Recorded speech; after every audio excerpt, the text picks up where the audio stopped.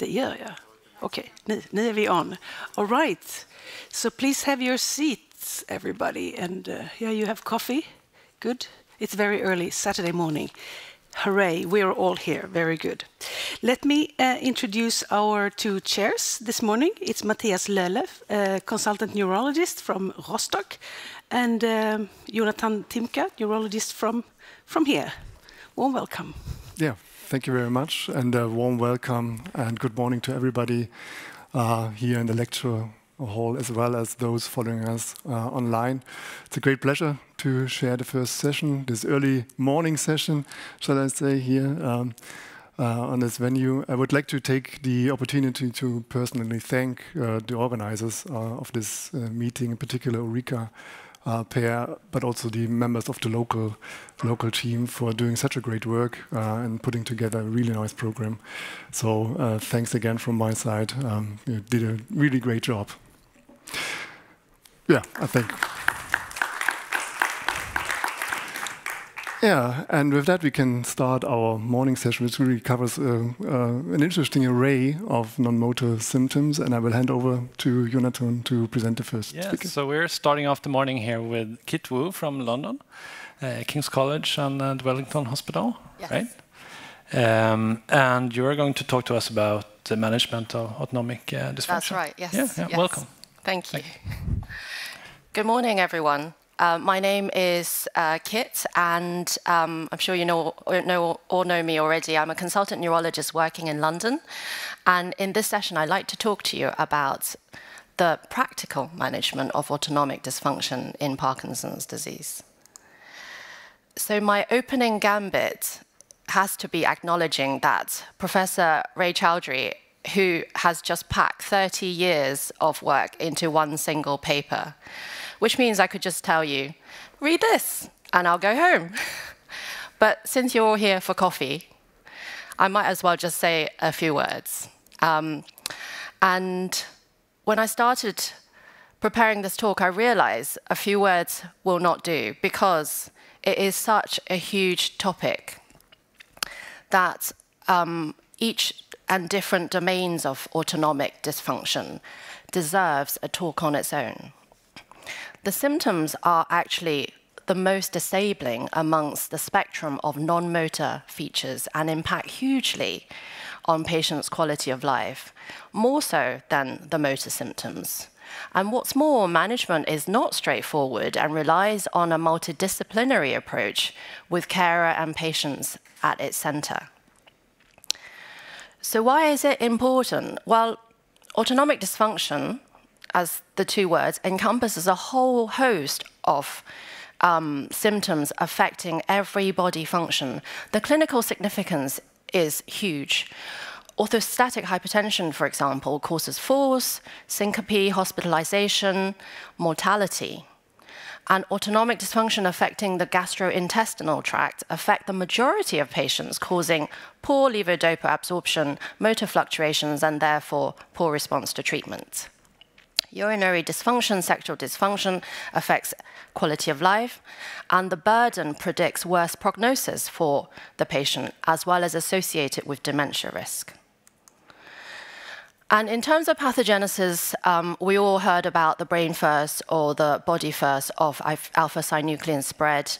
And in particularly, the spread in autonomic neurons along with neuronal degeneration are key contributions to autonomic symptoms. However, as we know with Parkinson's, it's never that clear-cut. And this model converges nicely with Anna Salbia's paper, showing Parkinson's as a syndrome with a spectrum and identified the dominant cluster of features. In particular, the noradrenergic syndrome, which is responsible for the autonomic symptoms, but they all overlap, of course, and it coalesces very nicely. Particularly to note are the subtypes. So motor symptoms, including resting tremor, bradykinesia, rigidity, mainly due to dopaminergic denervation. Apathy and pain are two partially dopamine-responsive non-motor symptoms. Cholinergic deficiency is the underlying cause associated with cognitive impairments. And then lastly, the adrenergic deficit is the dominant contributor to dysautonomia. Now, I'd like to turn your attention to the individual domains and talk about those symptoms. So one of the most common and debilitating symptoms is that of orthostatic hypotension, which is defined as a sustained fall in blood pressure on standing. And the current definition is a fall of at least 20 millimeters of mercury in systolic blood pressure or a drop of 10 in diastolic blood pressure within 3 minutes of standing or an upright tilt. Orthostatic hypotension can impair perfusion to organs, causing dizziness, unsteadiness, falls, loss of confidence. And in Parkinson's particularly, orthostatic hypotension is neurogenic due to the loss of baroreceptor tone from reduced neuroadrenergic tone. But complicating orthostatic hypotension is the neurogenic, is the management of arterial hypertension in patients who have these comorbidities called supine hypertension, which occurs up to 50% of patients with efferent baroreflex failure. Timing is important to note. Classic orthostatic hypotension occurs within 3 minutes of standing, and a delayed one is after 3 minutes. Initial orthostatic hypotension with a reflex bounce lasts for 15 seconds initially and then goes back to normal. And a delayed blood pressure recovery refers to a blood pressure drop that returns to its original value at a time longer than 15 seconds. The next domain is gastrointestinal dysfunction. The GI or the gut-brain axis has become a hotspot for research into autonomic dysfunction, where the interaction occurs between the external environments and the body. And broadly speaking, GI dysfunction can be divided into upper gut in terms of gastroparesis, reflux disease, and lower GI symptoms, predominantly bowel dysfunction and constipation, and has a significant impact on medication absorption and motor fluctuations. A recent study by an Italian group looked at the profile of dysfunction, of GI dysfunction in all stages of PD, and upper GI dysfunction was clinically significantly associated with all disease stages.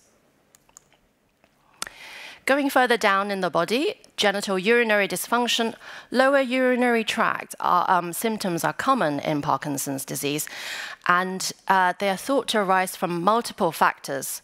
Given that most Parkinson's patients are elderly, it is really essential to determine whether the urinary symptoms in male patients are due to prostate enlargement, and female patients are possibly due to overactive bladder. However, just to note, overactive bladder is the most common symptom in Parkinson's patients, and so objective assessment in urodynamics would be really helpful.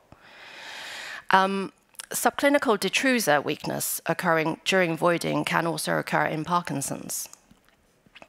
Sexual dysfunction in Parkinson's, 2 words, it's complicated.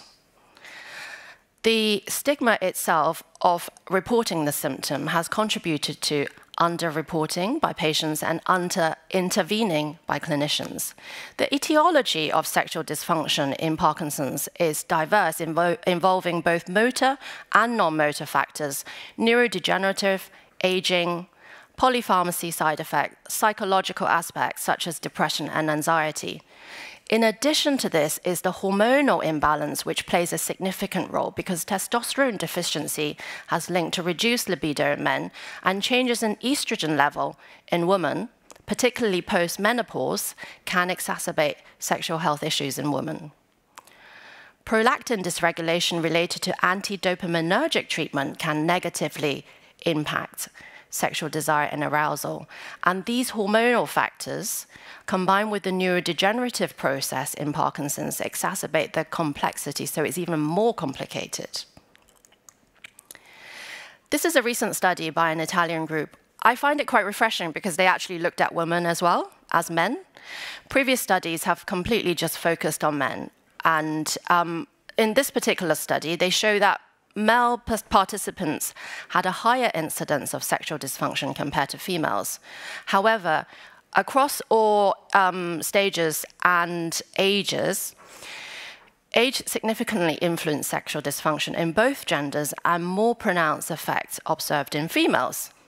And this is illustrated in the lower graph of the greater difference in men ages between the dysfunction and the non-dysfunctional group among women, as evidenced by the steeper slope of the 2 connecting lines.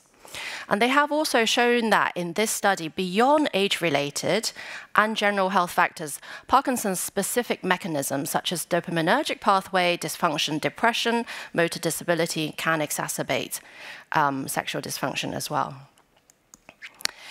So yesterday, I had a very interesting conversation with 2 colleagues about excessive sweating in Parkinson's patients and how we treated it, or actually how unsuccessfully we tried to treat it.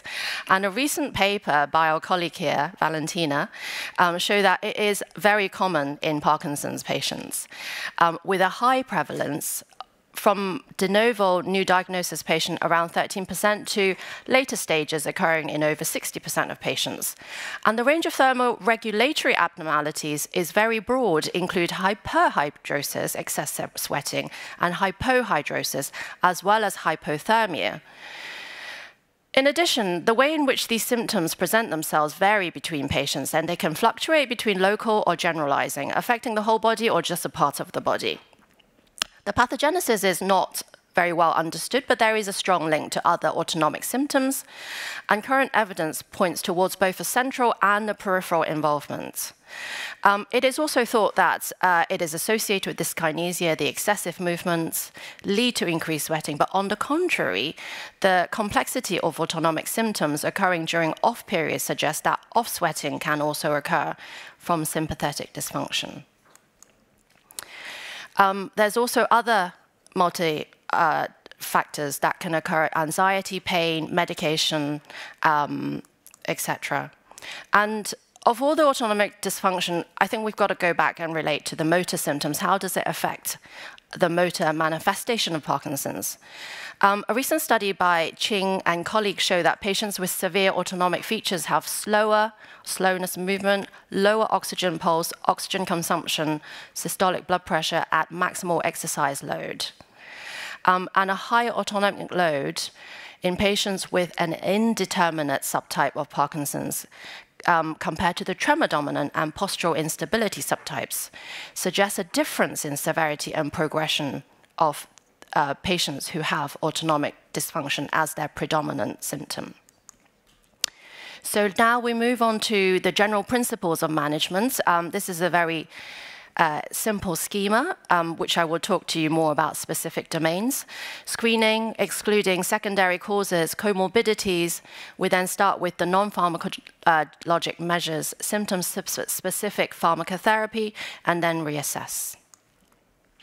So in terms of screening, and assessment, mainly focused history is very important on the specific symptoms patient reports. We could use that with bedside testing, such as blood pressure, heart rate response, continuous blood pressure monitoring, urinary symptoms specifically for urodynamics, ultrasound, kidney function, prostate enlargement, and then pseudomotor testing, referring them to more specific autonomic function tests. Clinical assessment tool is probably the cheapest and most practical way of assessing, monitoring patients.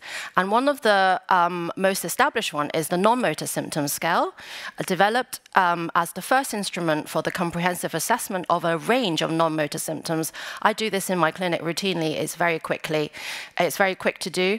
That is then the other available ones, similar ones, are the International PDNMG Society non-motor rating scale, and there's also the SCOPA autonomic section. Of course, for specific autonomic function symptoms, there are other more specialized ones as well, which more used in research rather than in my clinic. Because I find the NMS one very good to just keep an eye on the patient's autonomic features. And in terms of management, there are many treatments available. A lot of them, unfortunately, are under investigation or there is varying evidence. Just to note that sildenafil, probiotic, prebiotic fiber, and Botox are the four that have been rated as clinical useful by the MDS Evidence-Based Committee. In terms of specific domains of autonomic dysfunction, I turn your attention to orthostatic hypotension, and in this table is the stepwise approach, which I'd show you earlier in the schema. First, removing the aggravator, such as volume depletion, other medications, and then trying non-pharmacological treatments, following by the pharmacological treatments, which there are a range with different efficacy. A recent study by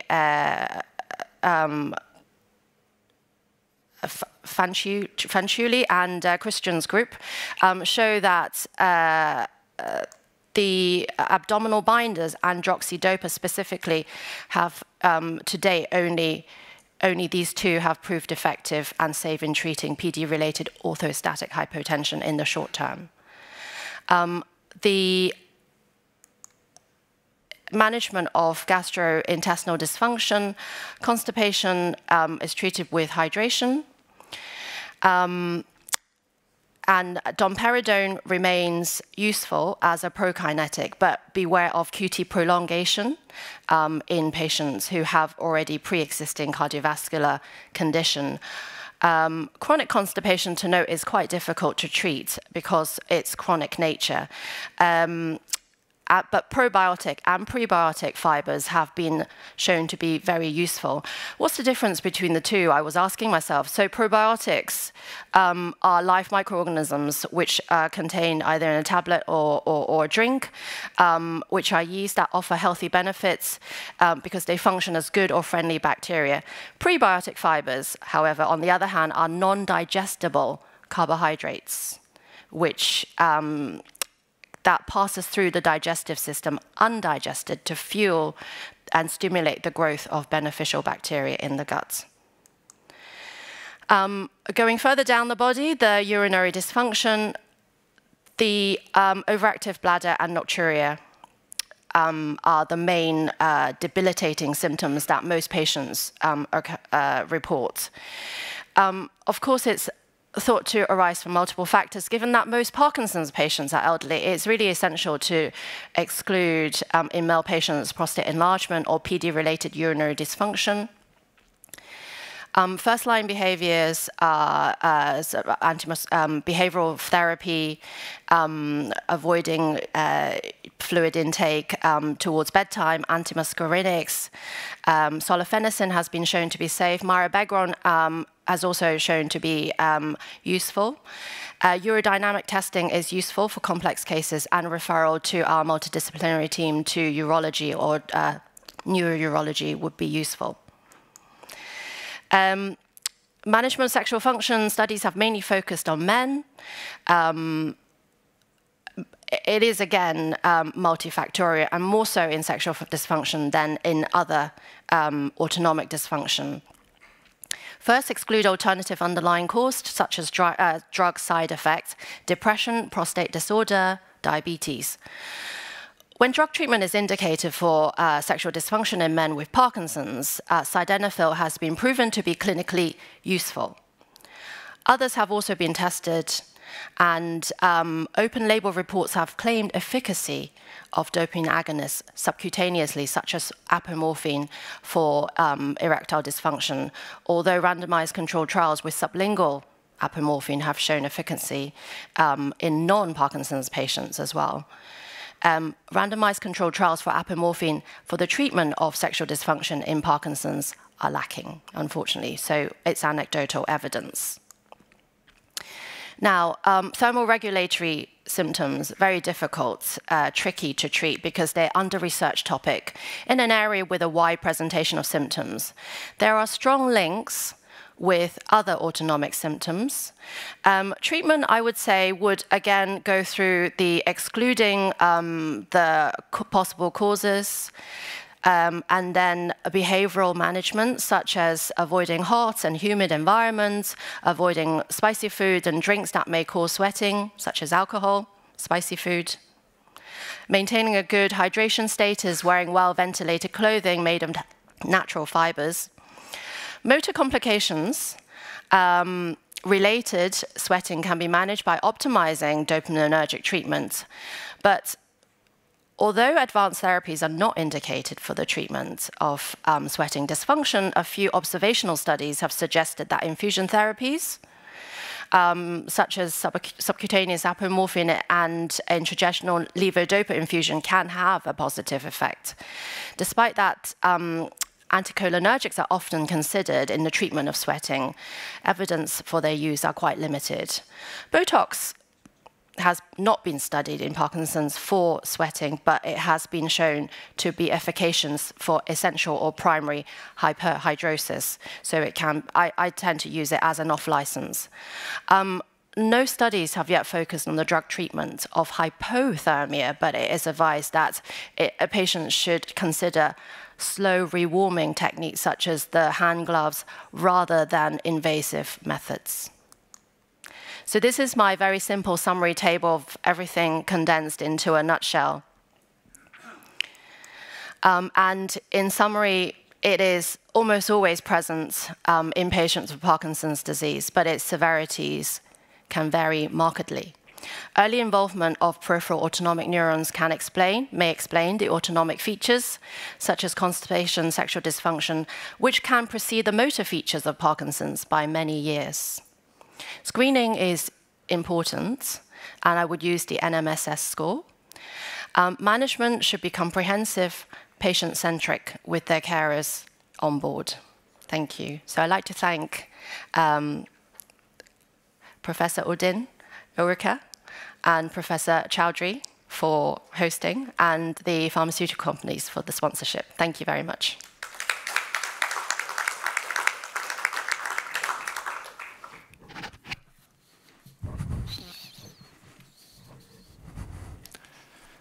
Okay, do we have any questions for Kit? Yep.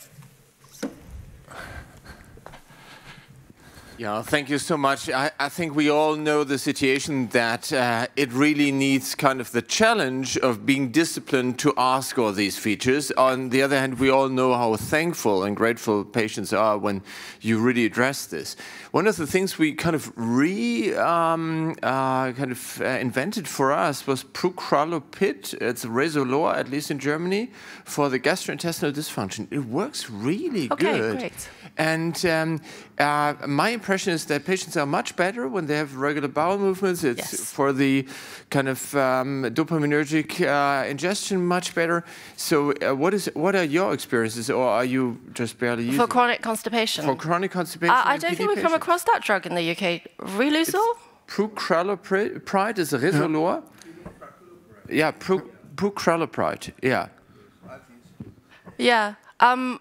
Mainly the combination treatment of trying to keep their bowel functioning with laxatives, prokinetics, yes, and diet. Yeah, it's in particular in combination with lots of water, regular movement. Yes, exactly, exercise. It's really very nice, yeah. Yeah, but it's a long-term problem. Do you use that, the Prucralopide? Thank you. In the study, it was just done for females. Yes. It worked also for males, and the reason was it was underpowered for males. Yeah. Therefore, it's just for females. Right. Yes. I just wanted to ask a question, Kit. In terms of, again, going back to constipation, the crude testing of abdominal X-ray, we're finding it very useful. Yeah. And I think it's a long-needed test, because what we find, a lot of patients, particularly those for advanced therapies, when you do an abdominal X-ray, you see those dilated bowel loops and impacted fecal material. You can see that. And these guys need high enema. Yeah. If you don't do a high enema, the medication doesn't last. And I was thinking, it's Vinod Mehta's thing, but I was thinking he's just overdoing it. And then I saw a Japanese paper recently showing high bowel wash actually facilitates levodopa absorption in Parkinson's. I completely agree, but as you know, both of us know, the challenges of working in the NHS, anything the patients do not experience symptoms with, you can't actually request a test for them because it will just get rejected. But in terms of principle, I completely agree. And I think in a world where we are not restricted by finance or red tape, that is something we have to treat proactively. I mean, that's another point, proactive treatment or proactive asking of these symptoms. And that's where the scale comes in. Yeah, absolutely. I think it's useful. And I think every patient who reports constipation or not, as a routine, yeah. It's a very straightforward study. You can do an abdominal X-ray. These dilated patients have about high enema. Sorry, high enema. And then, you look at the levodopa absorption time, like Valentina did after Simprove, time to on. That's what they show, the time to on goes up very significantly. I was very surprised to see that. And I now understand why Vinod's doing it, so it makes sense, actually. Okay, so then we thank Kit for this excellent talk. Thank you very much. Thank you very much.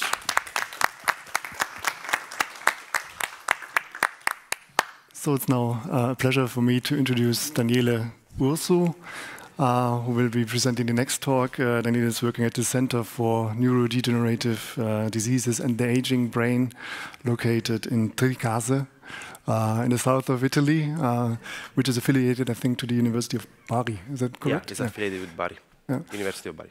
And he will now hold the talk entitled GLP agonists and non-motor symptoms in Parkinson's disease. I think we all have heard about GLP-1 agonists with respect to motor symptoms and the conflicting results that we got with the substances. But we are now looking forward to look at the non-motor aspects of Parkinson's disease as well.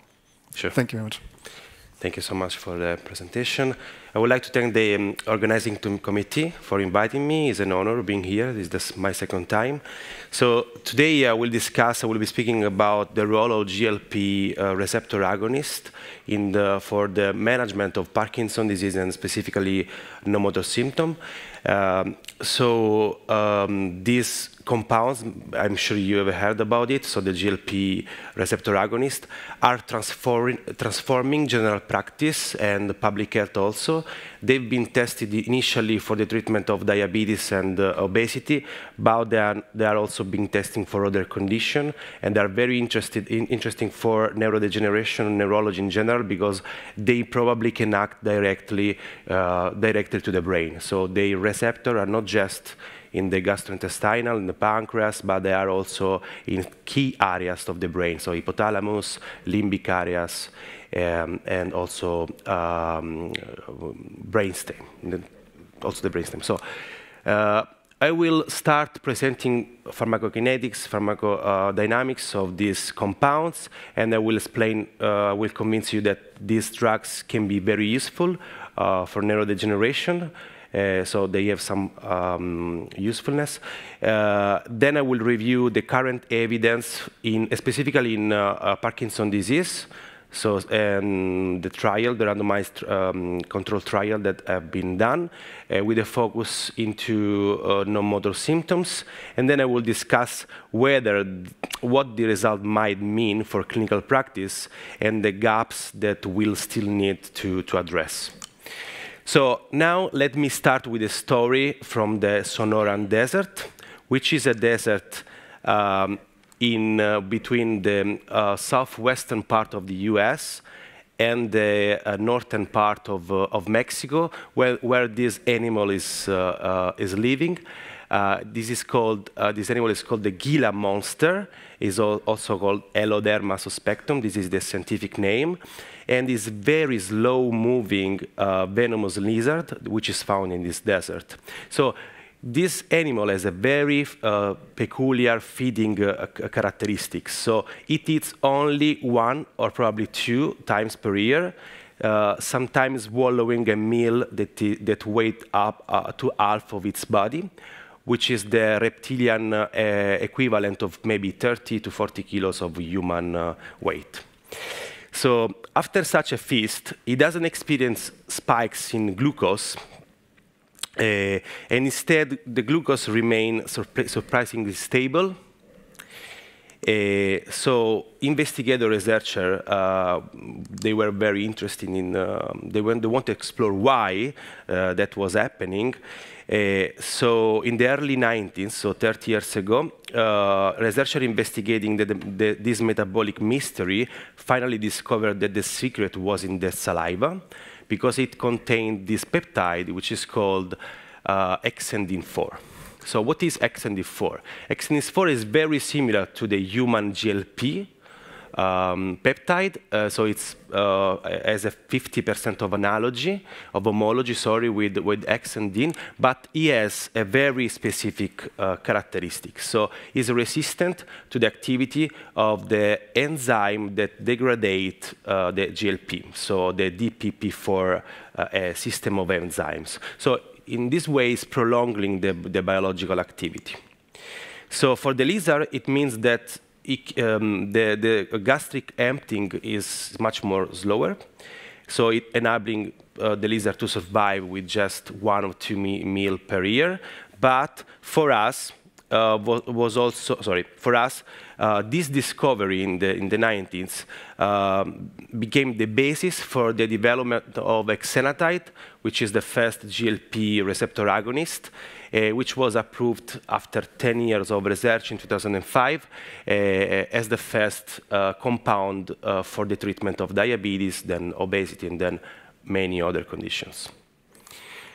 So let me start explaining what GLP-1 peptide is. So it's an incretin hormone secreted by the intestinal health cells in response to food intake. So it boosts glucose-dependent insulin secretion, but also suppresses glucagon.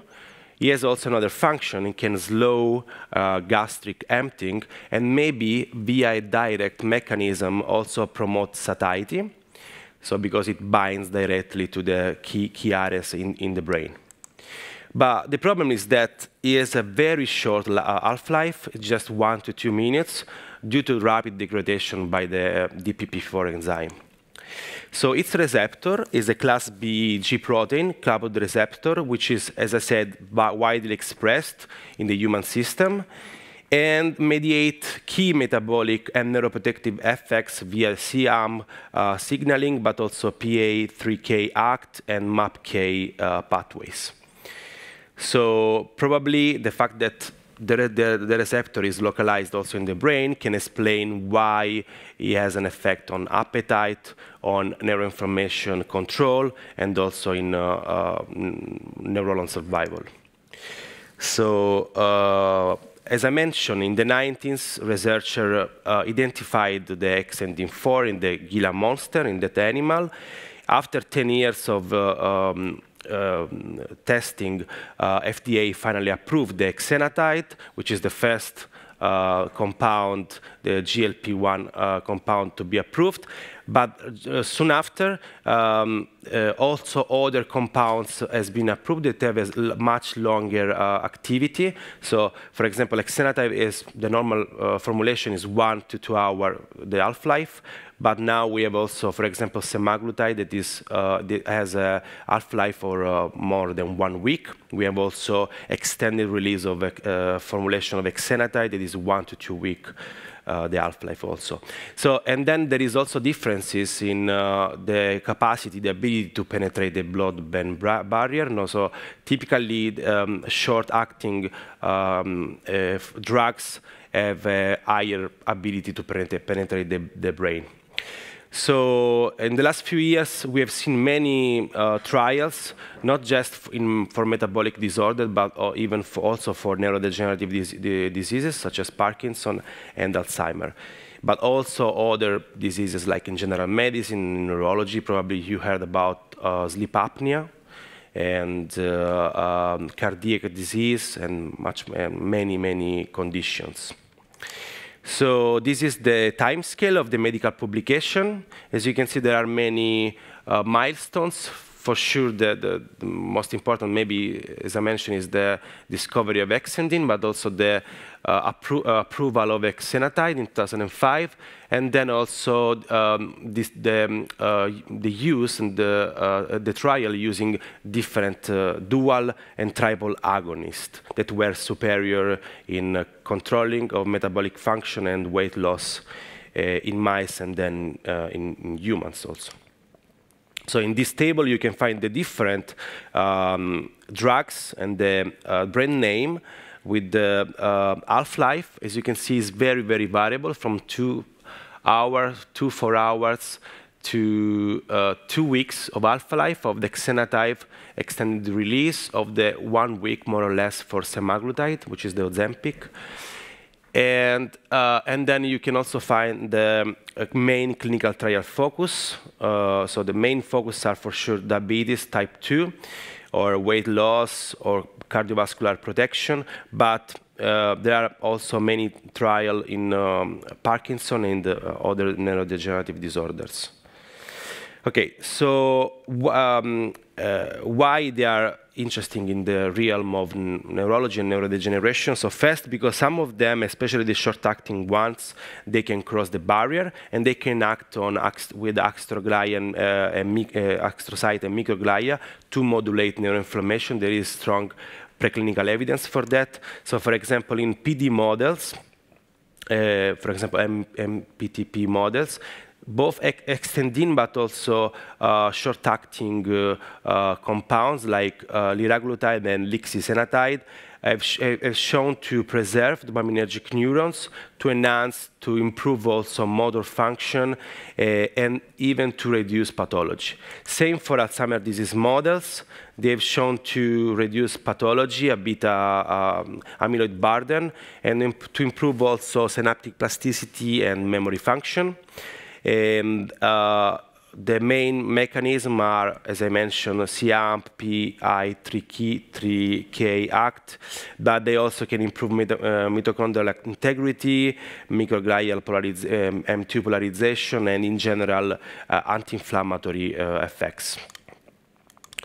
So these are two key experiments, in my opinion, preclinical experiment in Parkinson's disease and Alzheimer's disease. So in this experiment, the investigator injected exendin-4 and for 10 weeks, and then they've seen that this injection was associated with a higher number of dopaminergic neuron in the substantia nigra, but also with neurogenesis in the subventricular zone. Also, the motor function was better in rodents treated with this compound. Similar results have been seen in also animal models of Alzheimer's disease, monogenic models, so APP presennin 1 models that have been treated with lixisenatide of liraglutide. And as you can see in this graph, after the treatment, the amyloid burden, the amyloid plaque were much reduced, especially using lixisenatide.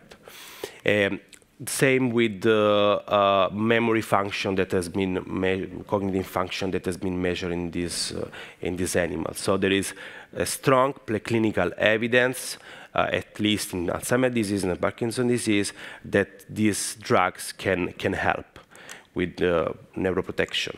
But there is also epidemiological evidence. So there is a bunch of observational data, from population-based setting in people with type 2 diabetes, suggesting that people being treated with this GLP receptor agonist compared with people treated with other anti-diabetes agents have a lower risk to develop Parkinson's disease or Alzheimer's disease and even other condition. For sure, this is not like a proof of causality, but it's good for generating hypotheses. So, and then there is also, as I showed before, a biological plausibility, which align with the preclinical and epidemiological finding. Anyway, we should be aware that with this kind of evidence, there is the risk of confounding, of selection bias, and even of reverse causation. So this is why we need then a well-designed RCT. So this is just a proof of concept. So this is a nice study published in Brain a few years ago from a UK population-based setting, showing that especially GLP receptor agonists were protecting patients with diabetes from developing new incident Parkinson's disease. So there was also an effect with the DPP-4 inhibitors, but the effect with GLP receptor agonist was higher. So there was a 60% risk reduction for developing Parkinson's disease in the primary analysis. But as you can see, the result is very consistent in many of the subgroup analyses that they have performed. For example, according to the duration use of the drug, or the age of the individual, or also considering comorbidities and the socioeconomic factors. So there is a strong epidemiological evidence that there is an association between the use of GLP agonist and the risk of developing Parkinson's disease and even other disorders. So now we will review the evidence from randomized controlled trials, and we will focus on what we know about the treatment and effect of non-motor symptoms. So over the past decade, several GLP receptor agonists have been tested in Parkinson's disease with mixed results. For example, in 2017 in Lancet, a phase 2 trial of exenatide has been published in patients with moderate Parkinson's disease that showed a sustained off medication motor benefit after washout. And then there is also some signal of for improvement of mood and non-motor symptoms coming from post-hoc analysis. It was not like pre-specified. So and then also NLY01 has been tested. That is a compound specifically directly to the microglia, astroglia in the brain. But the negative primary motor endpoint was negative. And also we are waiting for analysis for the non-motor symptoms. Then another key trial was the LIXI-PARC. So the lixisenatide trial in elderly PD, published in New England Journal of Medicine last year, which show a slowed motor decline in patient treated versus placebo.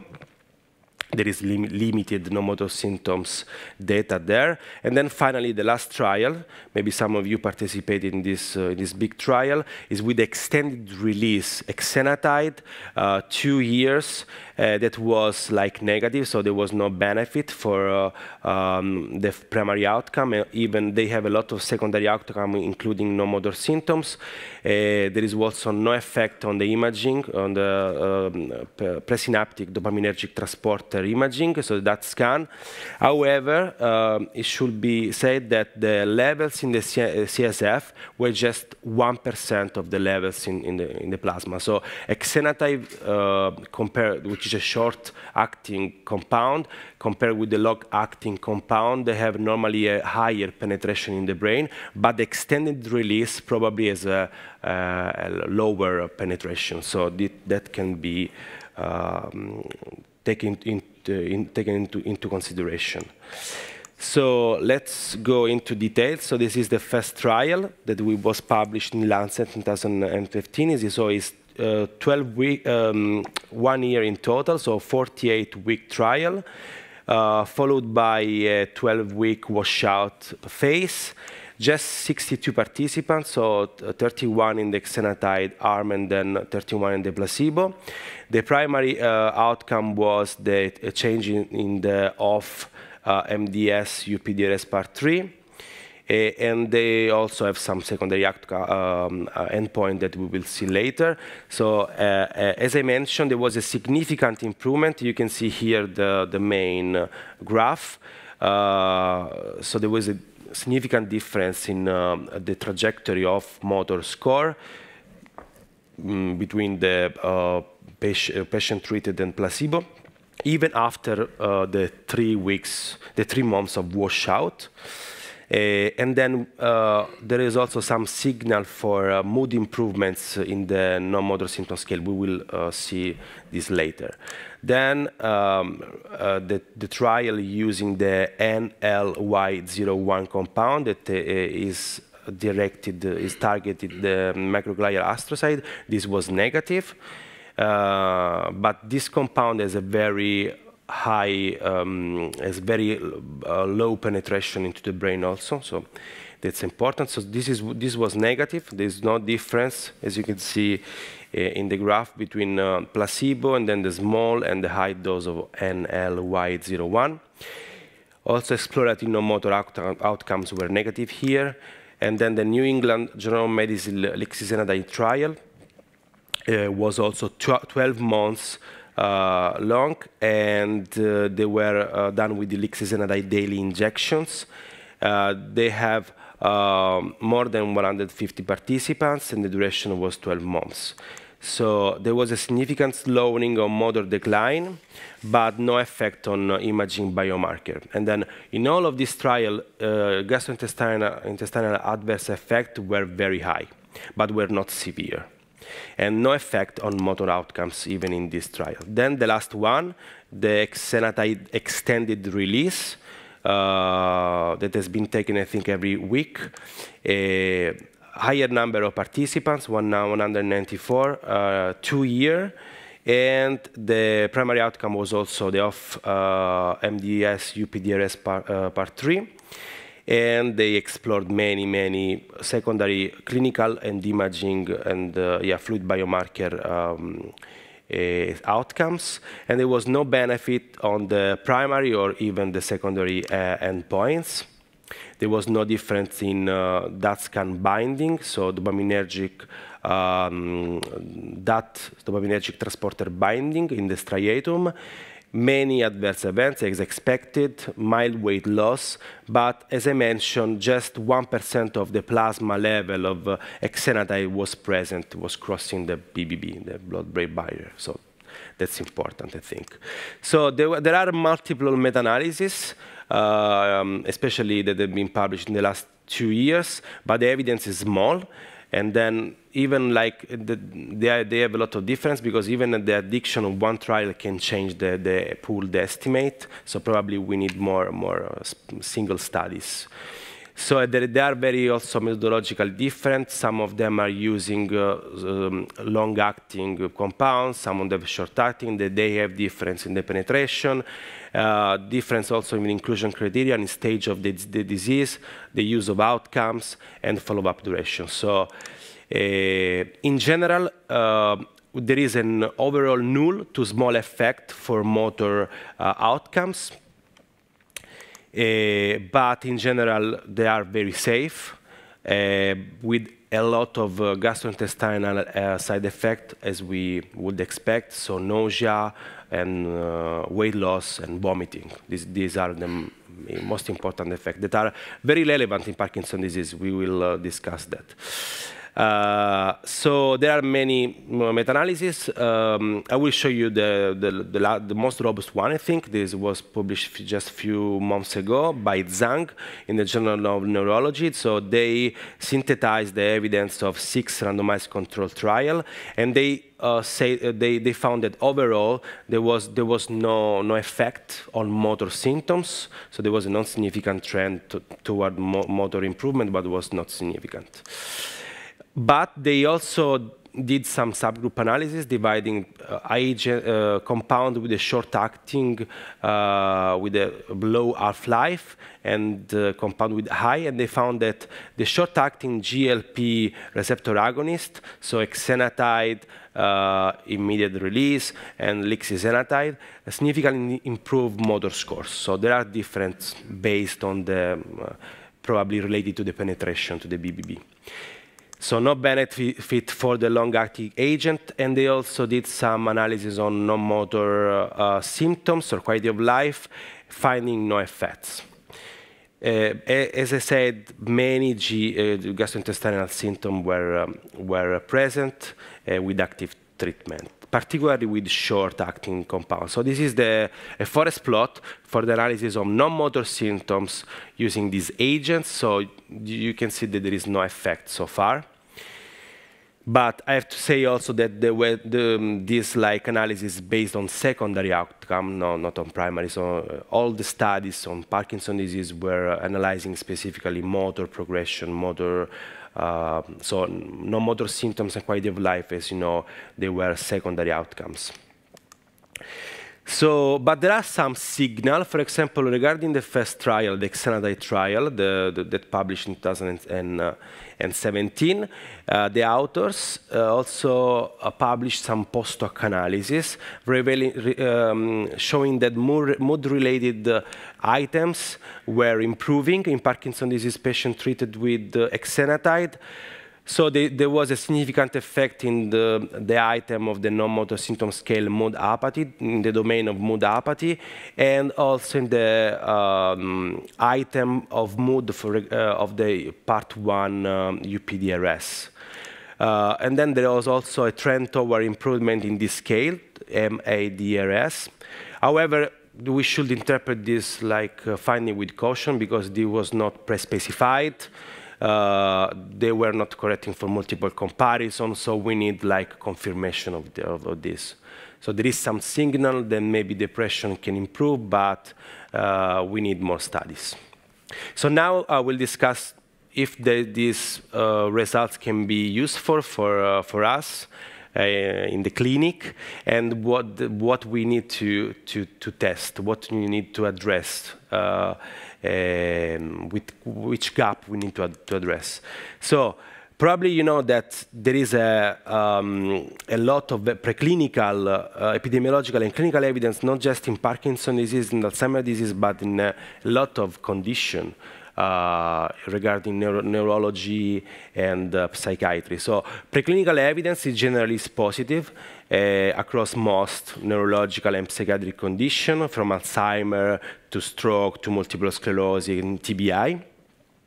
Epidemiological data are more limited, but hint at a reduction in dementia risk and also a positive benefit for addictions, so alcohol use disorder or nicotine dependence.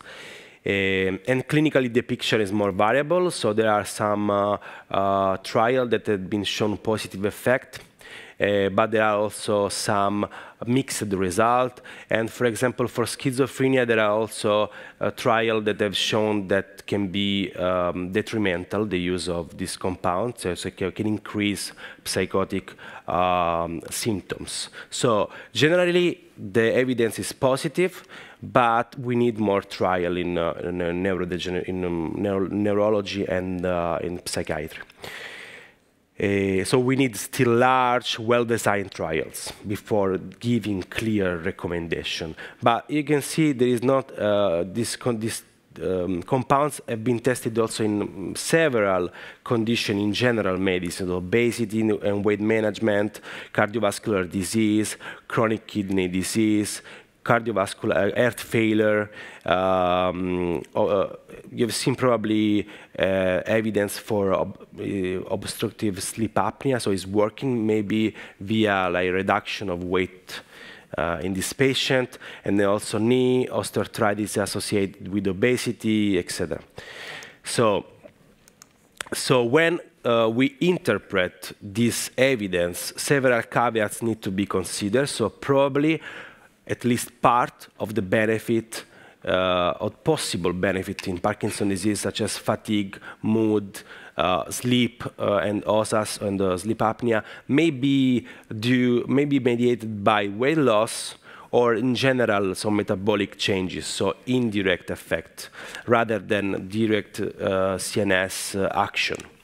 And then we also to consider that the gastrointestinal side effect are much higher, as I said, in the active tram compared to placebo, so that can compromise blinding. So we should consider that.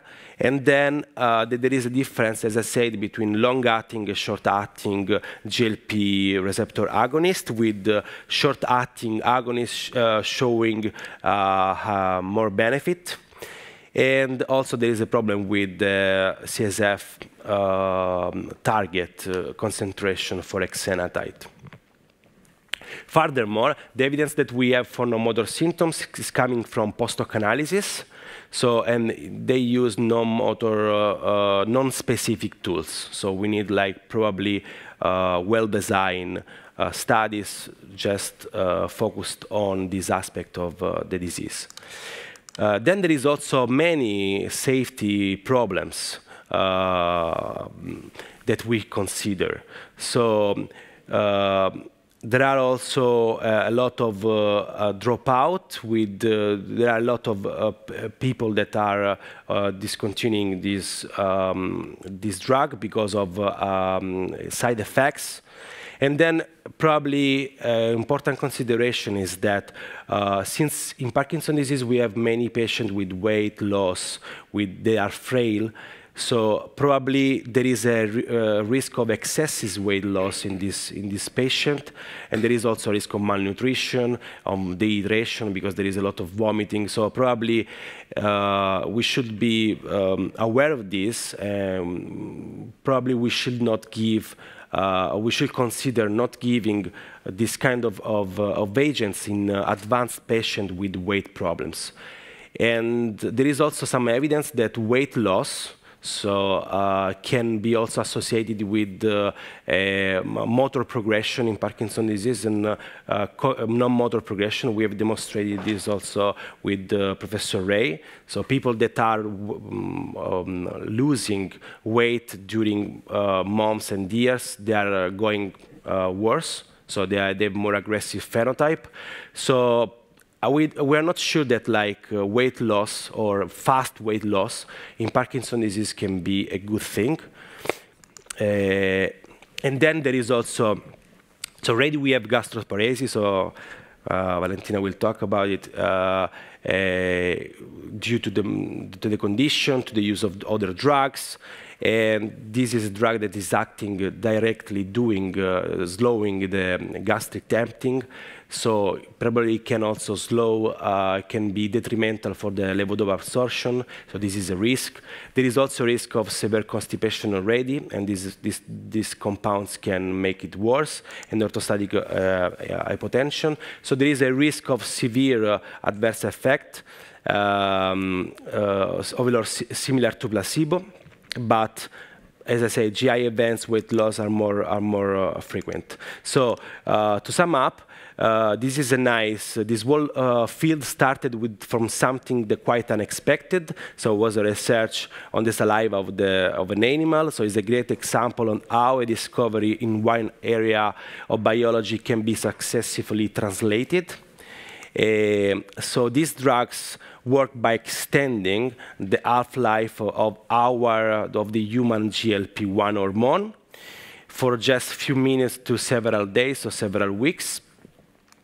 So clinically, they've shown strong efficacy for diabetes type 2, weight loss condition, metabolic condition, pain, and other metabolic comorbidities in general. So these compounds can act directly into the brain, so in the key areas, limbic areas, hypothalamus, and so can reduce appetite and improve satiety using central and peripheral mechanism. There is an unclear impact on motor symptoms in PD, so a null to small effect, and current evidence, unfortunately, does not support consistent improvement in non-motor symptoms. So we need further research, probably using also longer period of follow-up. In this way, maybe we can test whether an improvement in metabolic risk can also be translated into disease-modifying effect in Parkinson's disease. Thank you so much for listening.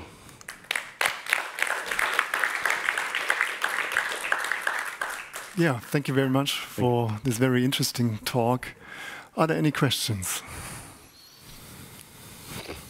Yeah, Professor Timmermann. Daniel, thank you so much for your brilliant talk. I'm totally thrilled by this, and I have to admit that there were many patients, in particular the typical German Bierbauch people with kind of a belly formed by beer, metabolic syndrome, but also Parkinson's disease, entering my office, and I thought, Vasilios did a nice study, why don't we try it? And my kind of non-randomized, just observational ideas match, this is really interesting, more or less totally yours. First of all, I try to be on the lower side. Second, I try to combine with lots of intensity of mobility and make them move. Third, the ones who are losing weight are really benefiting a lot. So the spouses are saying, well, you'll take it for the run. And the most robust non-motor symptom is that they are having less pain in their knees and better sleep. So I think we should really, we as a study group, should really go into it with maybe a smart approach that we keep the doses low, that we don't get into side effects, and that we focus on sleep. Because when we look at all our studies, sleep was always the most consistent signal. And when we keep to these German Bierbauch type of people, so the metabolic syndrome people, then we have, I think, a very high potential of kind of getting it successful. This, just as a suggestion. Yeah, I completely agree with you. Yeah, that have never been tested like primarily the effect on sleep or non-motor symptoms. We see. They have just looked into some signals, some scales, but I'm sure that sleep can improve in this type of Parkinson's disease patient. Yeah, probably I will be a bit cautious in giving this compound in advanced patient, frail patient, but exactly in that phenotype, I think that it will be very beneficial. Completely. Thank you. Hi, Daniel. A very, very nice study. I've got sort of anecdotal comments, really.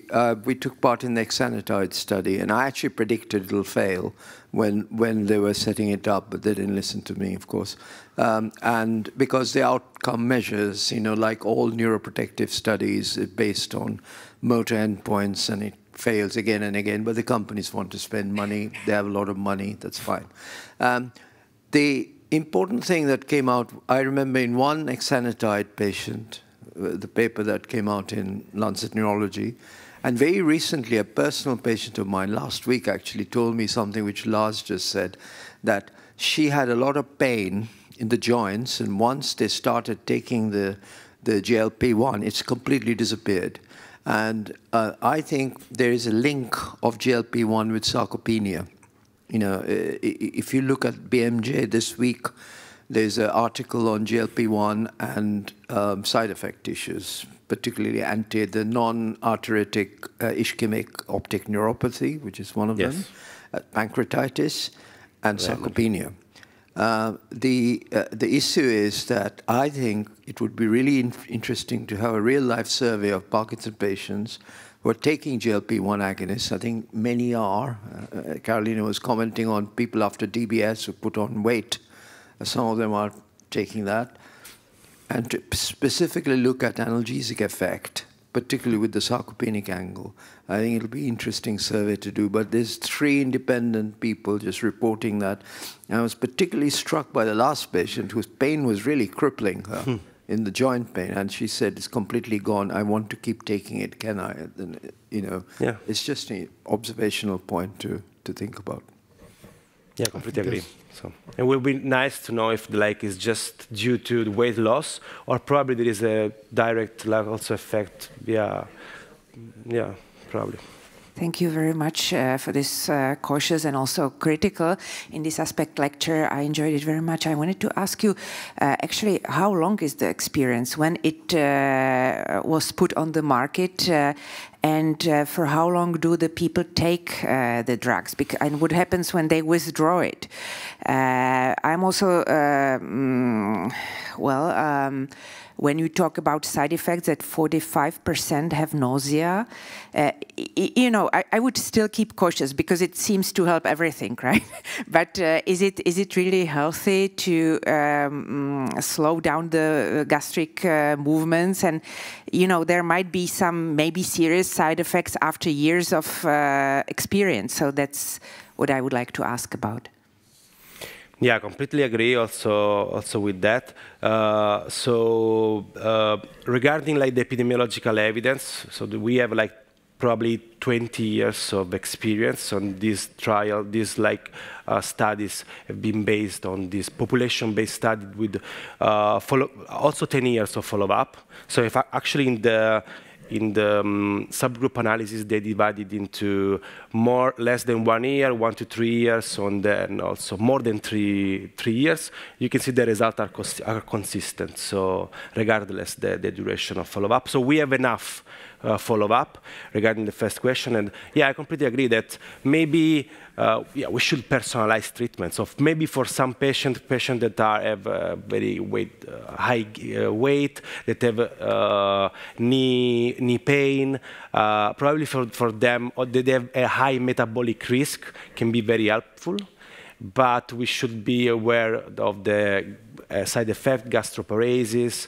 So probably more advanced patient with weight loss should not receive this medication. But we need to look at real world data. I agree with Ray. So now I think that we have, I don't know, maybe 10 to 20% of patients with PD in overall probably can have this, have used this compound. So probably we can start a study that we can look at. Thank you. That's a very good question. That's a very good question. To be honest, I don't have the answer for that. But I think that because many of them are like discontinuing the medication because of the side effects. But I heard something that then they will like recover the weight. So I think that that's another interesting issue. Yeah.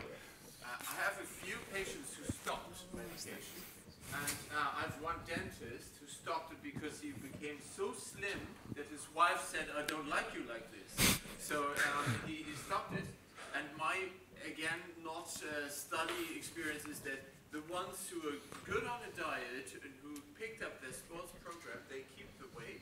but the ones who have kind of not any sports program, not any dietary changes, they kind of are within the 2 months back. Yeah, that's a very good point. So I think we have to move on. So I hand over to Jonathan again. Okay. So we move on to the last speaker of the first session here, who might persuade us to go look for something fermented instead of coffee afterwards. But we are welcoming Valentina Leta, consultant neurologist now in Milan. Welcome. Thank you, Jonathan, for this introduction, and I would like to thank the organizing committee for the invite and the opportunity to be here. It's a great pleasure and an honor. So here are my disclosures, and I would like to start with reasoning with you, why are we talking about probiotics in Parkinson's disease? Why are we even talking about the gut microbiota as a whole? And we can have a look at this graph, which shows the number of manuscripts which have been published over the last decades on the topic, on the human microbiome, which is this pool of bacteria, viruses, fungi, protozoa, which live in and on every person. And clearly we can see that there has been a growing interest on the topic. And why is that? Well, I think that the truth is in numbers. We have 100 trillion of microbes which live in and on every person. And 95% of this human microbiota is located in the gastrointestinal tract, which is unique for every person. The genes in our microbiome outnumbers the genes in our genome by about 150 to 1. So we have 1.3 times more microbes than human cells. So it's kind of easy to understand, to appreciate how this microorganism can play a role on human health and diseases.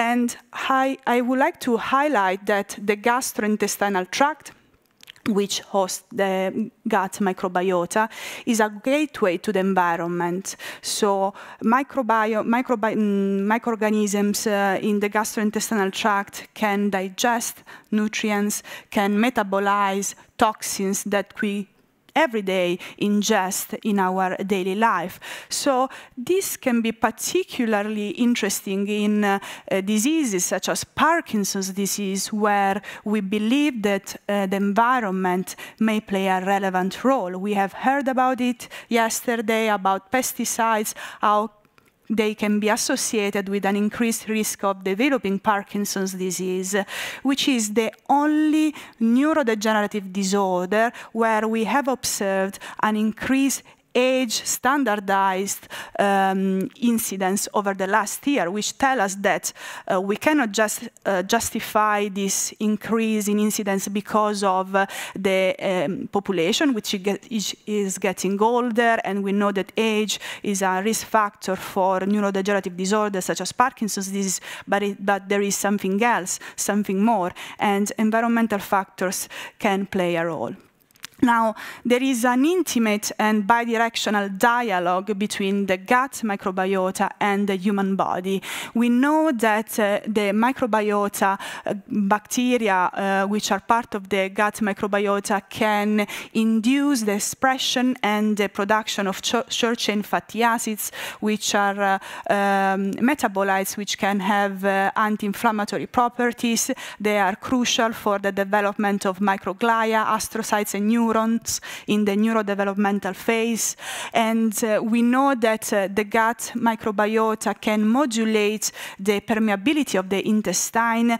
Bacteria can modulate the expression of tight junction proteins, of mucus, which are relevant barriers for the intestinal wall. We know that the gut microbiota can modulate inflammation by inducing the expression and production of pro-inflammatory, anti-inflammatory cytokines. And finally, they can also modulate neurotransmissions, the production of GABA, serotonin. 90% of the serotonin of our body is located in the gastrointestinal tract. And if we think about it, a lot of features related to these pathways are altered in Parkinson's disease. For instance, we know that patients with Parkinson's disease, they have lower abundance of short-chain fatty acid producer bacteria and lower levels of short-chain fatty acids in their fecal samples compared to controls. We know that there is an increased intestinal permeability in patients with Parkinson's disease, the so-called leaky gut. There is a pro-inflammatory chronic status. And finally, we know that Parkinson's disease is a multi-neurotransmitter disorder, which does not affect only dopamine, but also other neurotransmitters such as serotonin, for instance. Now, from a clinical point of view, it is clear to us that virtually every person with Parkinson's might have some degree of gastrointestinal symptoms. Virtually the entire gastrointestinal tract may be affected from the mouth to the rectum. Constipation is one of the prodromal symptoms of Parkinson's and a well-established risk factor for the development of the condition. And this gastrointestinal dysfunction may represent an obstacle to the absorption and transport of the gold standard treatment of Parkinson's disease or a levodopa in the early stages. And let's think about, for instance, the journey of a levodopa tablet from the mouth to from the mouth through the pharynx, the esophagus, the stomach, to reach the small intestine, 14 centimeters of small intestine where the levodopa can be absorbed. So we can clearly imagine how many obstacles are already there. Let's think about this motility of the gastrointestinal tract. We have mentioned this with Daniele earlier. So we have this motility of the esophagus, dysphagia, gastroparesis, which can slow down the transport and therefore the absorption of levodopa. And also, the gut microbiota can be an additional obstacle. We know now that there are certain strains of bacteria which can metabolize levodopa to dopamine in the intestinal lumen. We have here intestinal velum where we can see that there is a bacteria which can produce decarboxylase, an enzyme that can metabolize levodopa to dopamine prematurely in the intestinal lumen, and so interfering with the absorption of levodopa. In addition, early work from Tim Sampson and his team have suggested that certain strains of Escherichia coli can also produce a biofilm containing Carli fibrils, which can induce the aggregation of proteins such as alpha-synuclein, so playing a possible role in the pathophysiology of the condition. Of course, this comes from preclinical work, but would be in line with the Bragg theory, with the body first theory, where it might be that the pathology starts in the gastrointestinal tract. And we also have evidence from preclinical work that these aggregates of alpha-synuclein can spread from the gut to the brain and from the brain to the gut, and also via the vagus nerve, or also the bloodstream, so via this gut-brain axis. So this has set the ground for the investigation of gut microbiota modulating interventions in preclinical animal models of Parkinson's disease. And these, I think, are two key studies in the field, one of the first ones, which show that by modulating the gut microbiota of PD animal models, we can induce alterations in motor deficits, in neuroinflammatory and neurodegenerative markers in animal models of Parkinson's disease. Moving on to the clinical world, we started to investigate the features of the gut microbiota of people with Parkinson's. And despite the extreme heterogeneity of the variety of studies which have been performed on the topic, robust meta-analysis seems to suggest that there is a pro-inflammatory gut microbiota in people with Parkinson's compared compared to controls. So a gut microbiota that can induce easily inflammation. And the more consistent findings are the following ones among the studies that have been performed. So we know that the gut microbiota, some patients with Parkinson's disease, they might have reduced short-chain fatty acid bacteria, such as Blausia, Roseburia. There is an increased abundance of Akkermansia, which belongs to the Verrucomicrobiaceae family, and it has been associated with slow transient constipation, which is something that we see often in people with Parkinson's disease. And interestingly, in some patients, almost 20% of the patients with Parkinson's disease, we can observe also an increased abundance of bifidobacteria, lactobacillus, which are regarded as the beneficial bacteria, which are included in some probiotics. And this is interesting. So the reason of this is unclear. These are bacteria that it might be that they are known to adapt easily to a dysbiotic environment. It might be a reactive increase of abundance to a dysbiotic environment. There may be other reasons that we need to certainly investigate. There is also some evidence suggesting that the abundance of different types of bacteria can be associated with motor and some non-motor symptoms, such as anxiety, depression, of cognition. But again, we need to take this, consider these results with caution because of the methodology of the studies performed. So this is essentially the rationale for using gut microbiota modulating interventions in Parkinson's disease, including probiotics, which are defined by the World Health Organization like live microorganisms, which when administered in adequate amount can provide a health benefit to the host. A very wide and a specific definition, which will be also an interesting point to discuss further. When we think about probiotics, there are a variety of challenges, obstacles for their functioning. One of the main ones is the acid environment of the stomach. These are microorganisms which need to reach the intestine, where they need to work alive. And the acidity of the stomach is one of the main challenges for their functioning.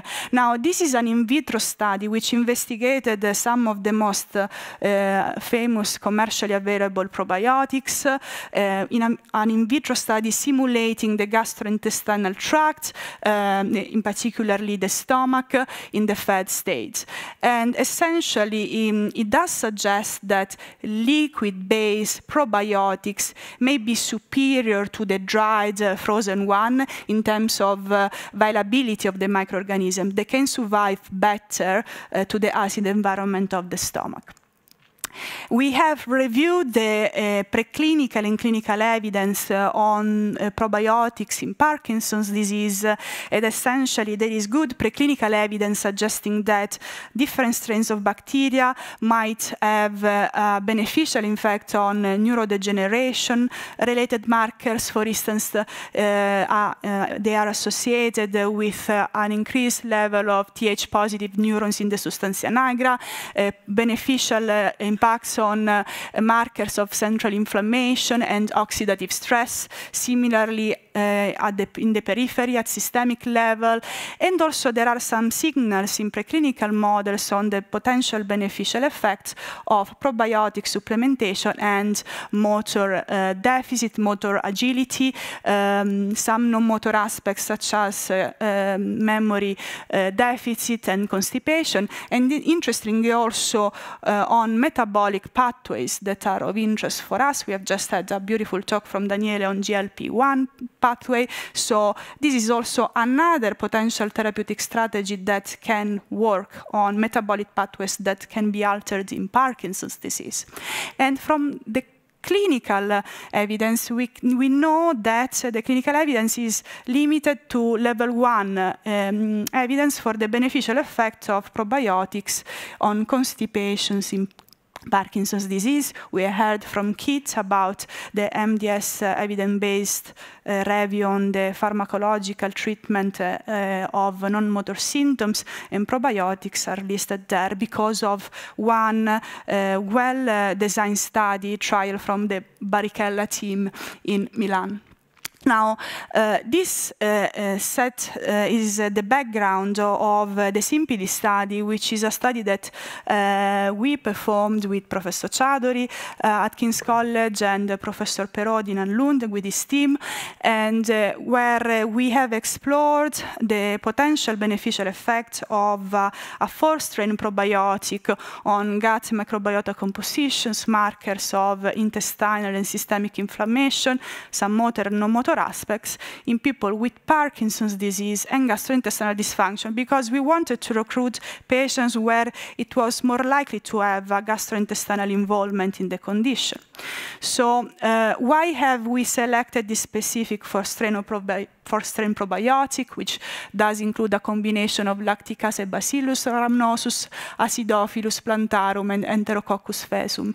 So there is some preclinical work showing that in an in vitro model with fecal samples of from patients with Parkinson's disease, this probiotic was able to increase short-chain fatty acids and anti-inflammatory cytokines levels, and also the increased expression of tight junction proteins, so some signal there that could be beneficial on some of the aspects which are altered in Parkinson's disease. And this was also partly supported by work in an animal model of Parkinson's disease, where again the anti-inflammatory properties were showed. So we performed this multi-center randomized double-blind placebo-controlled trial where we recruited 74 patients with Parkinson's disease and constipation according to the Rome 4 criteria, which were randomized with a 1-to-1 ratio to either the probiotic or the placebo. As a primary outcome, we wanted to focus on the biological mechanism, so the changes in the gut microbiota composition, which was studied with shallow shotgun sequencing after 12 weeks of intervention. As secondary outcomes, we looked at changes in blood inflammatory markers, pro and anti-inflammatory cytokines after 12-week intervention. And finally, we wanted to explore also the potential effects on motor and non-motor symptoms, such as time to on, UPDRS part 3 and 4, and the non-motor symptoms total score. Now, out of the 74 patients, 38 were allocated to the active and 36 to the placebo group. And you can see that we had a similar number of discontinuations in the two groups, mainly for adverse events which were not related to the interventions. And 35 and 33 patients did complete the study, the 12-week intervention, and data from them were analyzed with a per protocol analysis because of the primary intention to study the biological mechanisms of the intervention rather than effects on symptoms.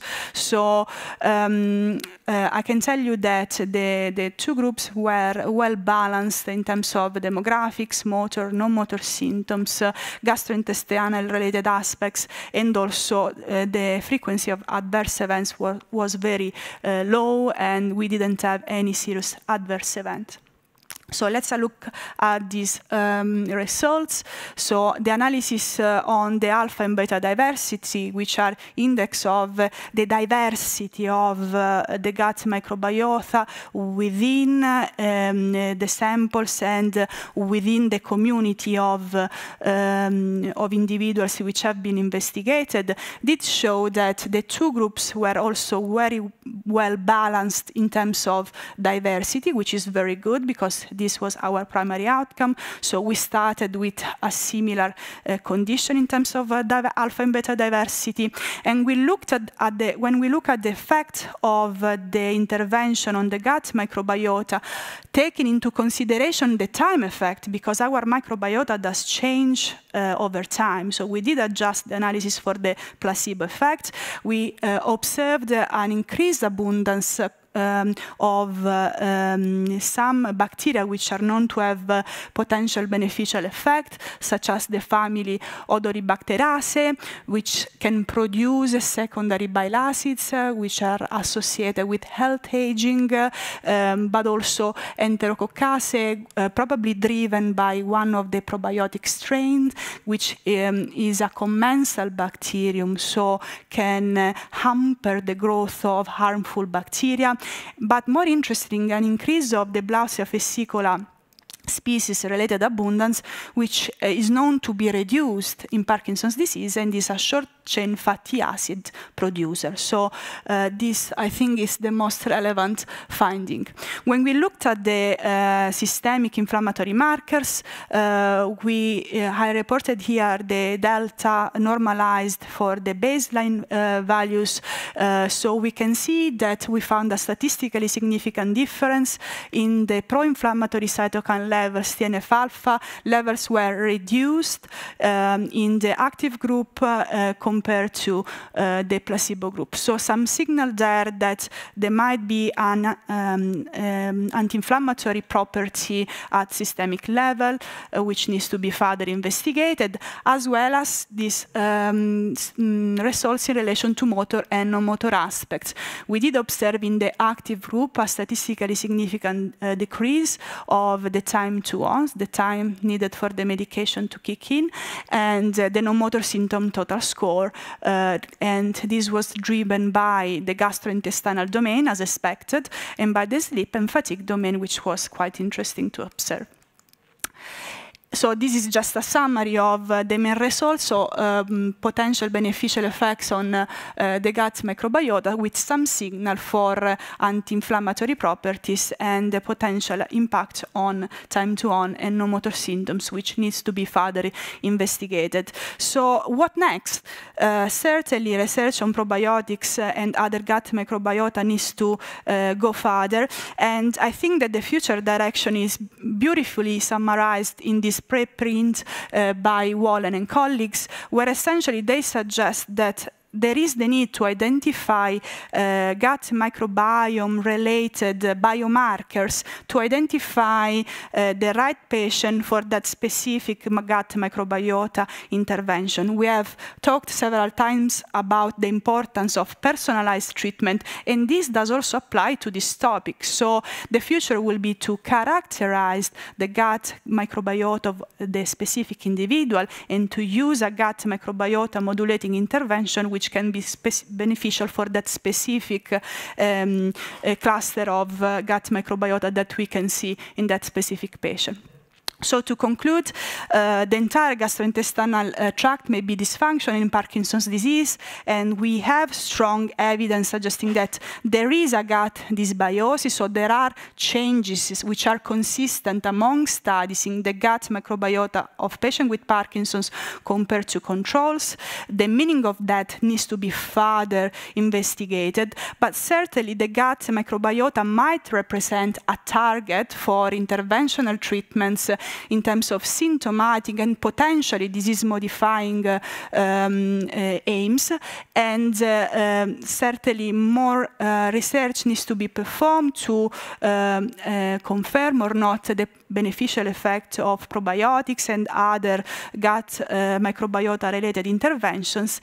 And the urgent need is to identify that microbiome-related biomarkers to be able to personalize the gut microbiota intervention. So with this, I would like to thank Professor Chowdhury, my PhD mentor, who guided me through this trial, Professor Perodi and his team, Trinette, Christina, Jonathan, who helped with this study, and of course the sponsors, the patient with Parkinson's, and all of you for your attention.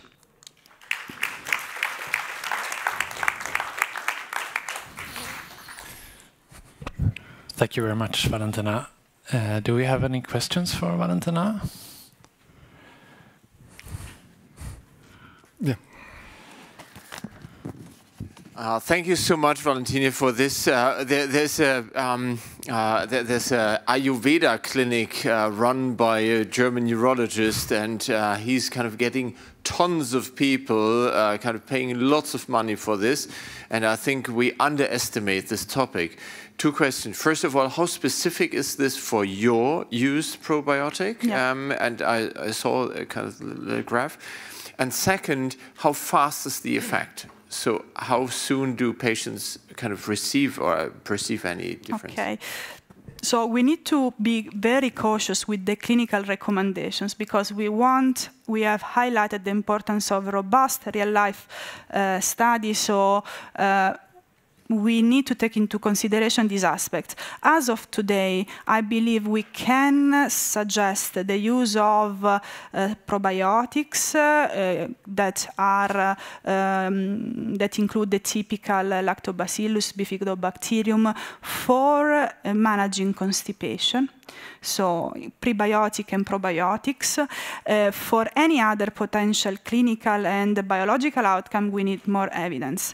The gut microbiota is a very complex word, and the fact that we need to be cautious with these suggestions is because we still do not understand how these trillions of microbes, they work together. We have studied only the bacteria, but what about the viruses, the protozoa? So it's such a complex topic that we need to be very cautious. So in my clinical practice, on top of the non-pharmacological suggestions, hydration, physical exercise, to manage constipation, I suggest fibers and potentially probiotics.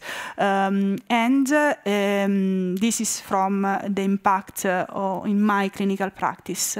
The second question was how fast? Very good question. Most of the trials have shown a potential beneficial effect in 12 weeks.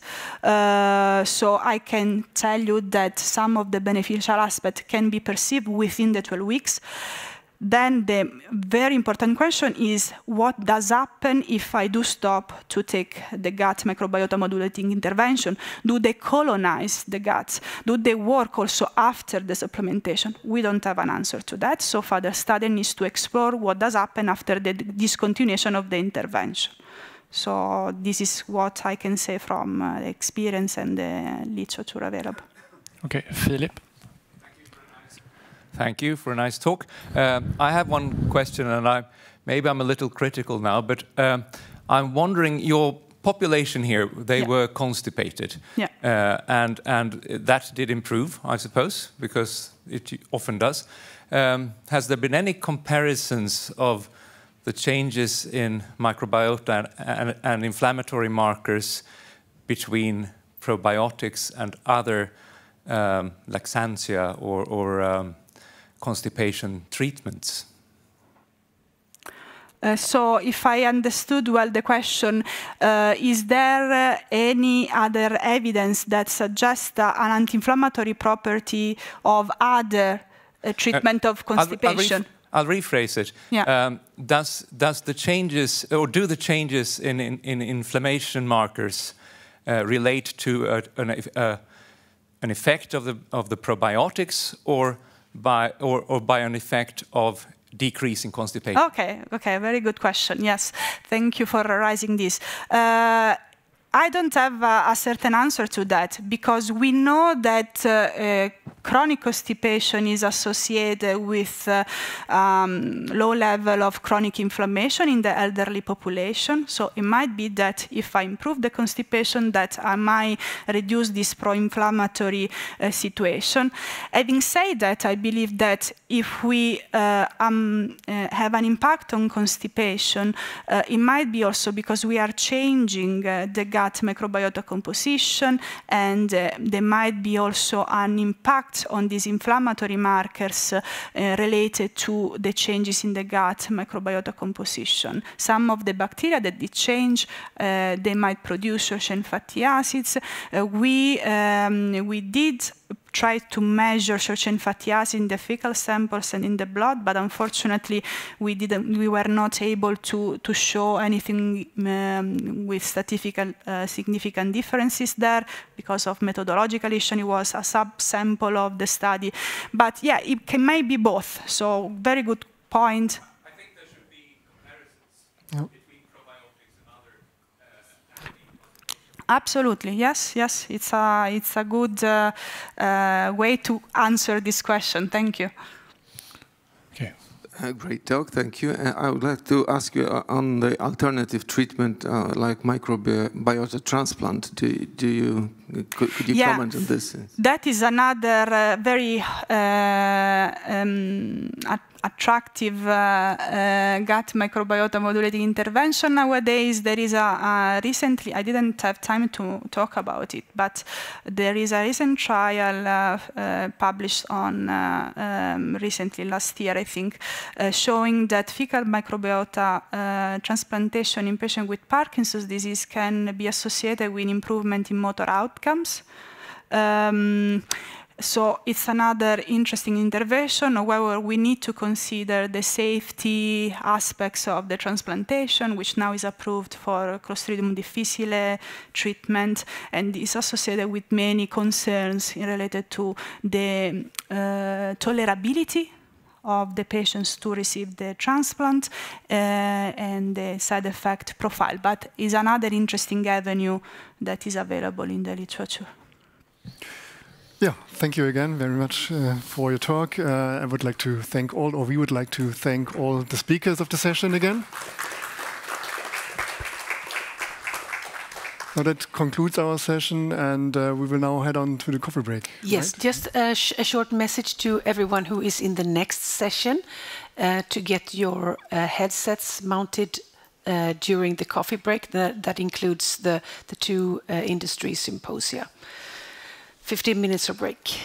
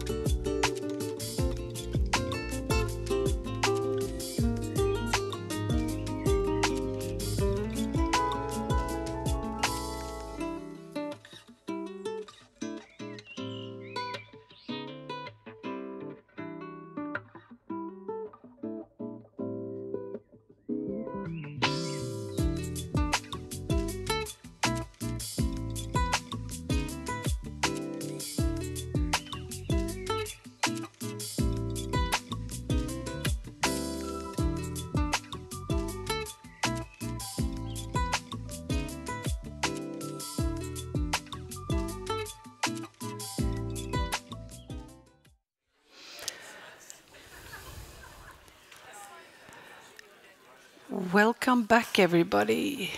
Hope you had a nice coffee break. And it's time for the next session. And I would like to introduce the chair of this session. We have one chair, and it is Michela Garon, who is a neuropsychologist and PhD student from Padova, Italy. Warm welcome.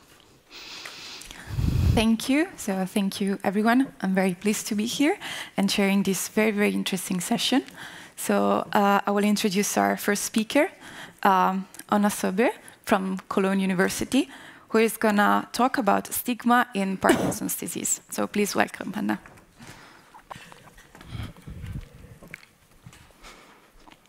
Thank you very much for this kind introduction. Thank you very much to the organizers for inviting me.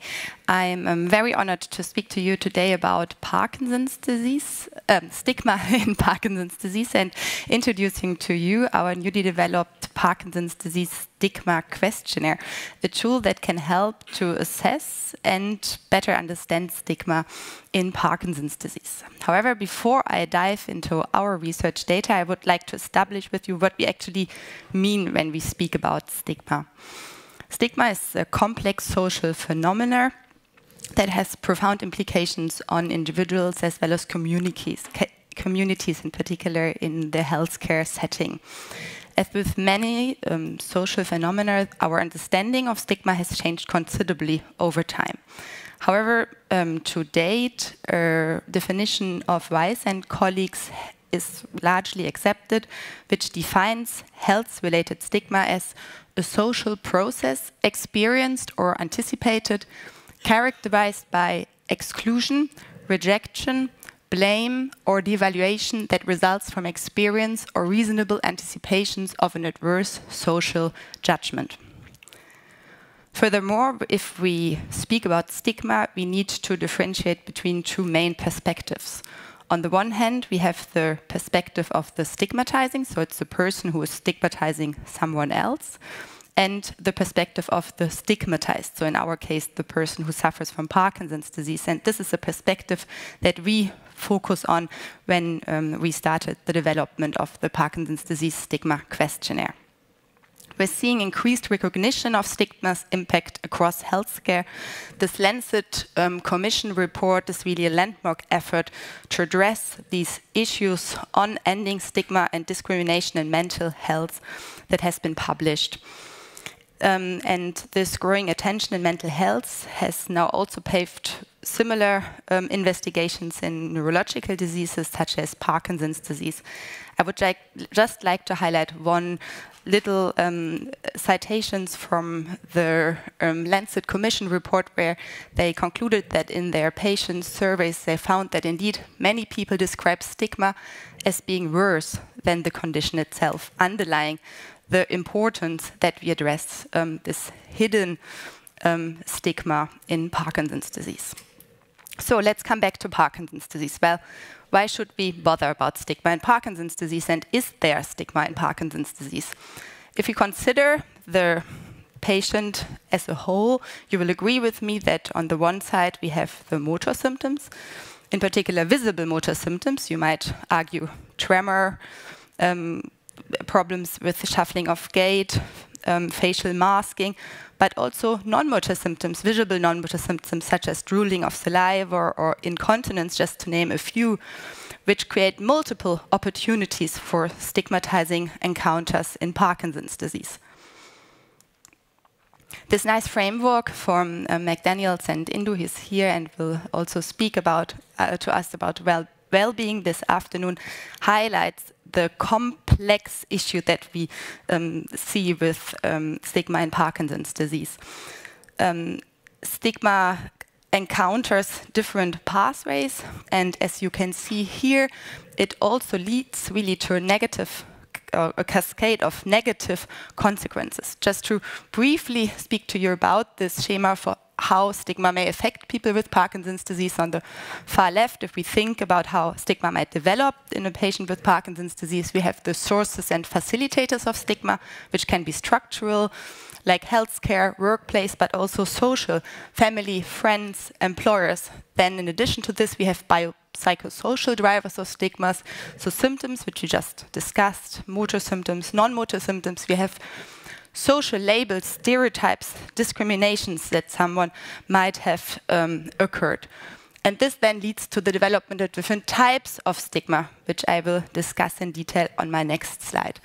It's really important to stress that this development of stigma is largely influenced by different mitigating factors, such as coping strategies that patients have learned, acceptance, a positive outlook, or as well education and advocacy, which we can imagine are factors that we can also influence in our treatment to prevent patients from developing stigma. On the far right, you can see that stigma has detrimental consequences on several levels, ranging from social consequences, social isolations, depression, anxiety. Patients might take decreased help-seeking behavior, which then subsequently will lead to a badly managed patient with Parkinson's disease. So, as I just mentioned, stigma can present with different types. And here I would like to discuss with you the two main types that have been described in literature and we have also seen with our patients. On the one hand, it's felt stigma, which refers to the perception that others view a person.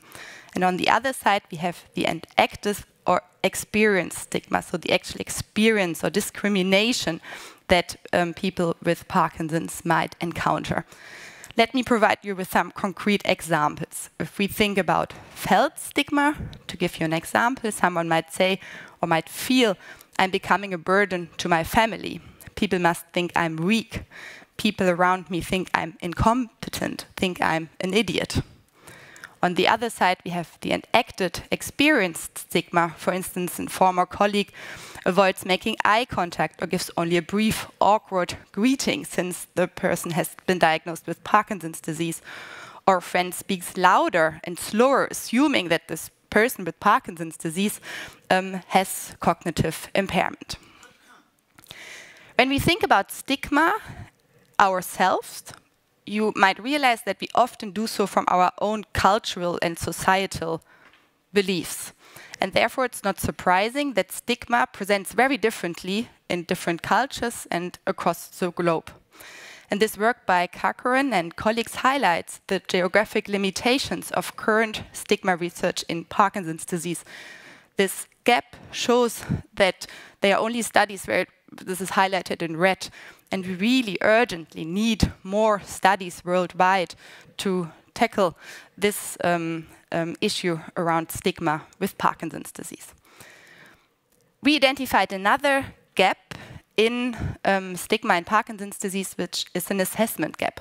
So far, if you look at the literature, studies addressing stigma in Parkinson's disease use generic stigma measures, such as the self-reported stigma scale for chronic illnesses or the generic Parkinson's disease questionnaire 39, which includes only 4 items of stigma. So you will agree with me, there's no comprehensive Parkinson's disease-specific tool available, which we urgently need to really better understand and measure this complex concept of Parkinson's disease. And this led to our project, the development of the Parkinson's disease stigma questionnaire, which was in collaboration with Vasilia Stopic, who conducted this project as her PhD. The aim was really to develop, on the one side, a scientifically robust, but also clinically easy to apply tool to measure and understand stigma. We followed a classical systematic 3-step approach, starting with the development, looking at an extensive literature review, conducting several focus groups, including patients, caregivers, health professionals, ranging from nurses to speech and language therapists, physiotherapist, which then led us to the first preliminary version of our Parkinson's disease stigma quest, which then underwent pilot testing, leading to the final Parkinson's disease questionnaire, which then underwent a robust validation process. Here you can see the manuscript, the published manuscript on our pilot data, giving us initial evidence for the tool's utility in capturing PD-specific stigma experience. The validation study has now also been completed in 2 centers in Germany in collaboration with Professor Ebersbach in Belitz and has been published. And in the next slide, I would like to introduce you to some of our results, show you what the Parkinson's disease stigma questionnaire looks like, and also show you some of our first findings. Here you can see the population. We included 201 patients with Parkinson's disease and 101 healthy controls. So we have a representative cohort with a mean age of 65 years, mean disease duration of 8 years. So assuming that our findings are generalizable to a broader PD population.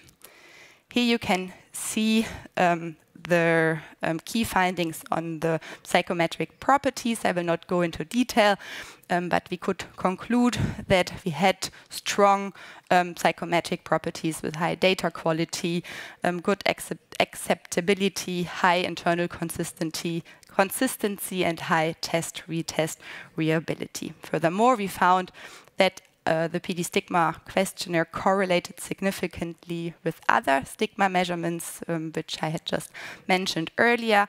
We found that in patients with stigma, depressive symptoms were higher compared to those without depressive symptoms, which is also in line with the stigma research. And we found that PD patients had significantly more stigma compared to healthy controls. And this is how our questionnaire looks like. It's a patient-completed questionnaire. In the beginning, patients are asked to mention if they complete the questionnaire alone or with help of someone else. The questions address the period of the last 4 weeks. We have included 18 items, the last 2 items addressing stigma at work, a very specific domain. The items are answered on a 5-scale Likert scale, ranging from never to always. And as you can see here on the item 1, where we ask if in the presence of others, I feel uncomfortable in specific situations, patients have the option to mark symptom not applicable if someone, for instance, doesn't have tremor or does not experience dyskinesia. To better understand the construct of stigma, we then conducted a factor analysis to see if we can identify specific domains or aspects within our PD stigma quest. And interestingly, we found 4 different domains. Firstly, we found felt stigma as one domain, which is in line with the literature and what I had also presented to you before. This was the most common type of stigma seen in our validation population. This was then followed by a specific aspect, which is hiding, which is, for instance, feeling uncomfortable, being asked about PD treatment, hiding of PD symptoms, or concealing PD. We then found as a separate domain and acted stigma, which is the experienced stigma I had showed you before. But interestingly, we could here further differentiate between rejection and patronization, for instance, decision taken on behalf of the patients by others or being interrupted. And then we had the optional work stigma domain, where we ask of fear of devaluation at work or unfair treatment at work. As a next step, we wanted to see if stigma presents differently at the early PD phase, so within 3 years after diagnosis. And interestingly, we found, as you can see in this figure, on the horizontal line, the different domains, which I just introduced to you, and then the different scores with blue, the early PD cohort, and with red, the more advanced PD cohort. We found that in early PD cohort, there was significantly more hiding, while there was significantly less rejection. And if we discuss this and look at the literature, it might be that this is explained by the fact that often communicating the diagnosis is a real burden for patients with Parkinson's disease, and this might lead to hiding efforts, while hiding becomes more and more difficult when the disease progresses and the symptoms become more and more severe, which then leads to more rejection. We then wanted to see how stigma is associated with motor symptoms, as motor symptoms, if you ask someone, are mainly mentioned to be stigmatizing in Parkinson's disease. And what we found here, well, first we found a highly significant and strong correlation between stigma and quality of life, underlying the importance to do this line of research. We then found a significant association with subjective voice impairment, with dyskinesia, activities of daily living, facial expression, and problems with gait. Interestingly, we did not find an association with tremor. And if you look at the literature, there are also inconclusive results, but also studies which are in agreement with our findings, which might actually try to explain with the fact that tremor is really much accepted in our community, society, to be associated with Parkinson's disease, while gait is often a misconception. Patients are reporting to be mislabeled as drunk when they're seen on the street, while it's actually part of their Parkinson's disease condition. So highlighting again that issues that we need to address. Then we took this one step further and we asked ourselves, well, are we able to actually identify predictors for stigma in Parkinson's disease? And here we conducted a backward or correlation analysis and then a backward regression, including in our prediction model several demographics such as disease duration and age, motor symptoms such as the subjective voice impairment, motor MDS UPDRS motor symptoms, motor complications, and the tremor and postural instability and gait disability score. And we also included the non-motor symptoms domain on the non-motor symptoms scale. And what we found was that younger age was a significant predictor for stigma in Parkinson's disease. And among all motor symptoms, only subjective voice impairment remained a significant predictor in our model.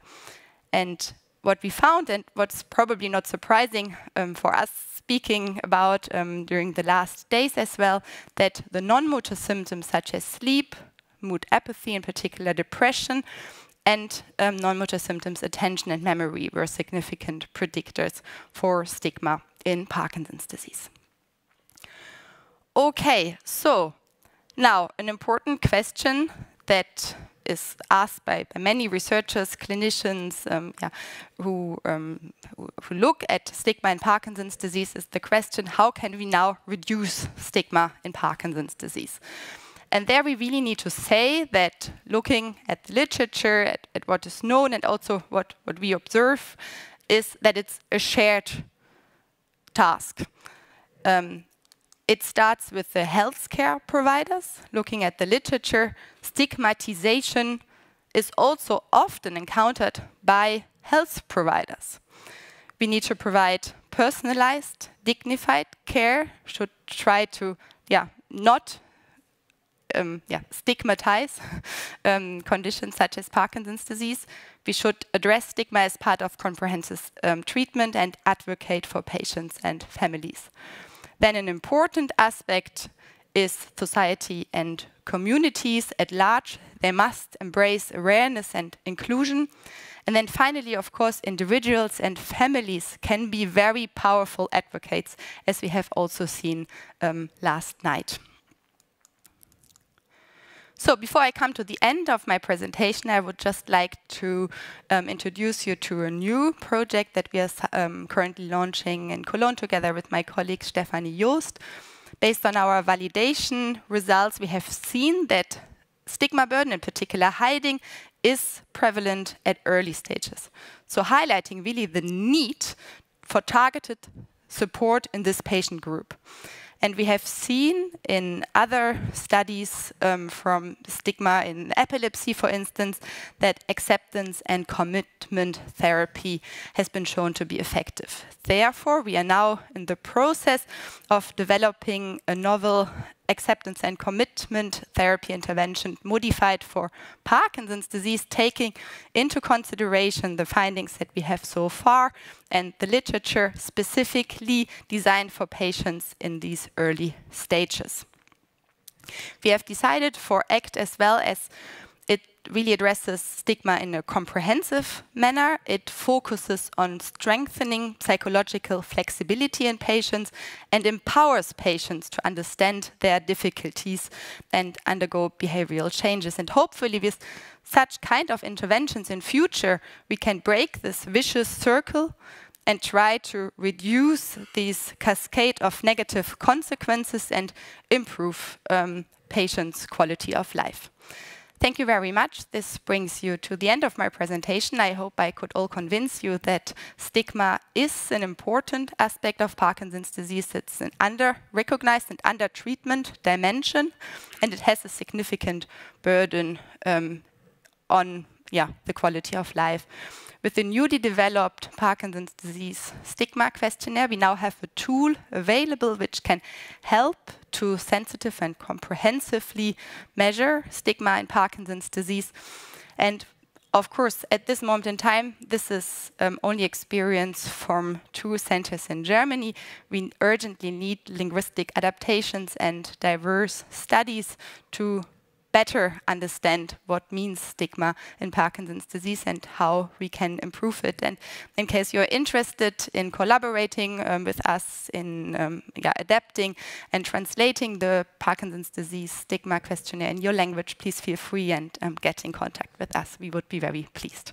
Thank you very much for your attention.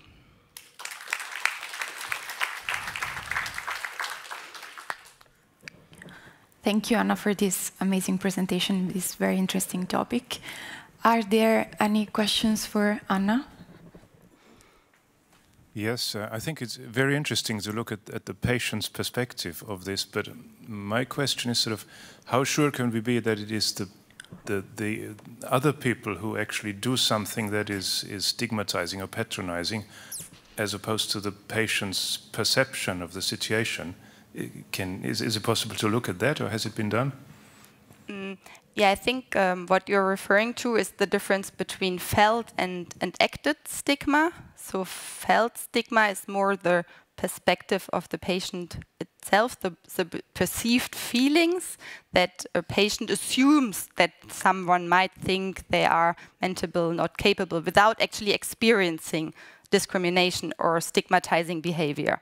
So this comes from the patient himself, while an acted stigma is experienced stigma, so our experiences based on external behavior. It's still the patient's experience. It is not yeah. The video of what actually was said in this communication. Yeah, that is true. For this, we would need a caregiver view as well, that caregivers tell us that they have been excluded from, for instance, social events or has been unfairly treated at work. Yeah, that is true. I have a comment on that. Yeah. So I think we've done some work. That McDaniel's paper was I was the senior author on that. And I think a lot of this work came from patient voices themselves, because especially when we looked at the gaps in care for women, we just noticed consistently that they were talking about stigma, and it had just been something that no one else had really looked into.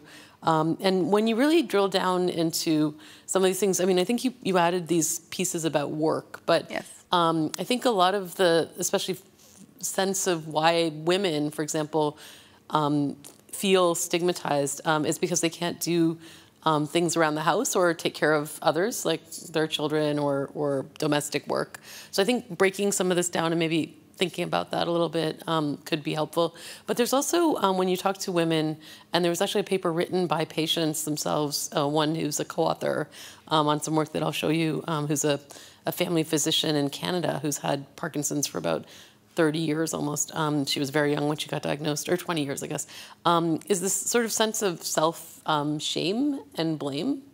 There's a huge amount of like hate, especially I think more so in some women's populations, although I don't think it's been teased out very well. But it may be helpful to add a questionnaire about these sorts of things because I think, if you already feel a little bit sensitive to what negative sort of a sense of self, and then you may magnify what may be relatively neutral interactions and feel that a lot of people are against you, or there may be a heightened sort of sense of things. I think it may be helpful to add these sorts of questionnaires, and then that can actually be worked on as well. So there's been some work in England by a group that looks at stigma as well, Fiona Eccles and her group, and there's been an interest in thinking about mindfulness-based self-compassion, and that's actually pretty easy to include. It's different than ACT treatment, but it's something that I think could be included and could be group-based, and it actually, I think, is quite effective.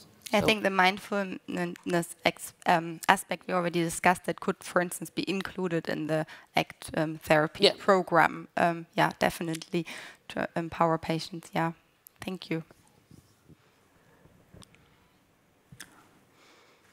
Are there any more questions for Anna? Okay, then thank you very much for your talk. And I will introduce our next speaker, Valtteri Kasinen from Turku University in Finland, who will talk about MRG FUS, which in PD and essential tremor, and which are the motor and non-motor effect. So welcome. Thank you. Thank you so much. Thank you for the invitation, for the organizing committee, Per, Ray, Ulrika, and others. Great to be here. When I was given this topic, I immediately thought that, well, this will be a difficult one. And the reason is that we are in a meeting focusing on Parkinson's disease and non-motor symptoms. And when we look at the evidence for MRG FUS, most of the evidence comes from essential tremor and motor symptoms. So the evidence for PD non-motor treatment with this modality is light. So bear with me and let's see how this goes. Here are my disclosures, nothing that relevant. I am involved in a clinical trial with Insightec, which is the company that produces these devices, but nothing, no personal funding to me. Here's the outline of this talks. I would assume that there are individuals in this room that are not that familiar with this method, so I will go through the basics in a couple of slides. When we talk about MRG FUS, that's magnetic resonance guided focused ultrasound, also known as HIFU or HIFU, so high intensity focused ultrasound, also known as FUS, focused ultrasound, so all are same. Then we'll go briefly through the motor effects, mostly for tremor. And then I'll try to collect the information on non-motor symptoms and adverse events related to non-motor effects. And then we go on to a couple of take-home messages.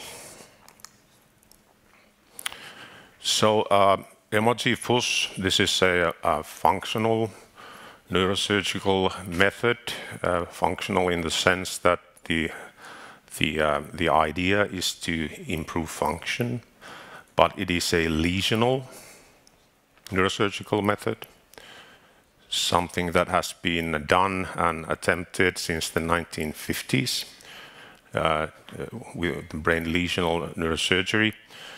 Is nothing new. It's in that sense, nothing new under the sun. This is just a elegant method to pinpoint exact lesions inside the brain without invasive surgery. So that's important to remember. Now, when we, well, some people categorize this method as a neuromodulation.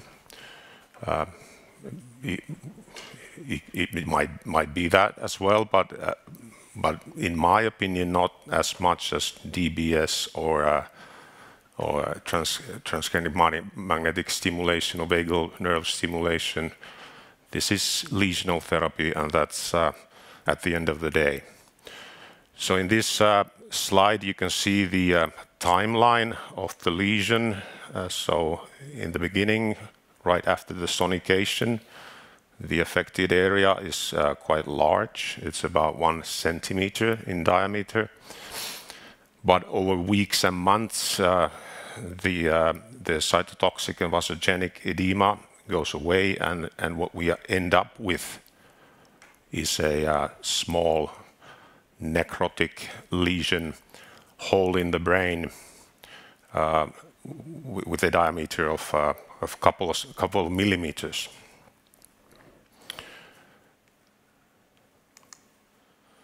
This is one of our patients from Turku with essential tremor. Here you can clearly see the reduction in the size of the affected area.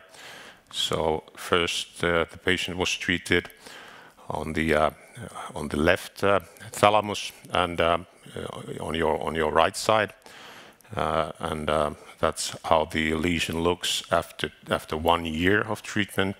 And on the other side is a more recent treatment effect after 1 month of treatment.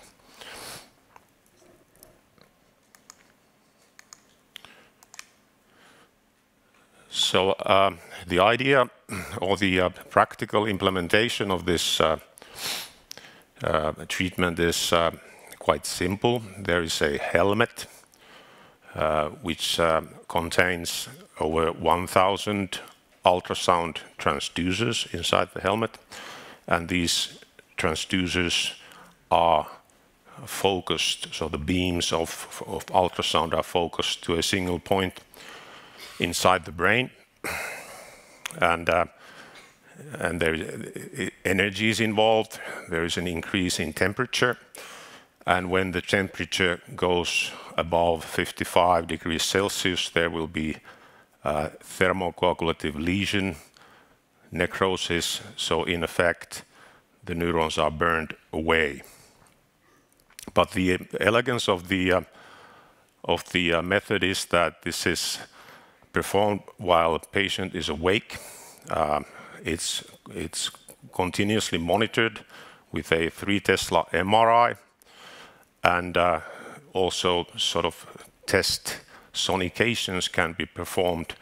So in a treatment session, we first do a test sonication with a lower temperature, say 45 or 50 degrees Celsius, and this gives us a sort of a shocking effect for the neurons. It's a shocking effect. They are stunned, and this effect lasts for about 1 minute. And over that time period, a neurologist such as myself go into the room and see the effect on tremor, asks the patient, how you're feeling, any side effects, nausea, vertigo, and only when the neurologist, patient, and the neurosurgeon are happy with the location, then the final lesion is done and the temperature is increased so that there is the coagulative lesion is induced. So for many patients, this is quite an attractive approach, since there is no invasive surgery, no knives, no scalpels, no drills. Don't have to go through the skull or dura. There's no risk for infection or bleeding. No hardware is implanted inside the body, and no radiation is involved. So in that sense, this is a attractive method for both patients and in some clinical cases. In our hospital, the patient comes in the morning and the procedure takes 2 to 4 hours, and then the patient leaves in the afternoon, which is a bit different compared to, say, DBS procedure. Here are the current official regulatory indications of this method. So for essential tremor, this is an established, in the sense that in Europe and in the United States, there is approval to do unilateral and staged bilateral for essential tremor. But the situation is different for Parkinson's disease. In Europe, we can currently do only unilateral treatments. The latest news is the FDA approval of staged bilateral GBI MRT FUS. This approval came this summer. The study behind this approval has not been published yet, but it is my understanding that Insightec has provided FDA with the data, with the results, and thus the approval at this time. But we're still waiting for the paper. There is also an official indication for neuropathic pain in Europe. This has not been used in Turku, and I'm not aware of many centers that do this, but in principle it would be possible with the current regulation. And we had yesterday a mention about blood-brain barrier opening, so that's a research thing at the moment, and actually it's a different machine altogether. So this is high-intensity focused ultrasound, and to do blood-brain barrier opening, low-intensity focused ultrasound is needed. So when we got this high-intensity focused ultrasound 3 years ago, I was excited, of course. I immediately started writing a grant application, so we're going to start opening the blood-brain barrier in Parkinson's disease. And a colleague of mine was kind enough to explain to me that no, it's a different machine. It's another 2 million euros to get that. So there is one low-intensity focused ultrasound machine in Scandinavia at the moment, in Oulu, Uleåborg, Finland, but they are still, after 1 year, they haven't got approval from the Finnish authorities to do anything with it. Okay, if we look at the current guidelines we have about the invasive therapies in Parkinson's disease, Günther Deutschland and others provided us with this diagram on the left, and as you can see, the MRT FUS can be considered for Parkinson's disease patients with strong limitation. So we have treated in Turku about 150 patients. Out of those 150, 20 have been PD patients. So we are carefully considering this for very selected patients. And for bilateral treatments in Parkinson's disease, they are labeled in this recent review as experimental. But remember the new FDA approval this summer for GPI bilateral for Parkinson's disease. Now, those of you who are familiar with DBS, you're familiar with the location, so it's highly important, and there are basically 3 possibilities, or at least 3 possibilities for PD treatment. So either the thalamus, VIM, nucleus, or STN or GPI. And in this study, they actually investigated the issue, should we do VIM, FUS, or STN, FUS in Parkinson's disease with tremor. Currently, most sites do only VIM. We haven't done any STN or GPI as of today, but this suggests that actually it might be better to go directly to STN, even if it's only unilateral. The tremor reduction was better, and adverse events were mild. Now, if we look at motor effects of this treatment in essential tremor, they are clear for hand tremor. They are comparable with radiofrequency thalamotomy, so nothing new in that sense. But as you can see in this forest plot, all the studies point to a clear reduction in tremor severity.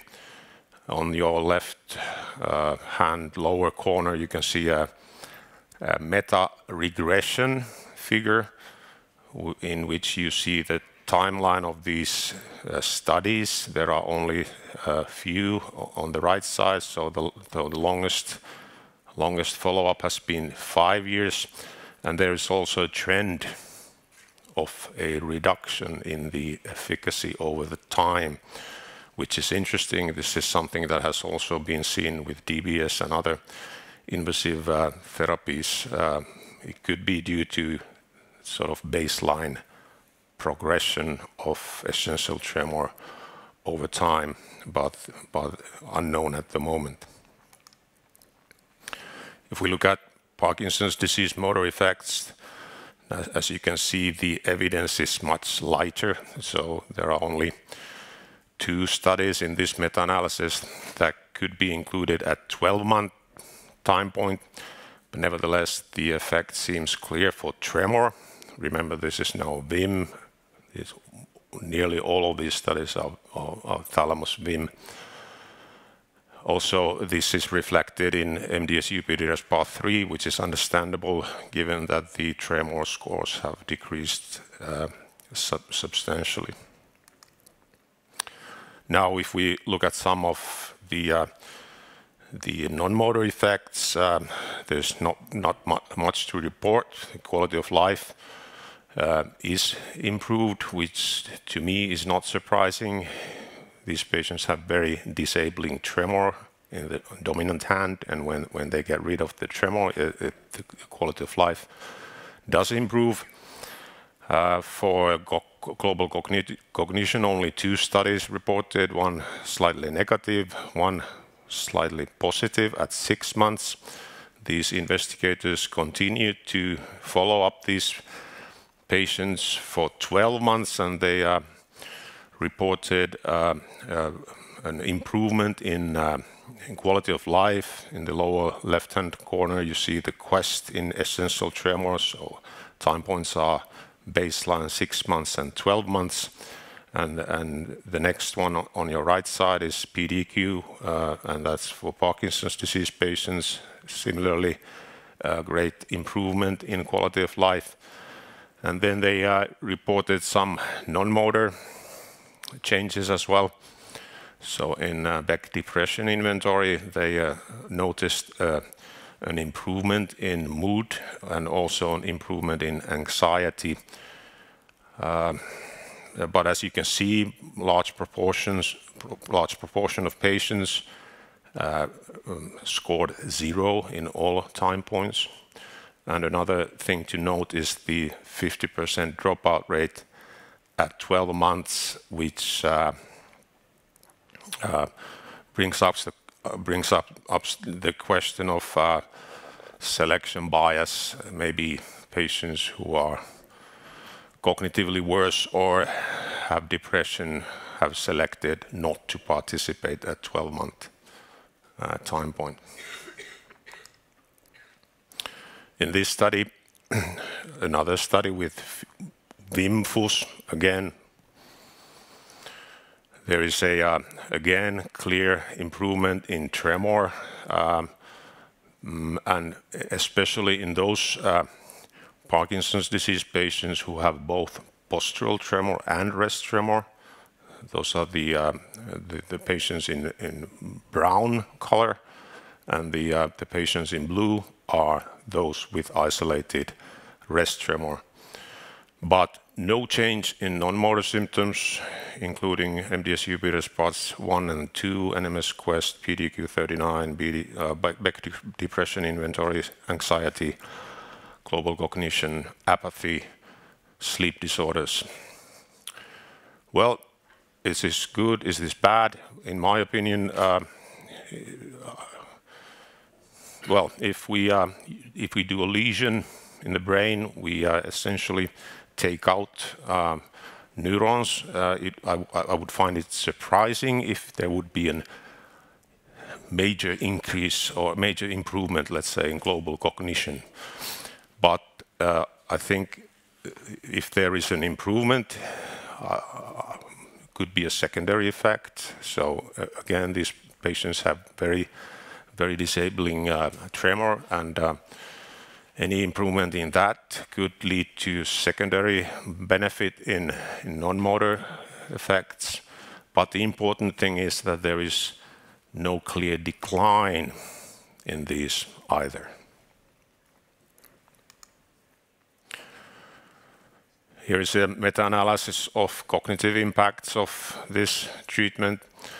And again, this is the thalamus VIM, no data for STN, no data for GPI, and no significant changes in cognitive domains or emotional states post-procedure. So this is good news in the sense that there is no deterioration. But if you can see the follow-up period is 1, 3, 6, and 12 months, so very short-term studies so far.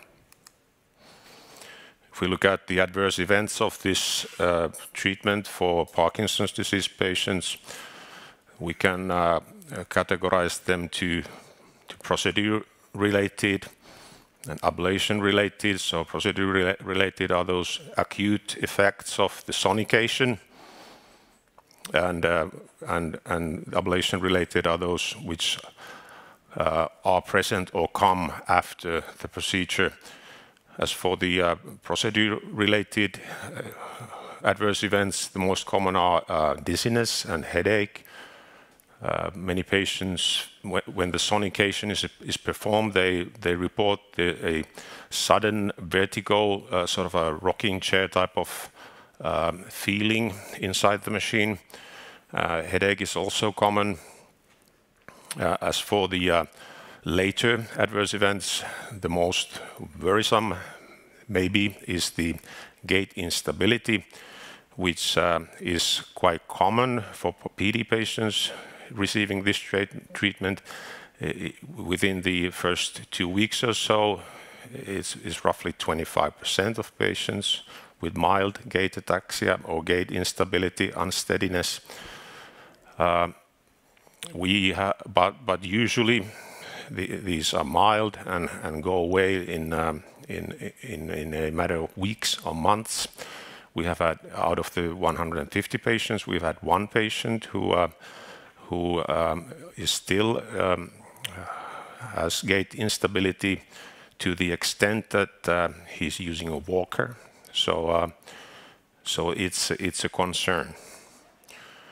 Another rather common adverse event is the orofacial paresthesia, so tingling of the face, mouth, lips, usually mild. Dysarthria is a possibility even for VIM, but we'll see how it goes with STN. I would presume it will be more common with STN later on, especially when if we do bilateral STN in the future.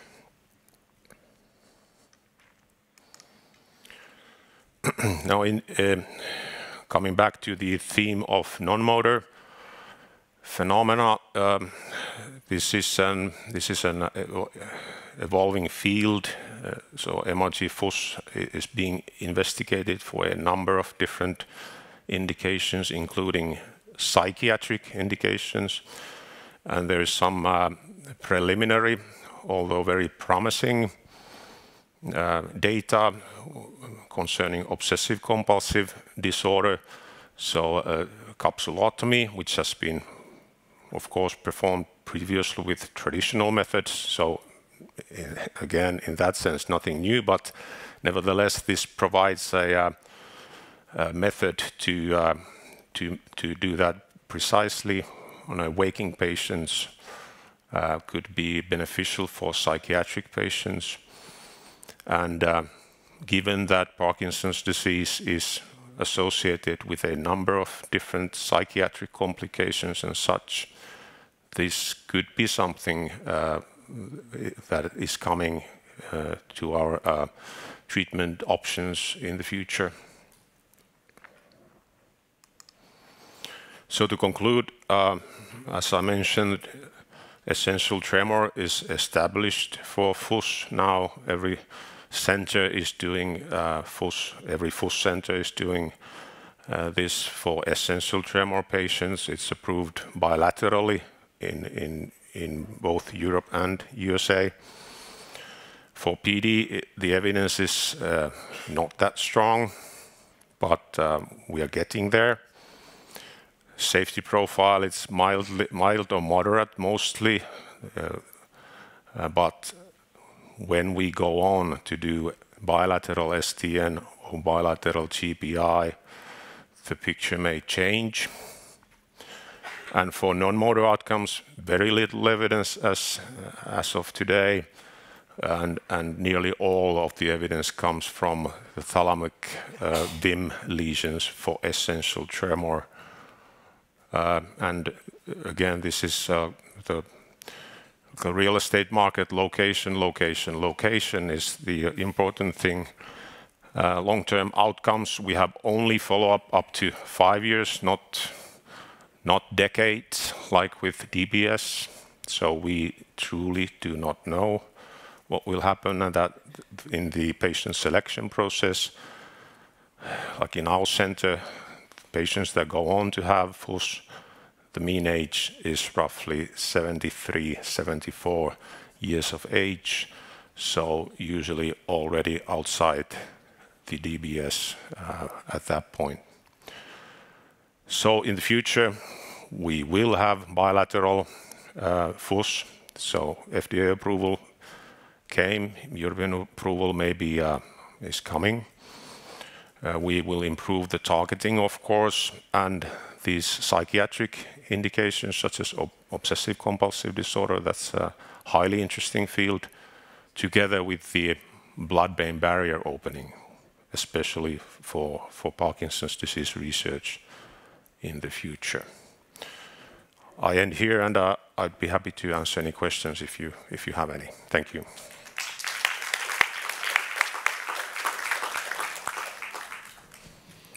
So thank you for this great talk. Are there any? Yes, Erin.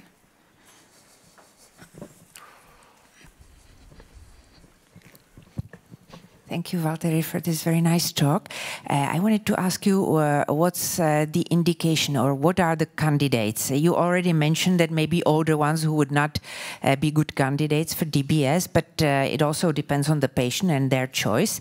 But what would be the best candidate for this treatment as opposed to DBS, if you have the choice? Well, in our center, the DBS is the primary option for all patients at this point, just with the evidence that we have, with the tradition that we have. So that's the option that we present.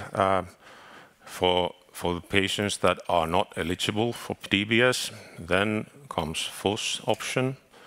Now, if we talk about essential tremor patients or Parkinson's disease patients, if they're Parkinson's disease patients, then we present the infusion therapies together with DBS, together with FUS, but then there, as you mentioned, some patients today patients are well informed. Some patients come and they say, I do not want DBS. I do not want DBS, I want this. And that's a difficult situation to handle. We try our best and try to be neutral in our information. In other words, what would be the contraindication which patient would not indicate? Right. Okay. So contraindications are so we do brain MRI and so aneurysms are an absolute contraindication. Tumors, anything that can distort the ultrasound waves. Another clear contraindication is the skull density ratio. So every patient goes on to have MRI, and after that, head CT. And from the CT, we calculate the skull density ratio. So if the skull is too thick, then about 5% or so patients cannot be performed with FUS because of the skull structure. Great talk, thank you very much. 2 questions, if I may. Firstly, talking to the various colleagues who both offer FUS as well as DBS, it seems that the biggest advantage of FUS has been the fact that the number of DBS referrals have gone up in the centers. So because of that availability of FUS, people are referring more and more patients who are candidates for surgery, and therefore the number of patients having DBS is also gone up. So firstly, I want to know whether that's also your experience. Are you seeing more referrals coming to your centers anyway because you're offering both services? And the second comment or question is that we know from the literature, if you've got orofacial paresthesia in the patient who had VIM targeted, it's likely that the target or where the lesion is being made is a bit more posterior, because we know that the motor thalamus is more anterior to posterior thalamus. So have you analyzed your lesioning location to see whether in those selected patients who have got more orofacial paresthesia, maybe the lesioning is a little bit more posterior than it should be? Thank you. Very informed questions. First of all, the referrals and the distribution of patients to DBS and other treatments, you are absolutely correct. So that has actually been published from the Toronto group. So in Toronto and in Turku, when the purchase was published that we will have this, there is the number of referrals went up dramatically, and patients came to us, and also our DBS procedures have gone up. Also, medical treatments. So in that sense, I think this fuss about FUS is a good thing, because patients who have maybe had tremor for decades and have had really poor quality of life, they've somehow been activated, and now they come and they get treatment, whatever the treatment may be. It could be DBS, could be FUS, could be better medicines, could be infusion therapies. So yes, that we've seen that. And after the beginning, the number of referrals has gone down, or the frequency of referrals, and I presume that it will start to follow the incidence rate of severe essential tremor, severe tremor-dominant Parkinson's disease in the future. So it's not that high anymore. As for the second question, yes, we have not done that research yet, but we are currently investigating the issue. We have all these treated patients in our registry, together with the MRIs, with the exact lesion locations, and we are correlating these as we speak. Hi, great talk. I've just got a question. I'm slightly concerned about the gait instability. And firstly, I'd like to get your views on that. And I noticed in your meta-analysis slide, there's one paper by Chua, who had 29 cases of gait instability. That's right. So that skewed the data. Is there any explanation as to why that particular study showed such high rates of? I have no knowledge. I believe they had 40-something total patients and 45. 29 developed gait instability. That's it's a huge number. Yeah, it is a huge number. Maybe they use some kind of different categorization of gait Your own instability. experience, you're not seeing that? No, not at all.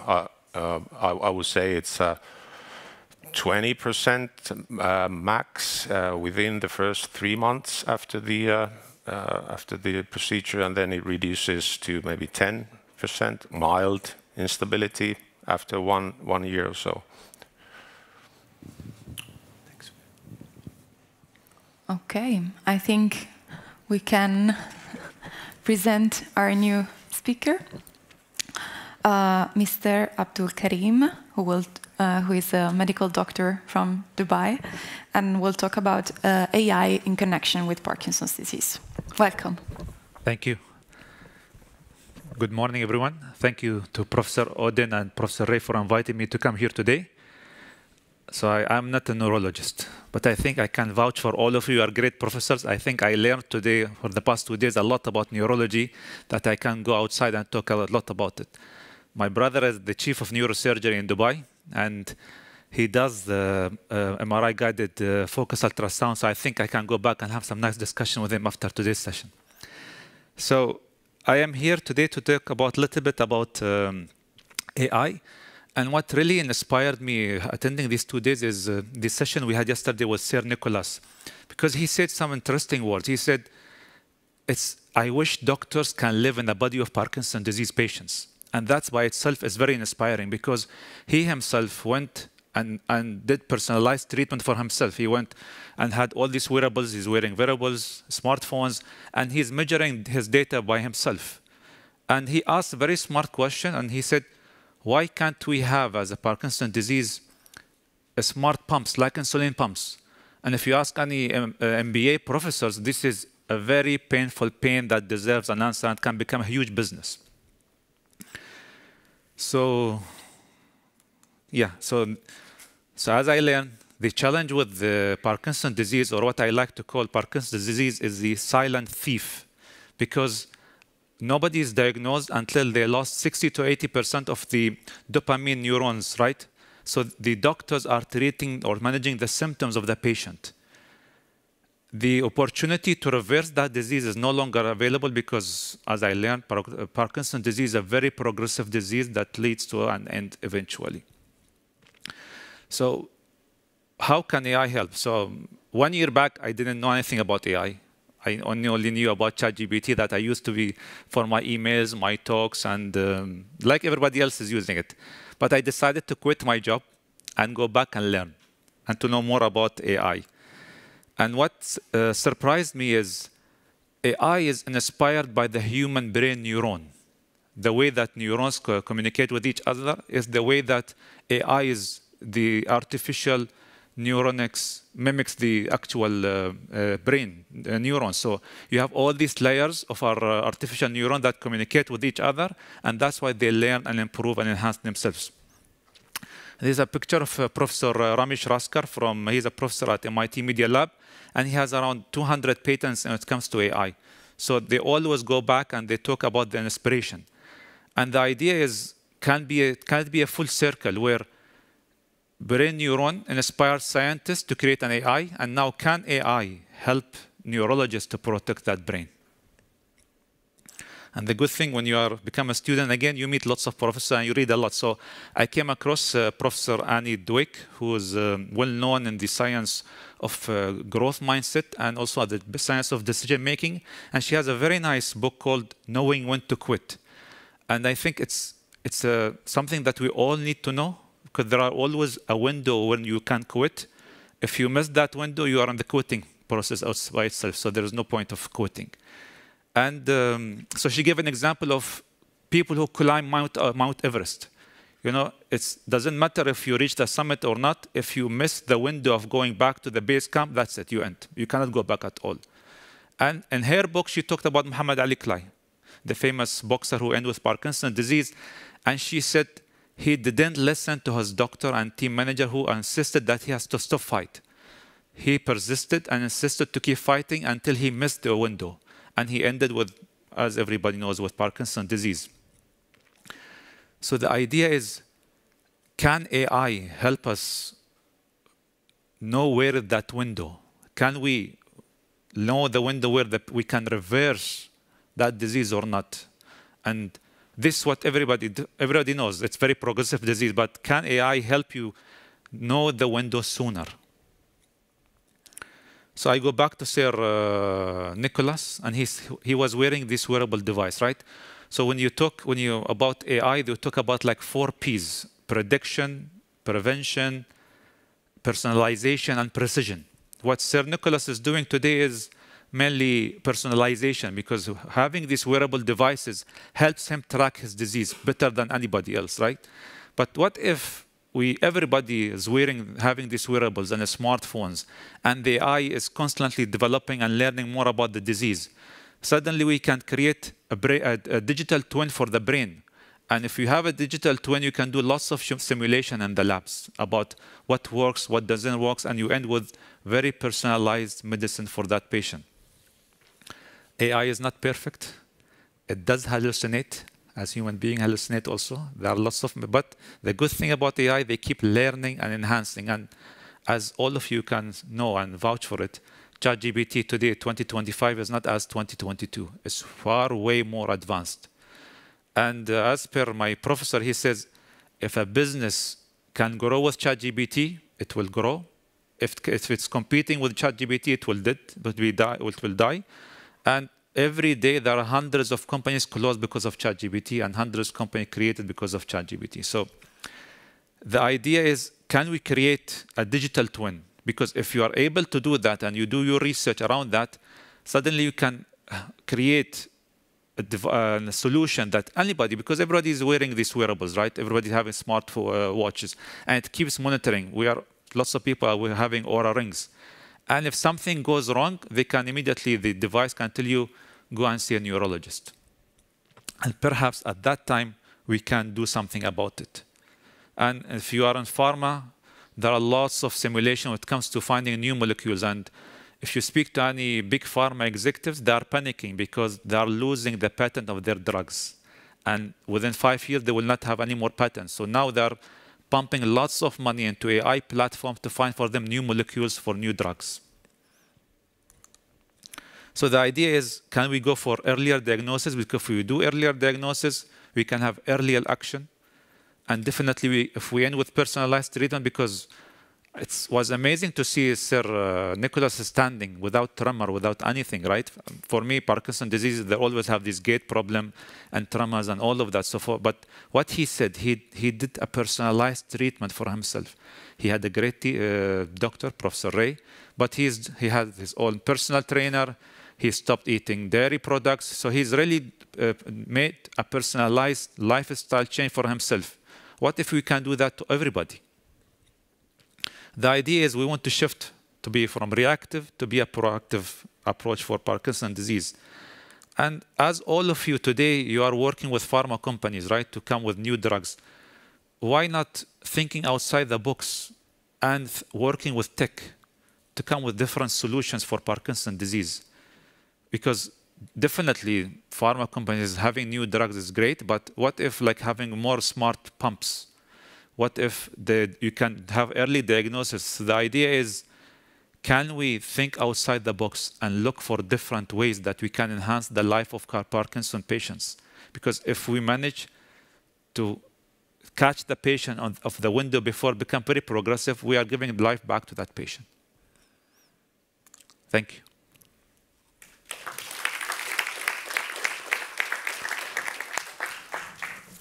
Thank you very much for this inspiring talk. Are there any questions? Yeah.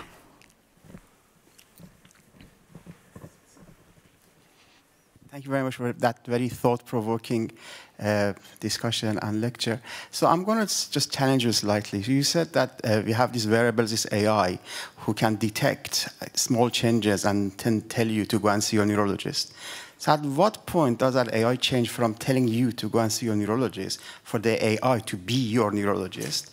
And if the AI makes an error as your neurologist, whose responsibility is? Who is the patient going to sue? Litigation, etc. So I don't think we can go there. I don't know a lot about AI, so I'm learning as all of you are learning. But the good thing about artificial intelligence, it keeps learning and enhancing and growing better and better. And whether we like it or not, it's there, it's happening. And you know, my advice is, because you doctors have all the data, you have access to the right information. There are lots of tech experts who are doing synthetic data. They are looking at what you have and they are copying it and making a difference. So having your data and having an expert like you who can verify and make sure it's there. Today, there is no wearables that can detect AI because there is no doctors working on that. But when you talk about diabetes, there are wearables who can detect diabetes, who can alert the doctor that your patient is having problem.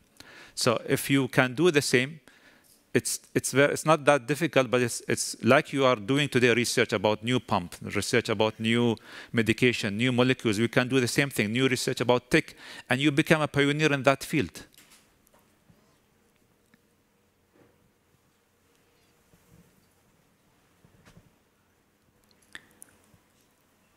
Okay. Do we have other questions?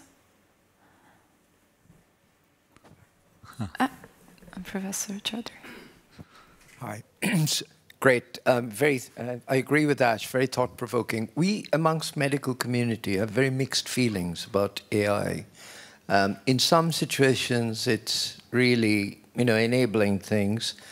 Other situations, it might cause clinical decision-making problem, particularly when AI makes a decision, and clinically, you may not have the same sort of opinion. Do you think AI will have the capacity in future to bridge that gap? That's my first question. Where you have clinical uncertainty and then you take AI, but is that the right thing? It's a conceptual question. The second point I wanted to make is about apps. I'm quite keen on developing apps from some of the technologies that we showed, and we are in the process of having 2 apps now, one for, of course, the dashboard, and the other one, the bigger one, is about treatment of non-motor symptoms for the clinicians. Do you think it would be, in future, will be more directed towards developing this type of apps for management, or do you think that's not necessary? You can just rely on your paper copy and stuff like that. So some questions may not be answerable, I know, but just query in my head, really. I think we should not think of AI that it can replace doctors. What we should think of AI is like a co-pilot. It will help doctors come with better decision. So today, if you look at radiotherapy field where they do target any tumor, there are lots of interesting projects where AI can co-pilot. So they call it segmentation of the tumor. So rather than the time spent by the doctors to go and do segmentation manually on the Linux, the AI with the doctor they can work hand in hand as a co-pilot to reach a better and more precise place. Because instead of, for example, let's talk about prostate cancer. Prostate cancer needs like 36 sessions of radiotherapy. But if it can be very precise, you can go for 1 session. So instead of giving 5,000 joules of radiotherapy, you can increase it to 20,000 joules and have it with 1 session. And with that high dose, you can kill the tumor at the DNA level, and there is no recurrence. So AI can help you give more precise treatment to your patients. And these projects are already ongoing with some scientists in the radiotherapy field.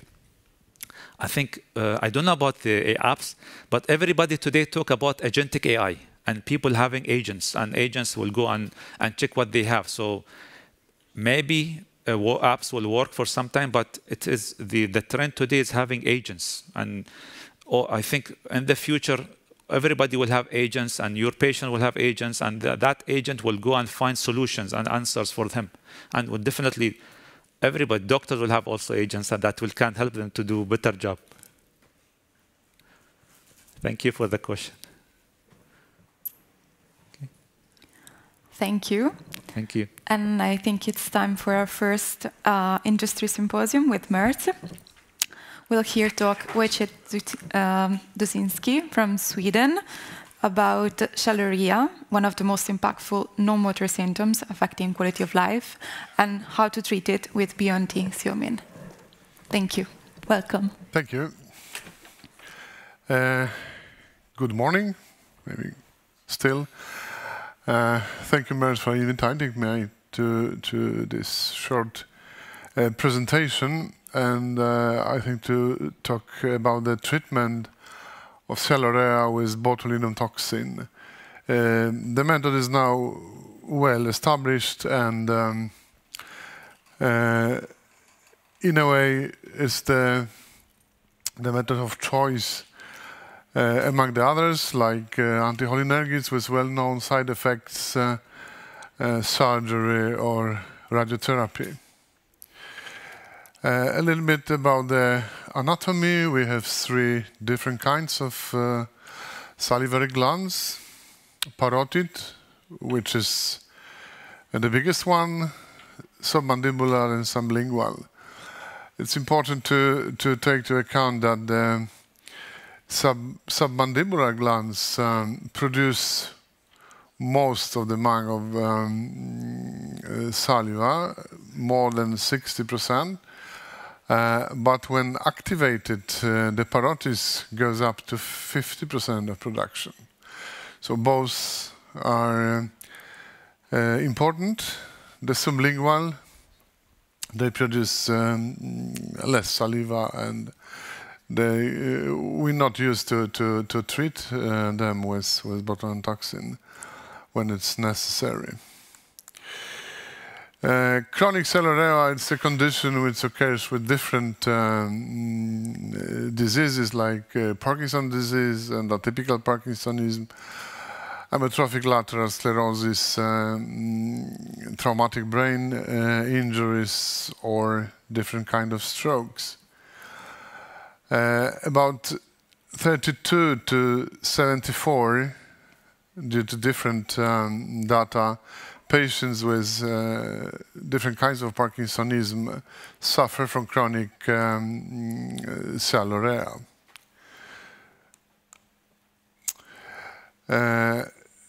Botulinum toxin has been tested as a treatment options for cellular since many years, but in 2019 published the study which is called SAXI, where incobotulinum toxin A xamine were tested in the patients with traumatic brain injury, stroke, different types of Parkinson disease, and atypical Parkinsonism.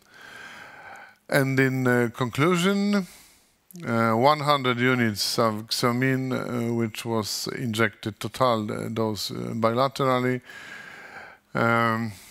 was most effective and safe. And the lower dose, 75 units, was tested as well, but was less effective. Today I'm going to focus more on practical issues of this treatment. We have already an ultrasound machine, and we have my colleague who is so kind and will be a model for visualization of this treatment. The treatment is relatively easy. Despite that, we need ultrasound mostly for sublingual glands. The parotids can be injected with anatomical landmarks. We need syringes, needles. I will show you what kind of needles I used to use in the practice. And the procedure is relatively safe. We don't need to stop anticoagulations procedures if we need to treat the patients.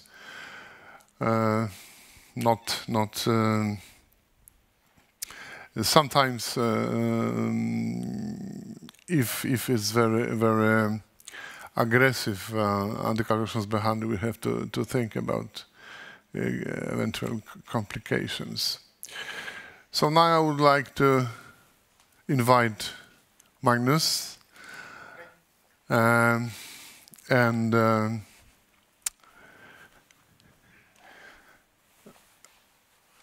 we have a linear probe.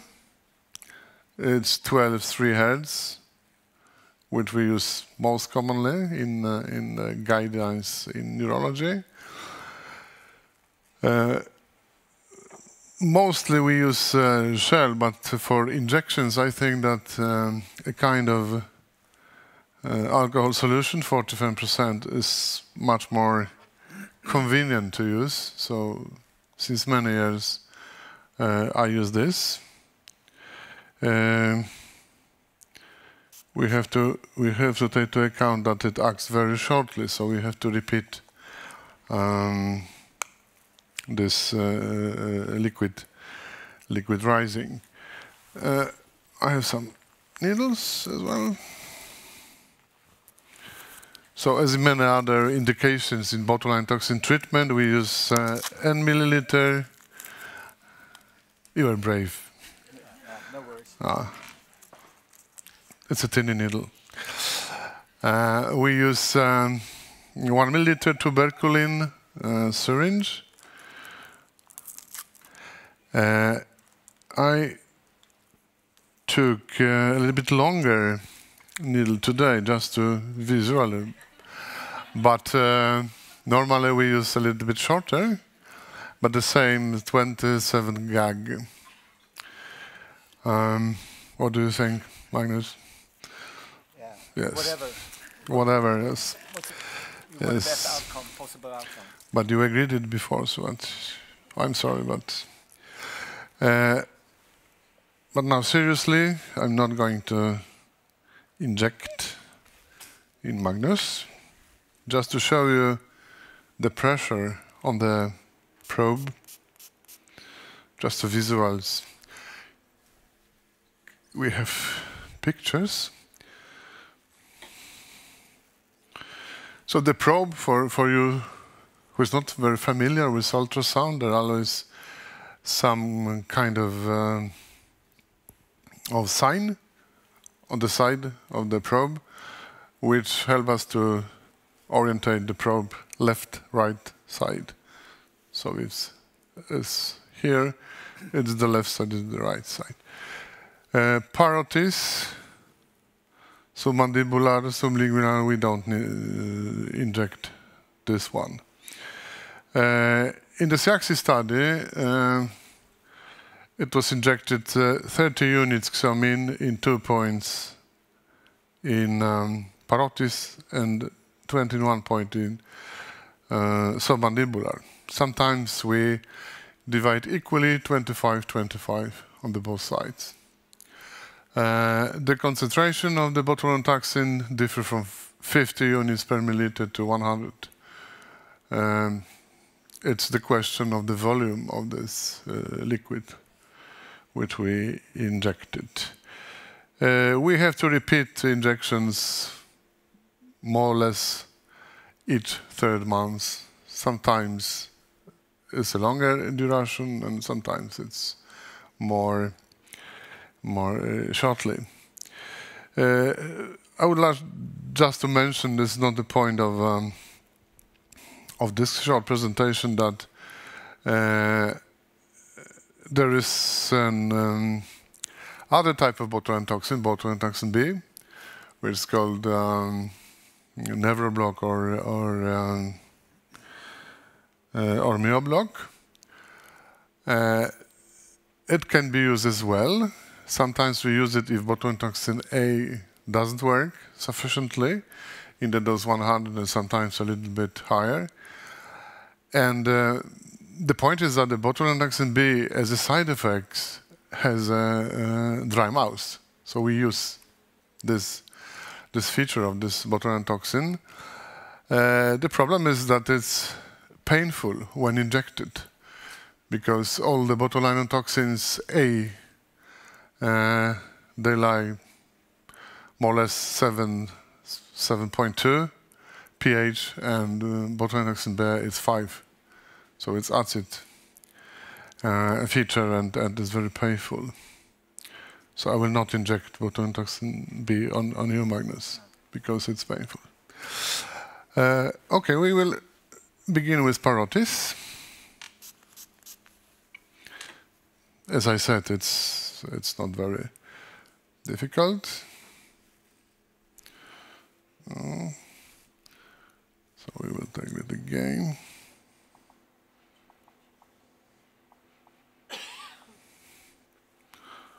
And the depth.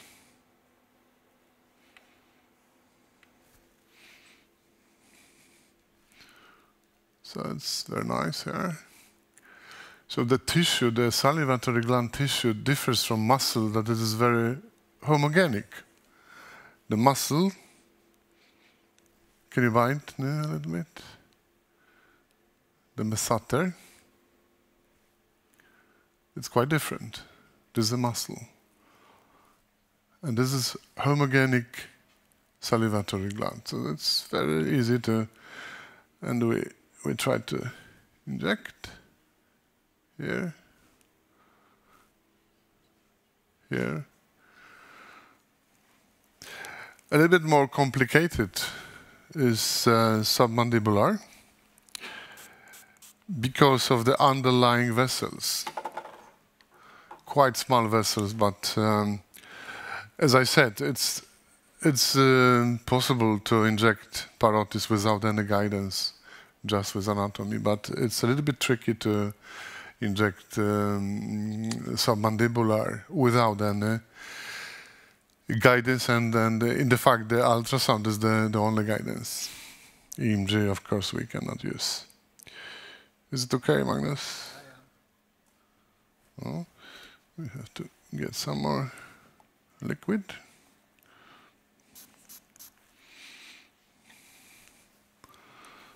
I put some on you. Can you close your eyes just to not be irritated?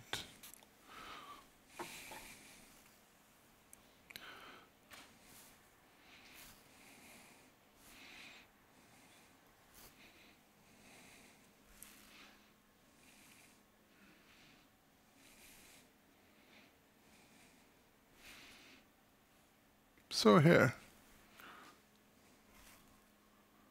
we are with submandibular,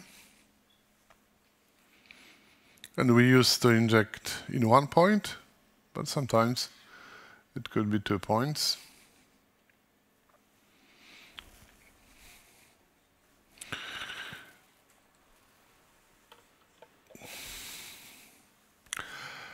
So it's mostly all I wanted to say today. During the lunch time, we invited all who will practice on yourself or on your friends to the stage. We prepared the machine with the expert who can help you with the technical issues. Thank you very much. Thank you, Magnus. Any questions? Thank you for this practical demonstration. Are there any practical questions, or are we all waiting to try for ourselves later? Hi, I have a question. Thank you very much for that. Do you ever use a posterior approach, like behind the ear? Just over that. No. Why is that your personal preference, or you prefer? Yes, it's my personal preference. And if you have injected a number of times, do you get a shrinkage of the parotid? Does it get more difficult to locate? If somebody who has had injections. Maybe not parotis. It's sufficiently big, but sometimes submandibular. Okay. Oh. It's a kind of atrophy. Yeah, exactly. If we said it. Yes, yes. I agree. Okay. If there are no other questions from the audience, I can introduce... No, there is not a question. Okay. I can introduce the second industry symposium with AbbVie, where I'm presenting Philip Bergqvist, who is going to talk about health-related quality of life and the importance of non-motor symptoms in a Sweden cohort fulfilling the 521 criteria. Welcome. Thank you so much, and thank you for, I thank Abby for inviting me to talk about this. I have a few disclosures, and I could also disclose that I'm not going to use any AI-generated images in this talk, so you will feel, if you're a bit old-fashioned like I am, you may feel in comfort. I should also say that several of the publications that I will discuss have been sponsored by AbbVie and also by other parts of the industry.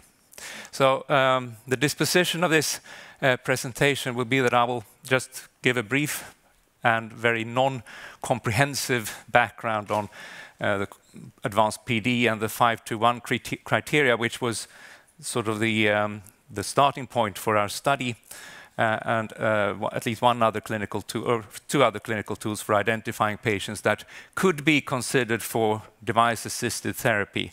And then I will talk about the study where we have looked at the role of the 521 criteria for health-related quality of life and also some non-motor outcomes.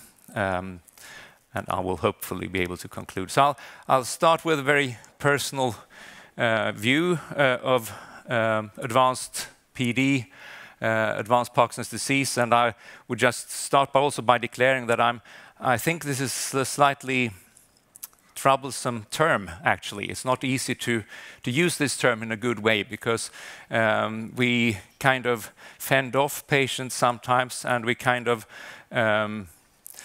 make the device-assisted therapy sound more advanced than they perhaps are. So this is a sort of a way that I see the population of Parkinson's patients that we come across. And it's not well-founded in data, but more limited by my limited skills in PowerPoint, perhaps. Now, advanced Parkinson's disease is something which everyone, if they live long enough, will probably reach that stage. But not everyone will be eligible for device-assisted therapy, and we all know that. So these are two different things, and it's just worth mentioning. Also, not everyone that is eligible for device-assisted therapy has advanced therapy, has advanced disease, because we also have the ones that have, for example, treatment-resistant tremor that could be eligible for device-assisted therapy. Now, advanced Parkinson's disease has been defined several times, but there is really, it's a sort of an amorphous concept still, I think. Some of the early attempts to define it were related to introducing DBS and when to use DBS. So that should be remembered. And but one of one such study which came now almost 10 years ago was a Delphi design study from Spain. And this was also sponsored by AbbVie, by the way. It had 230 Spanish neurologists that all of them saw more than 10 patients with Parkinson's disease per year, which is not very much, I agree. And they looked at sort of what they considered factors that would define a stage of advanced disease. And they split this into definitive symptoms, probable symptoms, and possible symptoms. And I just point out that in this study, they had only two clearly motor features, and that was that they had motor fluctuations with an off time of more than 25% of the day, or troublesome dyskinesias, which was only a probable indicator of this. And a lot of them are non-motor, actually. So you have severe dysphagia, falls, dementia, and so on. Now, in this definition, if we just look at the thing that we think about like 521, actually this definition is very restrictive when it comes to fluctuation severity, because to be advanced in this definition, you could, for example, need 4 hours of limitating off or 4 hours of limitating dyskinesia if you have a normal day length of your awake day. Now, there had also already been other attempts and other projects like the Navigate PD, which Per-Odin was involved in, and others here as well. In 2018, there was the consensus study, which was published by Angela Antonini, and this is sort of the time that people had talked about five doses, 2 hours off, 1 hour with dyskinesia before, but it kind of got into everybody's mind perhaps at this stage. So in this study, the focus was not only to define advanced Parkinson's disease, but also to have a lean towards finding patients who are eligible for device-assisted therapy consideration. So you would consider, is this a good idea or not? It was a smaller number of specialists involved, but they were much more experienced, I would say. Now, in the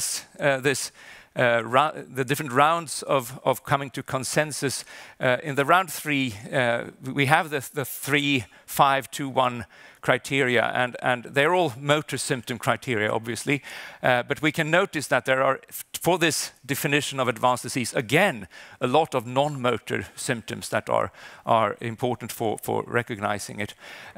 Interestingly, the highest ranked motor symptom is not part of the 5 to 1, so it's moderate level of troublesome motor fluctuations. It's a rather general description. And the first item of 5 to 1 is actually the lowest ranked motor symptom, having 5 doses or more of levodopa per day. In this way, the way the 5 to 1 were defined here, it is enough to have one of any of the criteria, and it makes it sensitive but not very specific. And there have been other attempts then to improve these algorithms for finding eligible patients, and one is the Manage PD algorithm, where the objective is to identify patients that are not well controlled on the current treatment and kind of categorize them into either patients that could be controlled if you just did your job well with normal conventional treatment, or where you really should consider that this might be too difficult and you should go to device-assisted therapy. And in this, my experience is with this algorithm, a lot of patients they're inadequately controlled, but should be managed with conventional treatment first. It gives neurologists who don't work with movement disorders a lot a great task of actually trying the different things.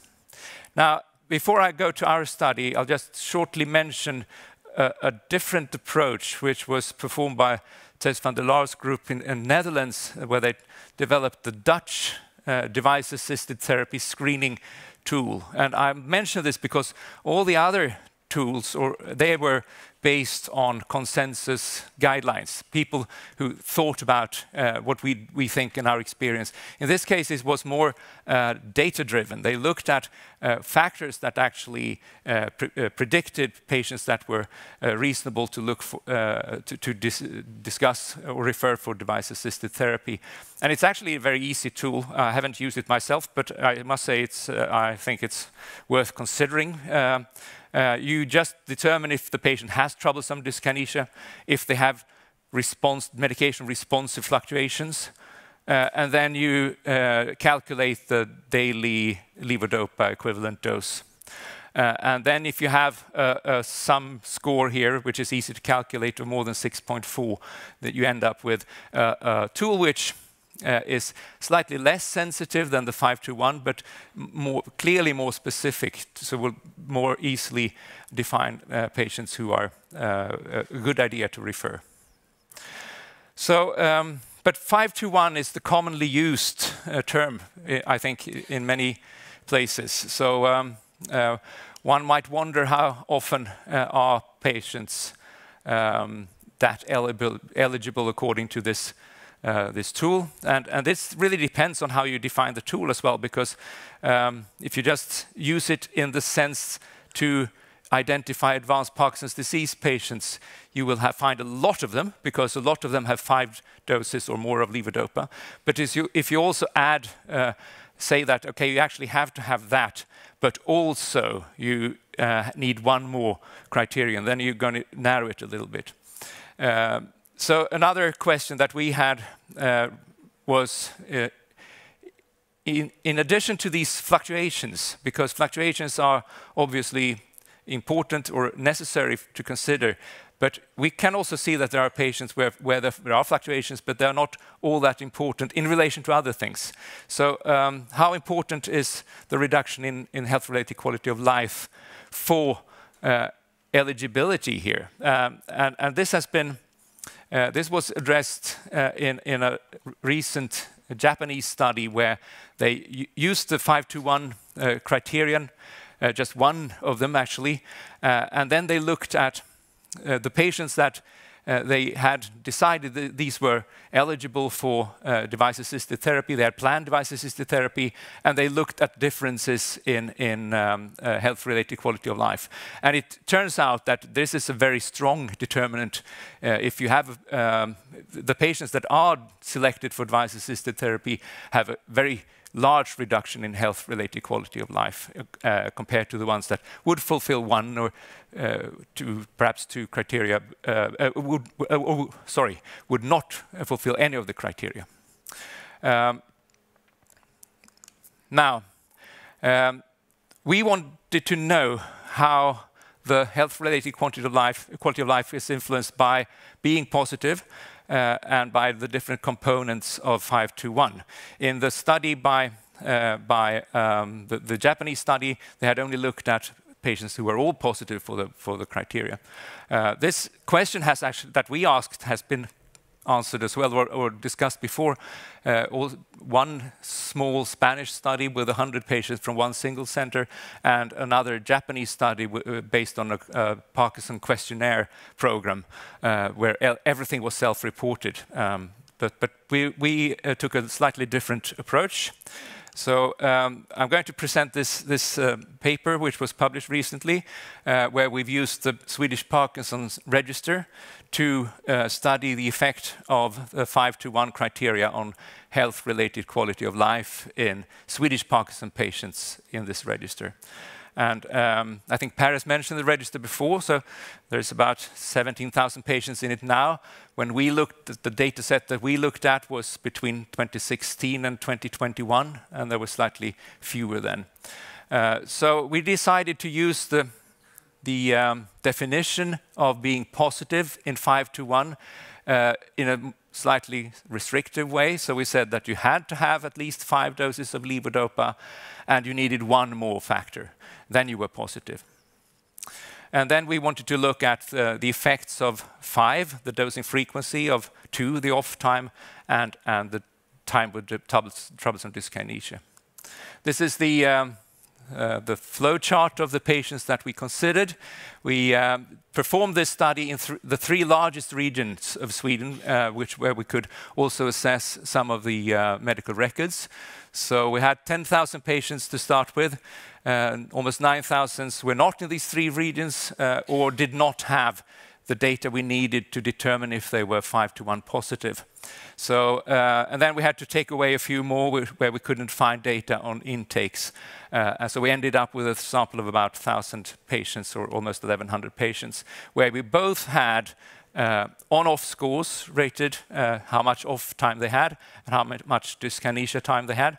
And we had PDQ-8 in all those. And we also had information on how many, we could retrieve information on how many levodopa intakes they had. Now, the results from this study, just the baseline, differentiating the positive from the negative patients, is that the negative patients were slightly older and the positives were slightly younger. There was the expected proportions of females and males in both groups, and the duration of diagnosis, also as expected, clearly longer in the positive population than in the negative population. And you can also see that the number of positive patients here were about 400 of the 1,000 patients, or the 1,100 patients, and the rest were negative in these 5-to-1 criteria. In the way we defined it, that is 5 + 1. As expected, they had much longer time in off, but it's not that high if you compare to a lot of trials, RCT trials on infusion therapies or DBS, where they're often around 6 hours. Hours with dyskinesia were also much longer, or more hours, and also a higher number of levodopa intakes in the group who were positive. Now, we also then, this was the interesting part, how does this affect health-related quality of life? And we used the 2 scales that we had available in the register, the PDQ-8, and I should mention that patients who are part of this register, they can log in at any time and rate their symptoms using some of these scales. So PDQ-8, we had a difference of about 6-7 points in the index score, percentages actually. And so if you look at the median, it's almost a doubling of the scores. And EQ 5D 3L, we had also a significant difference. Now, in these positive and negative patients, we looked at measures of symptom burden, and this is where the non-motor score or non-motor questionnaire score comes in. And we can see that there were twice as many non-motor symptoms reported in patients who were positive compared to negative. There is a significantly larger burden measured with the clinical impression of severity index scale in Parkinson's disease. And the Hoehn-Yahr stage, where it was also a significant difference between them, so that there was a higher or double percentage of patients in stage 3 in the positive group, and much lower stage 1, obviously. But stage 2 and stage 4 were not that different. So we then went to look at, of these 5-to-1, how do each of these factors, the number of doses you take, the hours in off, or the hours with dyskinesia, how do they affect quality of life? And then we looked at the PDQ-8. We did look at the EQ 5D3L, but I'm not going to present that here. So the PDQ-8 we see in the first slide or first panel to the left on your side, that we have from basically dose 4 and then upwards to the plausible number of doses you could take in a day, you have an increase in the PDQ-8 score with worsening of health-related quality of life. It kind of levels out there, but then we have very few data points at that end. These are models, modeling of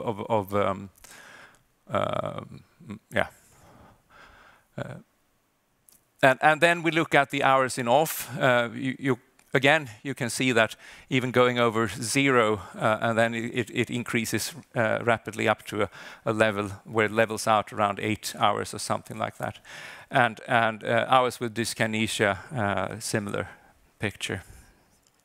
Now, this is all good to know, I think. But one question we had then,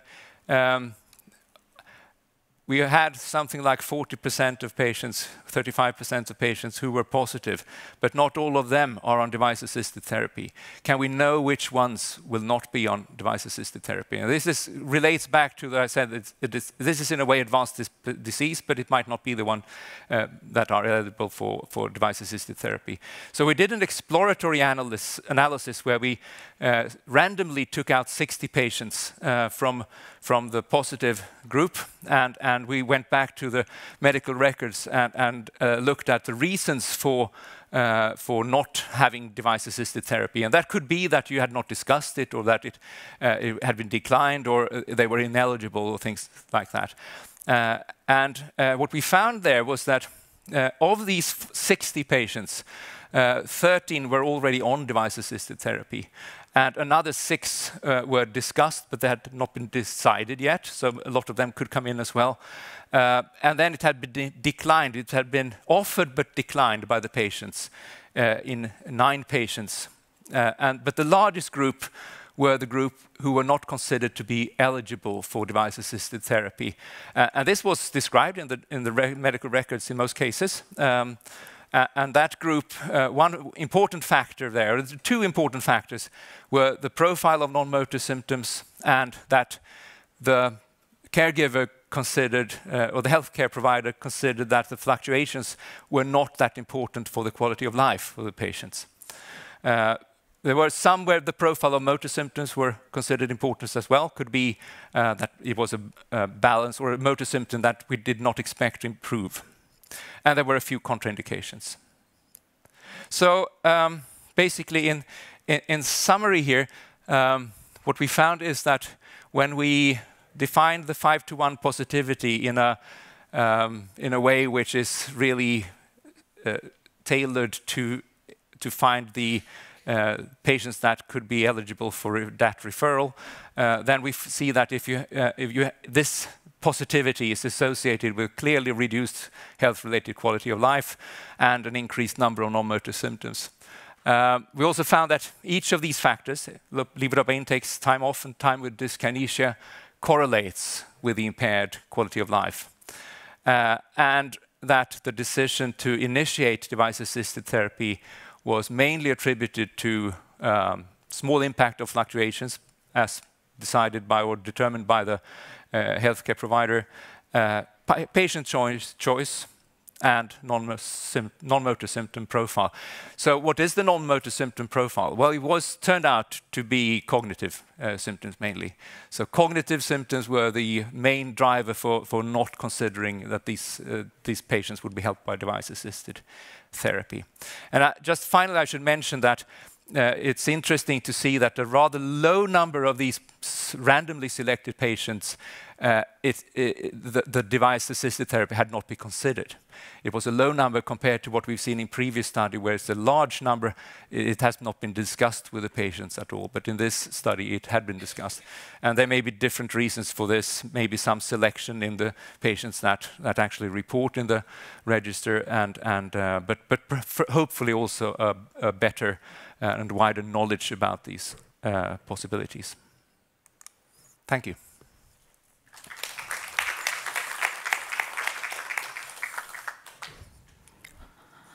Thank you very much for your talk. Are there any questions from the audience?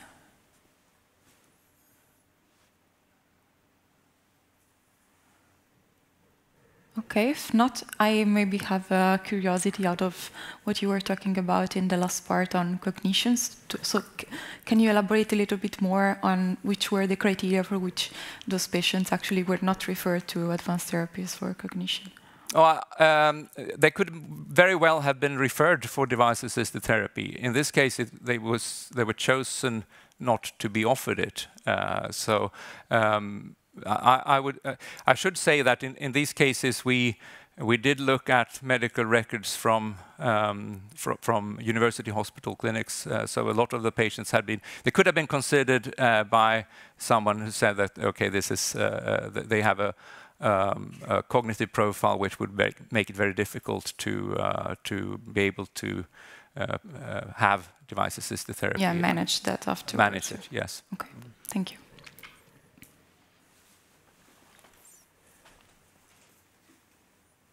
Thank you for your talk. May I ask you the question, if you have any data, if this poor quality of life of patients referred to the treatment with pump therapies influence the results of the treatment?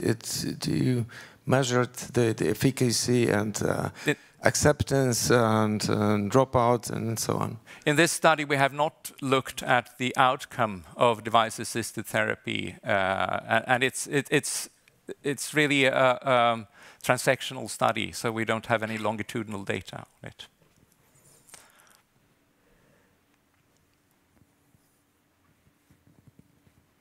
Okay, so I think it's time for lunch now. So after you, Rika. Yeah, thank you. Thank you very much, everyone in this session. So now it's time for lunch, and we meet again here at 1:45. And I would like everyone who is in the or who are in the coming 2 sessions to a bit before that, one thing at a time. First, everyone who are in the coming 2 sessions after lunch to go and have your headsets arranged. And then also a photograph will be taken of all of us. Yeah.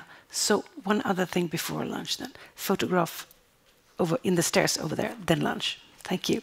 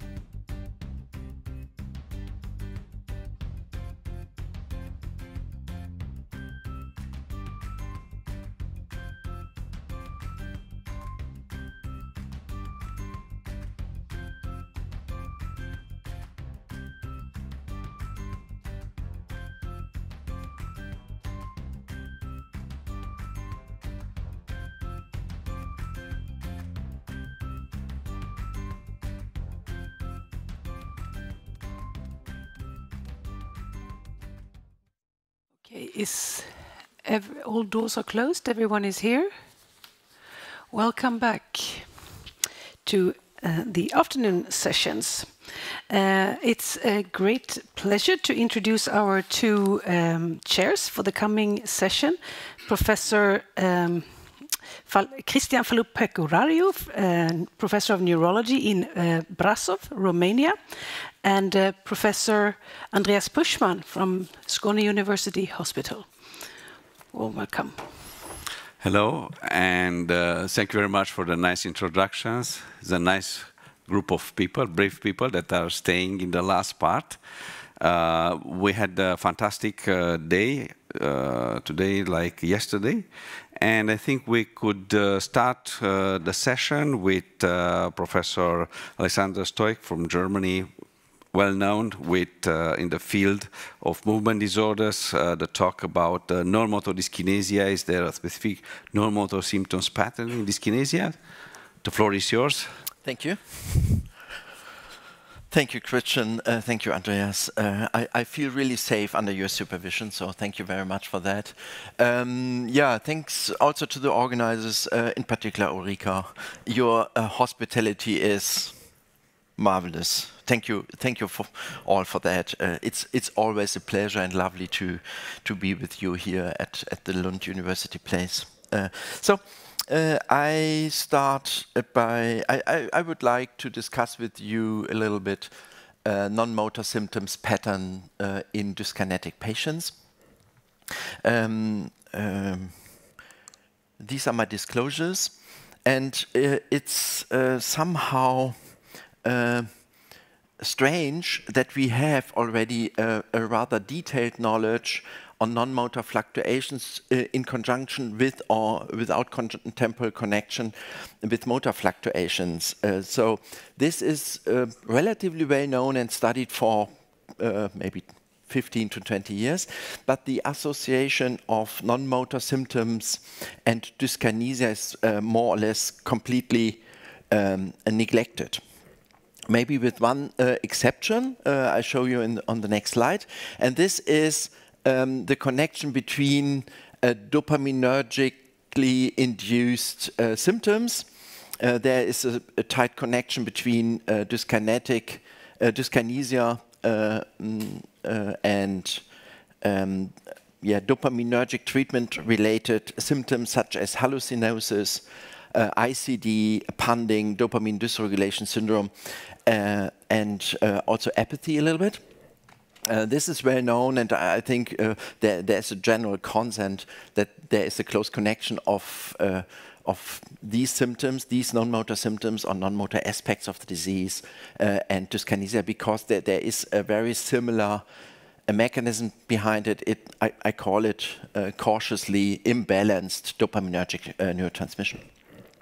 So this is relatively clear, but for the non-motor symptoms, and we heard this very nicely from Ray's talk yesterday and from many, many other talks, that for the non-motor symptoms, there is not only the dopaminergic mechanism responsible, but also a lot of non-dopaminergic systems are involved, like the glutamatergic system and serotonergic system. And these systems are not only involved in dyskinetic, in the development of dyskinesia, but also in the development of other non-motor symptoms. So it is rather of interest to study the relationship between dyskinesia and non-motor symptoms, and that was due to many, many discussions with Angela from Lund University, to look at the non-motor symptoms pattern in dyskinesia. And we came up with two main research questions, and I want to stress that this is important to really separate these two questions. The first is, are there specific non-motor symptoms patterns in dyskinetic patients? Compared to non-dyskinetic patients. So this is maybe the patient level. And the other is the time level. So are there specific non-motor symptoms pattern during the dyskinetic motor state, which is, to my opinion, a clearly separated issue. So first, pattern in dyskinetic patient compared to non-dyskinetic, and then during dyskinetic state hours or state time periods compared to non-dyskinetic time periods. Start with the first. A research question, and I did an extensive literature search, and there's only one article which really focus on this topic. Not really focus on this topic, but on the conjunction of non-motor complications, including dyskinesia, and non-motor symptoms of motor complications, including dyskinesia and non-motor symptoms. And this is the paper by Santos Garcia from Pablo's group, published in 2020 on 690 patients. So a real nice, big cross-sectional study, typical advanced Parkinson's disease patients, and they have a small cohort also of early patients in this cohort. And you see here that more or less all non-motor symptoms are more frequently present in dyskinetic patients as compared to non-dyskinetic patients, as you see in the table here. Interestingly, or obviously also there are more neuropsychiatric symptoms already discussed in the last slide in dyskinetic versus non-dyskinetic patients, as measured, for example, with the NPI score. Interestingly, they do not see any differences in ICD as measured by the QIP questionnaire when compared dyskinetic to non-dyskinetic patients. To my opinion, it's not discussed in the paper. To my opinion, it's an important finding why this is the case. And then they looked on the level of the whole spectrum of non-motor symptoms using the non-motor symptoms questionnaire. The colored bars are the dyskinetic patients, and the black bars are the non-dyskinetic controls. And these are numbers, the percentage numbers of patients experiencing the particular symptom. And as you see from the bright blue bars, for example, the neuropsychiatric symptoms, hallucinosis, delusions, double vision are double as frequent in dyskinetic patients as compared to non-dyskinetic patients, as an example. So there are many symptoms more prevalent in dyskinetic patients as compared to non-dyskinetic patients in this cohort. And they then looked on the correlation of the time spent with dyskinesia as measured by the UPDS Part 4 scale, and the correlation with the non-motor symptom burden, which is the sum, the total score of the non-motor symptom scale. And what you see here, that there is significant correlation or significant association of these two scales, but there is no clear correlation between the symptom load with respect to dyskinesia and the non-motor symptom burden. Furthermore, there is no adjustment to relevant covariates reported in that paper. I come back to this point a little later. And then they looked at the early PD cohort, which is 5 years and less, and looked for all these kind of non-motor symptoms with respect to dyskinesia. And they found also in these early patients that in the dyskinetic population, most of the non-motor symptoms are more frequently observed as compared to the non-dyskinetic patients. However, there were only 23 patients with dyskinesia in this early cohort, so I think the statistical power here is a little bit limited. But even more important, to my opinion, is that the dyskinetic and the non-dyskinetic subcohorts are completely different with more or less all aspects of the clinical parameters and the demographic parameters, and in particular also with the dopaminergic treatment. So the dyskinetic patients are more advanced, much more advanced, with respect to the disease duration, disease severity, Lund and Jahr stage, and also they are treated with much higher dosages of levodopa and for a longer period of levodopa. And in that paper, there is no statistical adjustment of the NMS frequencies or values, measures with respect to these, to my opinion, very relevant covariates. So it is not completely clear whether the differences of the non-motor symptoms pattern in dyskinetic patients are related to really dyskinesia and or more to the advanced stage of the disease and or differences in the pharmacotherapy. That was the starting point of our analysis. So we used our non-motor fluctuation study we published in Neurology 2013, already introduced by Ray yesterday. And we separated in our cohort the dyskinetic patients and the non-dyskinetic patients from this cohort. So 100 patients, and we separated them. I'll show you in a minute the demographics. And then we looked for the non-motor symptoms with various scales. So here you see the overall cohort from the former publication, and then the dyskinetic cohort in the third column, and the non-dyskinetic patients. And you see that we were very glad that our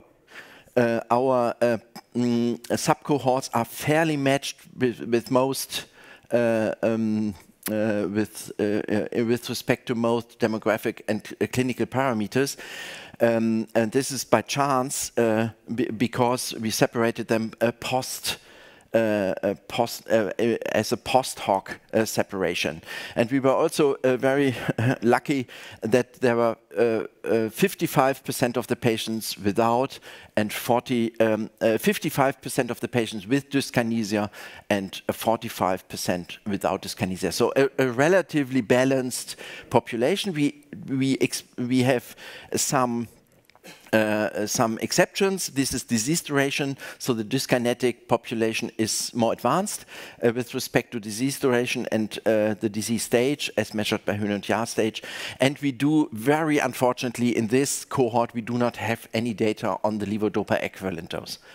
So we have the PD treatment, but we do not have data on at that time, 2010, on the levodopa equivalent dose. Very, very unfortunately. So I can make this story very short. We do not see any or relevant differences in the frequency of the non-motor symptoms, in the severity of the non-motor symptoms, and in the fluctuation of the non-motor symptoms between the dyskinetic subcohort and the non-dyskinetic subcohort. And we did a lot of measures like a varying of questionnaire 9, a structured interview, a non-motor symptom scale, and in the diagram you see here as an example the data from the varying of questionnaire 9. The colored bars are the symptom is present, and the gray bars is the fluctuation, the amount of patients with fluctuating symptoms, and there's no difference. You see the p-values. There is no difference between the dyskinetic and the non-dyskinetic cohort, and we adjust this to the differences in the demographic and clinical data, and this did not change the results at all. So we do not see any differences in non-motor symptoms pattern between dyskinetic and non-dyskinetic patients. And to my opinion, the differences we see are more related to disease severity, disease duration, and differences of the treatment. But this is more a feeling than we can really conclude this from the data. Coming to the second research question, is there a specific non-motor symptom pattern during the dyskinetic state. And we did a nice study with the Lund connection. So this is a Rostock-Lund study. We call it the Validate PD study. This is part of the United Neuroscience Campus Lund Rostock. And what we did is we recruited a cohort, and the cohort was characterized by diaries by the participants, by an objective observer, clinical observer, maybe is the better word, because he or she is not objective, and the PKG. So we have data on motor symptoms, non-motor symptoms, troublesomeness of the dyskinesia. This is included in the Hauser diary. And we have data on the disease burden. This is the patient global impression of severity scale. And we do have accelerometer data from the PKG. And then we can synchronize everything, and we can analyze the correlation between all these kind of variables at a certain time point. And this is done here for only the dyskinetic motor state. And what you see here are the frequencies of the non-motor symptoms domains, or the total score of I think it was 11 non-motor symptoms we ask every hour. And you see here that the pattern of the non-motor symptom burden, the total non-motor symptom score, is rather similar or more similar to the off state as compared to the on state. That was somehow unexpected. And if you then look on the right side, I have a right-left problem, sorry. On the right side, on the psychiatric non-motor symptom domain and the autonomic non-motor symptom domain, you see that it's very similar between the dyskinetic dyskinetic hours as compared to the off hours. We expected a little bit more that there is a correlation or there is similarity between the dyskinetic hours and the on hours, but this seems to be not the case. And we have the opportunity to analyze a very similar study we performed some years ago, the Fluctotrack study, with very, very similar results. So we have a confirmation cohort already with relatively similar results. And this is in more detail depicted here. You see in red the dyskinetic state, and in blue the off state, in green the on state, motor on state. And you see here the frequencies of all the symptoms we ask to rate each hour of the day. And what you see here is that fatigue, pain, and inner restlessness are the most frequent non-motor symptoms in the dyskinetic motor state hours. As an example, hallucinations is the only non-motor symptoms that is different, and in this case more frequent, in the dyskinetic state as compared to the other two motor states.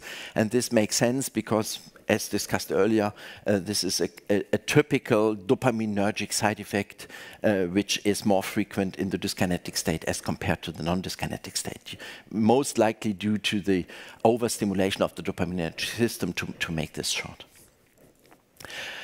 Because we also did the PKG analysis, we can now compare the non-motor symptom burden with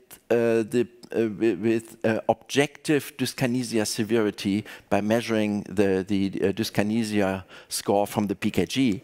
And you see here the dyskinesia score from the PKG on the y-axis, and on the x-axis the hours without any non-motor symptoms, and in green with non-motor symptoms present, and there is no big difference. So there is no good correlation between the occurrence of non-motor symptoms and the severity objectively measured by PKG of dyskinesias. There is a little bit a correlation with psychiatric and autonomic disorder, non-motor symptoms, but not really a strong correlation. So we additionally asked which is part of the Hauser diary you are all aware of. We additionally asked the patients, please rate your dyskinesias as troublesome or non-troublesome. And then we now compare the troublesome dyskinetic hours with the non-troublesome dyskinetic hours. This is depicted here. And what you see is that in the troublesome dyskinetic hours, and the patients were asked explicitly, please rate your dyskinetic, your severity of the dyskinesia. Are they troublesome or not? And what you see here, in troublesome dyskinetic hours, you have a higher burden of non-motor symptoms. You see here, in particular, fatigue is important here. Inner restlessness, again, sweating is very important, and pain. And if you now compare troublesomeness with objective measure of the severity of dyskinesias, there's no correlation. So the patient rate their dyskinesias more the troublesomeness of their dyskinesias more according to their NMS burden as compared to the severity of dyskinesias. Next, we ask also the patient to judge their overall disease burden by the patient global impression score. And this is very similar to what you already heard. You see here the disease severity as rated by the patient global impression of severity score. And you see that, there is a decrease of overall disease burden with an increase of disease burden with the presence of non-motor symptoms, and we only look at the dyskinetic hours. It's only for the dyskinetic hours. So there is a clear correlation of the non-motor symptom burden and the overall disease burden, which is not the case for dyskinesia severity. So again, the overall disease burden as experienced by the patients is mainly driven by the non-motor symptoms burden and not by dyskinesia severity. So I like to conclude. The non-motor symptoms patterns seem not specific for dyskinetic PD patients as compared to non-dyskinetic patients. The dopaminergic side effects already discussed also yesterday in very many very nice talks are correlated with dyskinesia because of the very similar mechanism. The structured evaluation of non-motor symptoms in conjunction with dyskinesia is largely lacking. We found that the non-motor symptoms pattern in dyskinetic motor state are very similar to the motor off state and not as expected, at least by us, as in the motor on state. Fatigue, pain, and inner restlessness are conclusively or consistently with this result the most frequent NMS also in the dyskinetic state, and hallucination is in particular frequent in the dyskinetic state as compared to the other motor states. Troublesomeness and general disease burden during the dyskinetic motor state hours is mainly determined by the NMS burden and not so much by the dyskinesia severity and other motor function or motor dysfunction measures. Yeah, to conclude, there is more or less no specific non-motor symptom pattern in dyskinesia, but the NMS burden is of particularly critical importance for the perception of disease severity and troublesomeness during the dyskinetic motor state.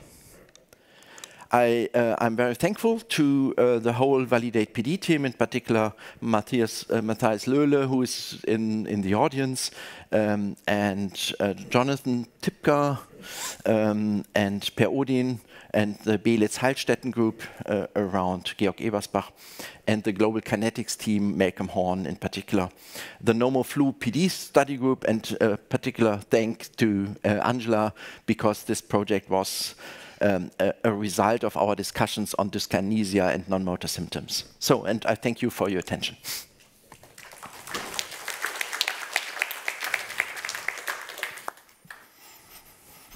Thank you very much, Alexander, for the very nice talk. Questions, comments? Ray, please. Ah, sorry. Oh no, no. Thank you. This is a great project. Thank you, Alexander. Very happy to see you could do it. I have a question regarding the assessment of dyskinesia severity, because you only showed, you only based that assessment on the PKG, which is one accelerometer on one arm. That is not really a good representation of dyskinesia severity. Do you have, you could have dystonia in the legs, you could have dystonia in the trunks, which are very troublesome, and it wouldn't be picked up by the PKG. So did you also have a neurologist assessment of the dyskinesia to complement the data?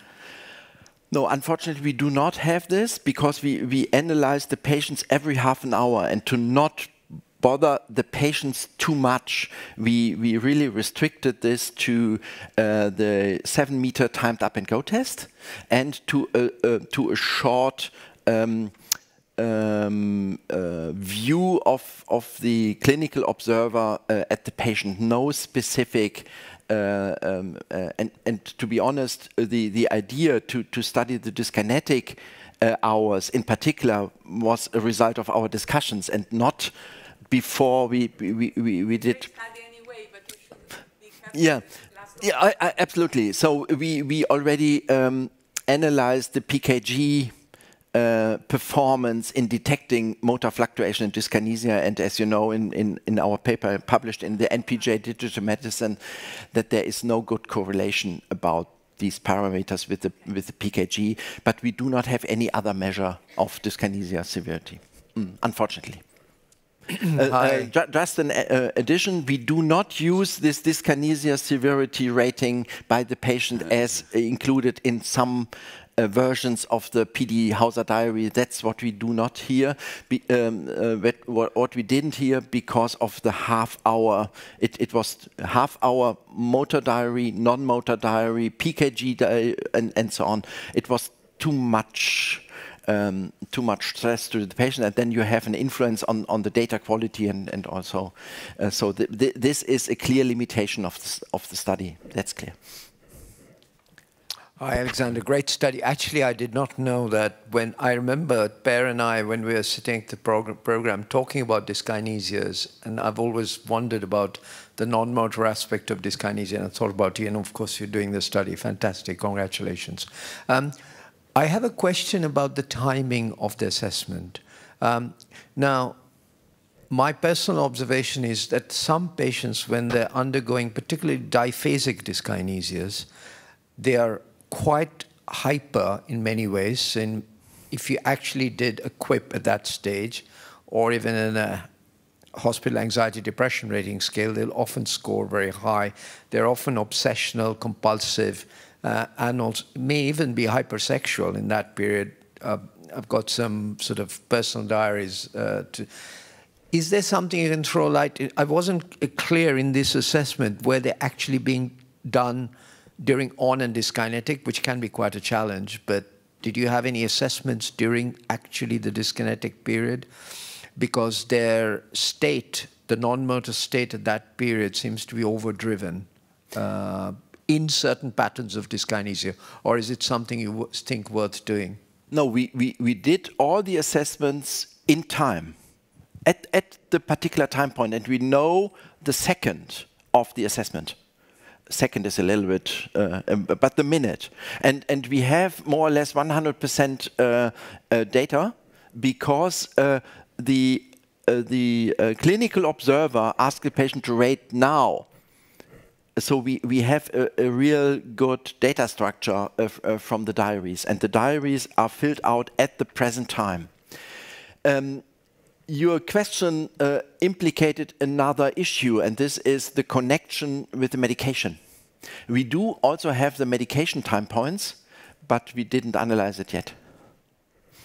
So this is an interesting aspect. We try to, but we need the data ready and do all the quality control of the data, and this is not ready, unfortunately. Sorry. Other questions? While just following the wearing off phenomenon, did you pick up? The wearing off phenomenon during the day. Wearing off? Wearing off. Yeah, what we did in the previous studies, not in this one, because we only looked for dyskinesia periods in that particular analysis. What we did, we synchronize the on states and the off states. So that means if a patient, if an off period starts at a particular time, we synchronize all the diary data to the start of the off period, and therefore we have the next. We have the time just before. This is maybe the wearing off before the real off state, and this is already published that we use this synchronization of the data between the motor diary and the non-motor diary, and this is there is no special outcome of it. So in the wearing off, there is no special non-motor symptoms pattern, at least in our study. Okay, thank you. Was that your question? Yeah. Other questions? Do you have any difference between early onset and late onset? We do not have very many patients because per patient the workload was extreme. We have 47 patients, and we do not want to separate the patients here. It's one cohort, and they are all fluctuating patients, and roughly 6 years. The mean disease duration is 6 years. So we do not have early patients. We only included fluctuating patients to see fluctuations and dyskinesias. Good, thank you. Alexander, thank you very much. This was really, really interesting data, and I'm trying to wrap my head around it still from a mechanistic point of view. You were kind of hinting on where the correlation is, what is impacting what, but for the dyskinesia, I think we know or assume it's happening in the stratum, right? So could you extrapolate back to the non-motor symptoms? Does it teach us anything about the origin of the non-motor symptoms? I hope it's not a stupid question. So as you know, we are collaborating. So as you know, I have two jackets. The one is the animal research jacket, and the other one is the clinical researcher jacket. And this is a clinical study, and I'm very cautious to draw conclusions on mechanisms behind it. It's a clinical observation, and the mechanistic aspects, I think you are much more familiar in your mouse models, in your alpha-synuclein mouse models, to draw conclusions on a mechanistic level. I think there are very nice papers by Ray to which neurotransmitter system is responsible, and now you do not only have the transmitter system but also the fluctuations of the system, and you can easily expect that the time scale of fluctuations is different in the different systems, and then you mix up everything. And I'm cautious to draw any mechanism conclusion. I think it's more interesting to think about treatments. How can we treat? And I'm absolutely sure that continuous stimulation, not only for the dopaminergic system but also for the others, is maybe the best to go for these kind of clinical symptoms in fluctuating PD patients.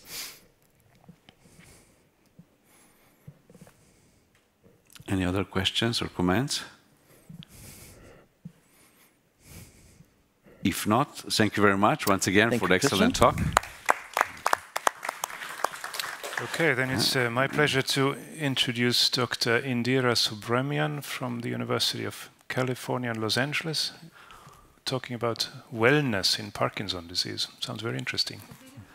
So much. Thank you again for the invitation. So lovely to be with this group. It's always so inspiring and interesting to have small group discussions. Thank you, Professor Oden, Professor Chowdhury, and Ulrika, of course, for bringing us all together and such beautiful hosts. So I'm going to give you some updates. I think it's a large topic to cover in such a small period of time. Some of you have seen some of these slides, so it'll be a review, and for others, we'll be sort of hitting on some new things. So I'm excited to teach you a little bit about what's been going on in this field. So I don't have to tell you that Parkinson's is not just a motor disease, and we still continue to teach medical students about Parkinson's with these Netter drawings, which largely I think are very striking, right? They're largely Caucasian white men in various stages of motor disability, and we have these mnemonics that we teach these students, and they are then expected to go out into the world and take care of our complex patients, and there's ever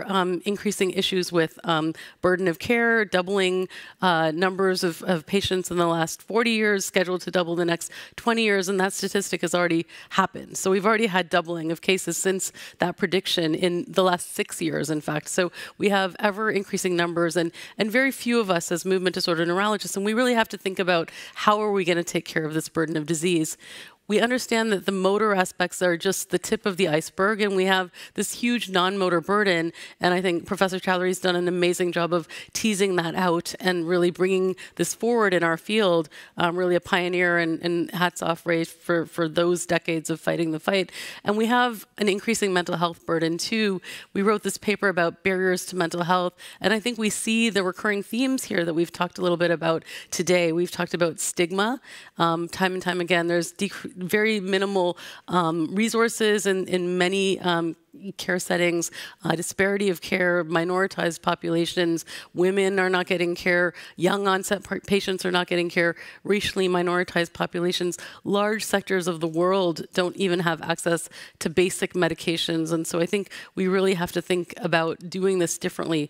We have done, I think, a great job of motor symptom treatment. I think we've really revolutionized, and you've heard about these refining surgeries in Parkinson's and essential tremor with the great lectures we had today, infusion therapies and ways to package levodopa in different ways. And really, I think, a lot of what the burden is in these non-motor and mental health realms, cognition. We have very little to offer our patients as they age through the stages of disease and progress. And I think, these sort of repackaging of therapies can really help the sort of motor symptoms, but we really have to think about what and who is not being served. And so from the day of diagnosis, I think we had some nice lectures even talking about the prodromal phase. We are giving information to patients, and it makes a huge difference to them. And we don't realize the weight of those few minutes of our lives in which we have that time to share this weight of the 3 words, you have Parkinson's, right? This is a bomb goes off in their life, and from that day on, time after time when you meet patients from that day, be it 20 years later, they remember the paint in the room, the scent in the air, the slant of light when they walked out of the hospital. And they remember these words with crystal clarity. And so I think, patients and listening to the voice, which we had Sir Nicholas Mostyn yesterday talking about his own lived experience, I think we have to do this more. And in the ever worrying sort of, I guess I'm more of the conservative side of AI, and really think about that patient interaction, looking in their eyes, hearing what they're not telling us actually through their nonverbal signals, and really sort of getting back to basics. And so getting that diagnosis, patients feel like we're not spending the time. If they bring things up that we're not able to really receive that with compassion, we're not giving them hope. Often all they feel is that they're given a pill of levodopa, let's say, and told to follow up in 6 months. And really, I think this is a huge disservice because it puts them in a place to not succeed. And a lot of the thoughts that go through their mind are a host of often very negative thoughts. And so they often have, they feel demoralized, they feel anxious, they feel a lack of control. Some of them, as we already mentioned today, feel ashamed, they feel stigma. And really, I think a lot of the times they feel very uncertain about their future. And so we wrote this paper actually teasing this out a little bit because patients time and time again told us that, I feel a certain way, I can't really put my finger on it. And we thought about the concept of the word demoralization. And actually, when you talk in the psychiatry literature about demoralization, it's the sense of hopelessness and helplessness with an inability to cope. And so patients go from before diagnosis feeling this illusion of their promised future, all the great things that they're going to do with their family, their retirement, they've worked their lifetime to get to, saved money, and then all of a sudden they get that diagnosis and they feel at that moment very helpless. And if they come and they seek help from us and we really aren't meeting them with what they need, they feel unheard, they feel hopeless, they feel a lack of meaning and a sense of purpose, and they're really trying to figure out what is their new identity with this disease. And so then they go into a state of withdrawal and isolation, and that puts them at increased risk of anxiety, depression, apathy, and they really kind of get into a very isolated funk, and we'll talk about what that means. And so when we look at the mediators of demoralization, I think that Dr. Saubier had brought this up this morning. We as the treatment team actually have a huge actual role to play in this. And so time and time again, they felt like tactless communication of the diagnosis and prognosis, poor listening, dismissive attitude that devalues them, avoidance, inability to converse on matters of importance to the patient. These things from the treatment team put them in a negative space from the day of diagnosis and beyond. And so what we can do as a treatment team really matters. So things like education, empowerment, self-management, which is something that Dr. Schrag has spent a lot of time thinking about, supporting wellness, which we'll talk about now, giving compassion, giving time and attention, being able to stay present and reinforce their value as a person, validating their feelings and making them feel seen, heard, and supported from that day one of diagnosis is huge. We also can deliver things like social support, which is really a buffer and the antidote, I think, to many things. We can support them from a psychology standpoint and give them a feeling of finding meaning and goal setting through things like ACT, CBT, and things like that. And we can really also help them to understand kind of what are the symptoms, what are their quality of life issues that mean the most to them. So we wrote a paper also in the last year looking at ways to deliver some of the cognitive behavioral therapy principles through care from a neurologist or other members of the team.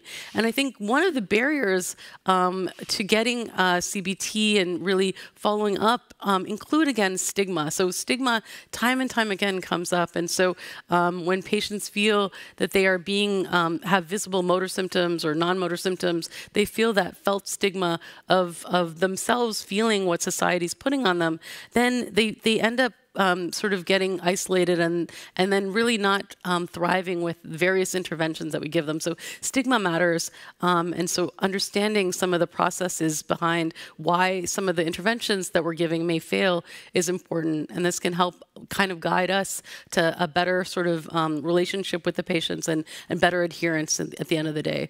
So Anne, I don't have to tease out this slide because Anne actually went through this, but this was a paper that we wrote on stigma, and really the consequences of stigma can end up making the patient hide their symptoms and not come to us and interact with us. And when we do give them treatment, lead to a lack of adherence. And so we can do all that we want in these visits, but if the patient doesn't trust us, they don't feel seen and heard, we haven't set up a proper rapport with them, and then they end up stigmatized and isolated, it really is gonna get in the way of anything that we deliver from that day on.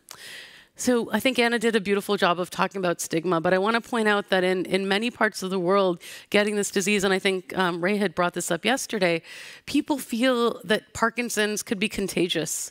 They send their mother, for example, I heard a beautiful and sad story, heartbreaking story of Kabugo, who is in Uganda, who thought that when his mother got Parkinson's that she actually was contagious, that she had been cursed, that there was some witchcraft involved. They isolated her in a house in the back by herself, and they left the house. They wouldn't hug her, they wouldn't kiss her, they wouldn't spend time with her, and she died very much alone. And we talk about sort of various types of stigma, and there's the felt sort of stigma that patients put on themselves, but I think all of us can see that many of these quotes, so the person was thought to be bewitched, she was pretending, she's drunk, there's sort of a sense that you don't want to go to the house because whatever spirit is there may get into me. And another quote, most of my friends left me. I had a list of 100 friends, now I have 10 left. And this is from a 33-year-old living in Africa with Parkinson's. And so Tash Misbah has done this beautiful job of putting in these quotes. And so I think, again, you know, we want to really think about who's not being served, what type of stigma is being impacting, you know, all the populations in the world. And we wrote this paper on levodopa, an oldie but a goodie. It's an interesting title that I came up with. But in this paper, we talk about, I think it was the diamond jubilee of levodopa, and yet it's still unavailable in so many parts of sub-Saharan Africa. And so I think, we have a lot of work to do to get dopamine into the hands of these patients, into the mouths of as many patients as we can. So the Movement Disorder Society has this new task force on this equity and equality, trying to get this to happen. But I think, in small ways, some of these issues around access are happening in your own backyards, and the sort of sense of minoritized populations, young patients, women, again, racially minoritized populations being not served well. So in giving this diagnosis, I think we really have to think about those words, how we're delivering them, how the patient is feeling about the sort of energy that we're giving them, the attention. And I think really this can put patients in a really good place if we can give the diagnosis with hope and compassion. In this paper, we describe this, Professor Schrag's also on this paper, and really thinking about, sort of how to normalize the reactions that they may feel, and that I showed you in those blue clouds, and also thinking about the effects of stigma and sort of preempting the sense that they are going to feel stigma, normalizing that, and helping to give them support from day one.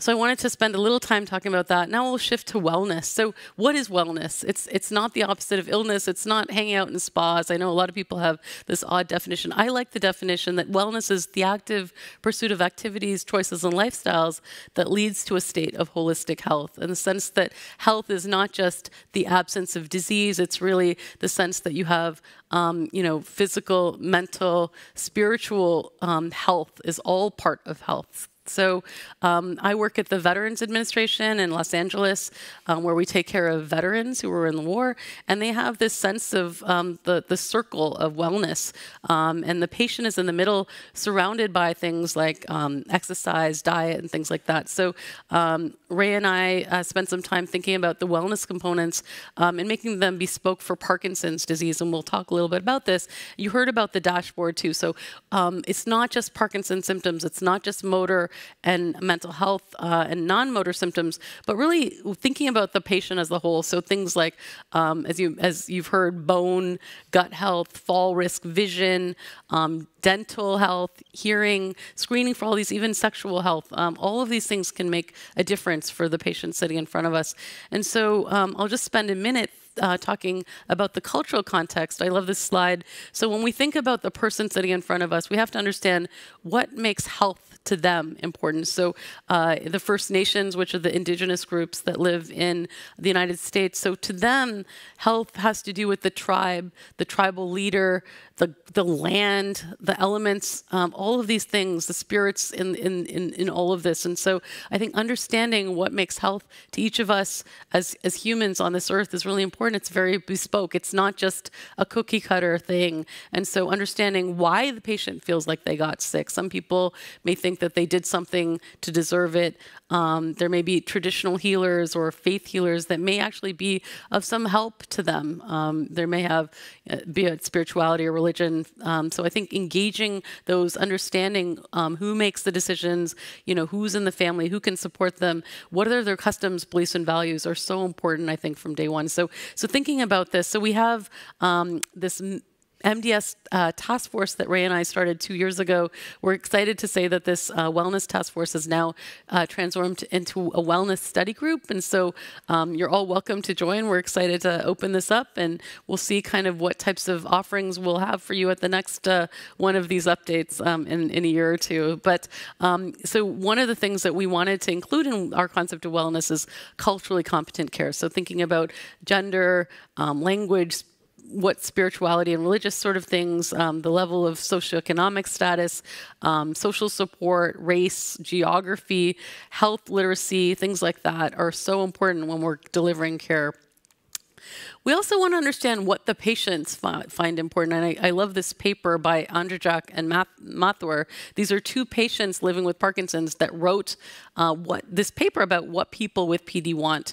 And so in terms of things that they feel affect their quality of life as patients, things like they want comprehensive healthcare. They want to have access to a movement disorder specialist. They want timely follow-up. They want the attention from that patient-centered care.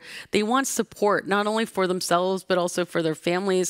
Peer-to-peer support is often very helpful, but in a bespoke way. A lot of women feel much more comfortable connecting with other women. Young onset patients often find it much more relevant to talk to other young onset patients. And so I think thinking about these sort of things, self-care is also important to patients, and they want to be educated and be empowered about their disease. And they also want to understand and get guidance about lifestyle choices, which is one of the reasons that we decided to put the wellness study group together. In thinking about what patients want and what we feel comfortable doing, I think, again, there's always this push-pull. There's a paper that we're just about to hopefully get published soon on the spiritual assessment of neurological patients.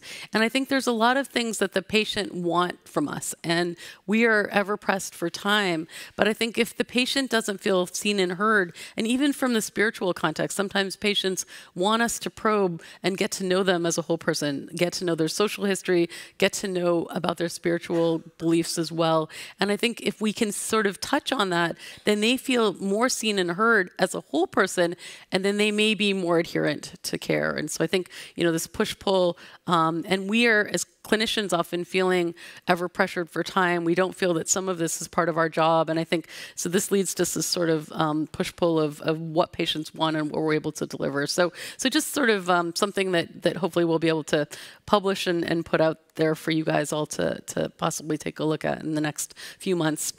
So I think you've seen this graphic. This was from a paper that we wrote in 2022. We had 3 patient voices of women themselves who are healthcare providers living with Parkinson's as co-authors. Elena Moro and I wrote this paper.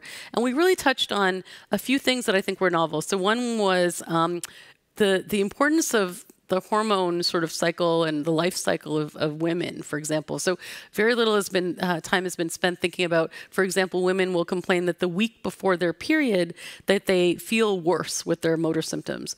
Pregnancy has not been looked at. There was not even a pregnancy registry. It's been started since this paper's come out by one of my co-authors.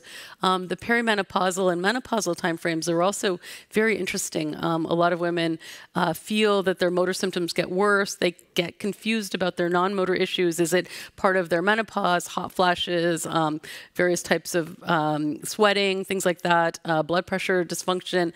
All of these things can be part of menopause and perimenopausal timeframes, also part of the side effects of the medicines as well as the non-motor symptoms of the Parkinson's itself. So I think just listing these out has helped empower women to go in and talk to their doctors and their OBGYNs about some of these symptoms. Additionally, we started to list some of the phenomenology that we see as symptoms in Parkinson's and try to distinguish the ones that are more common in women than men. And I think some of the stigma that we talked about today, women specifically have unique psychosocial issues, and they feel very negatively towards themselves when they're unable to do some of the caregiving that they feel is fundamental to their identity and purpose. So when women can't be good mothers, when they can't be good sisters, good wives, good daughter-in-laws, they often feel very negatively towards themselves. And I think when we are trying to engage them in research, women often put themselves last. And so I think it's really important to find ways to include them and be a little bit more bespoke to their needs. So I think we've tried to change these images a little bit from those Netter drawings. And we wrote this paper on protein restriction, and we put this image of a woman. And I think when we think about, how little research is being done, we just had a beautiful talk about dyskinesias, but some of these smaller lower weight women who are getting just cookie cutter doses of levodopa that have largely been studied in men end up getting quite dyskinetic and very frail and often losing weight and ending up, sort of getting very sick from just this type of approach. So I think thinking about who's in front of us is absolutely important. So we had this paper, Sushma Kola and I wrote just on integrative therapies and an evidence-based review. This is a published paper, but as an exciting taste, we have finally just put forth our MDS Wellness Task Force review paper with some of our practical tips. So thinking about these buckets of things that we can advise patients on from day one of diagnosis. So things like physical activity, nutrition, sleep, social connection, mind-body practices, even self-management. We have a number of things that we're recommending, and then also looking at that in a slightly different way. What are the types of things that are affected by physical exercise, diet, and things like that? So we'll have this paper hopefully available in the next few months. We've just in the final revision stage of publishing this paper in Movement Disorders Clinical Practice. And I think Ray, Kristen, Annette, a number of folks in the room have been on the task force, and like I said, we're changing it into a study group, so hopefully we can have more participation from all of you here. So thinking about, again, those sort of buckets, so I'm just going to touch on a few. So we wrote this paper as part of the volume that, I think Ray and Carolina have been editing in the sleep clinics, sleep medicine clinics of 2025. And so we did a paper on non-pharmacological interventions for sleep disorders and Parkinson's. And we ended up putting this graphic in. And as you'll see, many of the things like exercise, diet, and social connection can actually impact sleep. Sleep can impact these other things. And so there's really a feed forward and backward. The mind-body therapies can also affect sleep.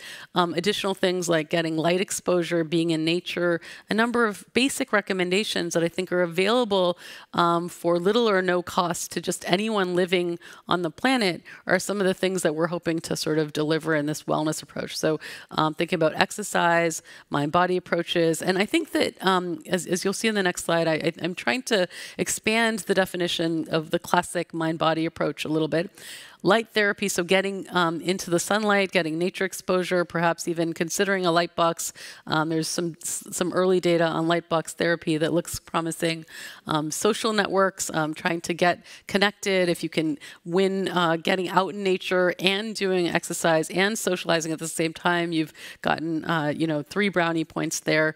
Managing comorbidities, and then regulating your sleep hygiene in general. So avoiding caffeine and stimulants in the evening, regulating bedroom temperature, avoiding daytime naps, and also regulating even your eating and drinking schedule can all help. So check out our new paper in this beautiful supplement, this sleep medicine clinics supplement that I think Ray and Carolina have done a beautiful job editing.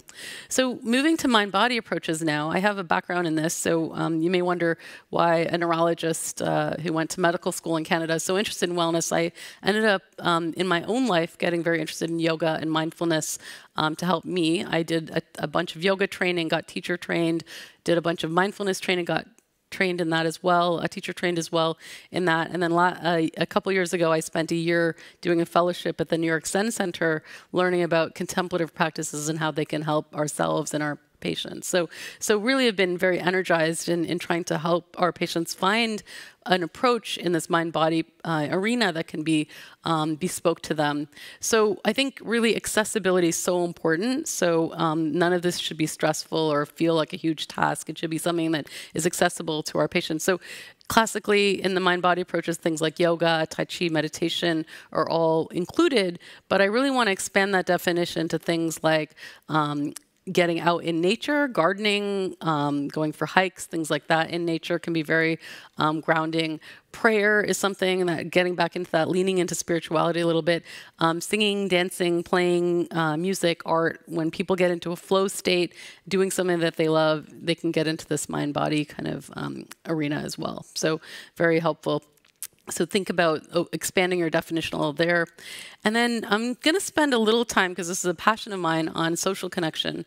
So in 2020, we had some data that we published in NPJ Parkinson's on the effects of loneliness in Parkinson's. This was actually pre-pandemic data, and we were just about to publish it as the pandemic was rolling out.